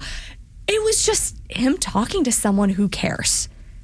I thought the same thing occurred when he did Joe Rogan leading up to the election. Yes. That it's a 3-hour conversation. And one of the things that I needed as somebody who has voted for Trump a number of times, but I've been very critical of what 2020 was and his hiring practices, was him talking about the mistakes he made coming into Washington and basically being told, I had a list, I was given a list, I picked people off that list, and I didn't recognize that just because I hired them didn't mean they were going to be loyal to me. Like, that was surprising to hear somebody admit to that. Right. And I was a political appointee during the first administration. And, part of the way through that, all of us were required to do an interview with someone from the presidential personnel office, had to ask us a bunch of questions. Some of it had to do with the jobs that we were hired to do. Some of it had to do with, well, what do you think about the border? What do you think about the UN? Because even then, they were preparing for the next administration. And they asked me, are you comfortable going into places where people hate you? And I was like, yes. Sure. I'm like, I'll go wherever you send me. I went to high school. Yeah. I've stood up to the mean girls before. But they were very, very ready to take a hard look at even their own people who they had hired. And while it's nerve-wracking to go in, you're like, loyalty interview. Okay, I've never had to do one of these before. I think it was really a smart move for them because there were people who didn't have the president's best interests at heart. There was some. Oh my gosh, I would say the majority of the people didn't. Well, among political appointees, it's different. But when you look at career civil servants, sure. They good hated distinction. us. Yeah, good distinction. They hated us. And, we had... did they make it clear? Did they try to let you know in so many ways? So some did. I was very fortunate in that the career communication staff was always very kind, at least to my face. I don't know what they said behind my back. I don't really care what they said behind my back. But when I walked in the room, they were willing to work with me, and I was really grateful for that. There are a lot of other aspects of the government that didn't have that luxury, that they had people who were trying to leak documents, not because they were these bold truth tellers, but because they were going to tell this much tiny sliver of a story to try and make themselves look great and make the Trump people look bad. Well, when you had the full circle story, it was them. It was the career, quote unquote, civil servants who were the problem and the appointees who were trying to do the right thing. But it was no holds barred in many instances. They would really come after us. Well, that's where I think this is feeling so much different, that you gave him 4 years to plot and plan and to recognize where are my strengths. I talked about it during the run up to the election. Put him out in the field, get him talking like a regular person, because that's where his strengths lie. And I think so much of what he did last night came across as, I'm the president, but I'm talking to Americans in a regular voice and in a regular way. Okay, I honestly loved when he was rattling off all of the Social Security fraud of, we have this many Americans who are 150 years old. We have somebody who's 360 years old. And the Democrats yelling, that's not true. And then, so this is my favorite part, he looks over at Secretary Kennedy and says, well, something to the effect of, well, Bobby, I guess they're healthier than we thought. They're 140 years old. They're healthier than we thought, Bobby. They're doing great. The one person that was older than the country. Yes. Yeah, it's just like a 250 years old or something. Something nuts Drawing like a that. check. Yeah, and the federal government. It's crazy, but that's the thing. The media loves to talk over your head. Because then if you don't understand, they get to fill in the blanks. They get to tell you what you need to think. And that's the beauty of Donald Trump, is that he doesn't do that. And he talks to the majority of Americans who don't speak up here, who speak like regular people. We're not looking for a book report on the current state of America because we're living in it. Yeah, exactly. I can look at my wallet and I know. Yes. Immediately. I look at my grocery bill, look at my electric bill. I think former President Biden and the Democrats always made that mistake of, this is our book report on your life, which I pretend to know about. Or understand. Right. And President Trump does the opposite and says, here's where we've been, here's where we're going, here's what I've uncovered in 43 days. If that had been his recap of a year, it still would have been impressive. It's a month and a half. So this thing has rocket fuel. Long 4 years for people that are on that side. They're going to be angry, more angry than they normally are. They're going to really have to long time. practice those sad faces. But that's the thing, Angela, is the American people recognize, because I read from Major Garrett, he's a CBS reporter formerly at Fox News. He was like, I had to take a step back after that speech last night, and I give him credit for saying this and pushing it out on social media. He basically said, No, the things that DOJ has uncovered is not going to balance the budget, but people recognize that it is fraudulent and it's wasteful and it's abusive and they can't do it in their own life. He was like, that speaks to the American people who don't like to waste because they can't afford to. Yes. All of us have to have a balanced budget somewhere. Maybe it's in a spreadsheet, maybe it's on a Post-it note, maybe it's entirely in your head, but everybody in this room and listening has to figure it out. And the government has just been allowed to run roughshod. Yes. Over our hard work, over our tax dollars. So one of the things that I, in Angela's dream world would recommend to the folks over at DOJ is just calculate, okay, we cut $100 billion from transgender mice in Cambodia or whatever it is. I'm being facetious, but that came up. Yep. Just say, okay, that's the entire federal tax income from Albuquerque, New Mexico. Right. It was. Give it a comparison. Yes. Say it was this many because we're into billions of dollars. I can't mentally conceive of $1 billion. Yes, it sounds fake. It exactly does. That'll do it for us. Angela, thank you so much for coming in. We appreciate you. Oh, thank you guys for having me. The Independent Women's Forum for Board Op Jure and Front Office Los, I'm Tug. Y'all come back now, you hear?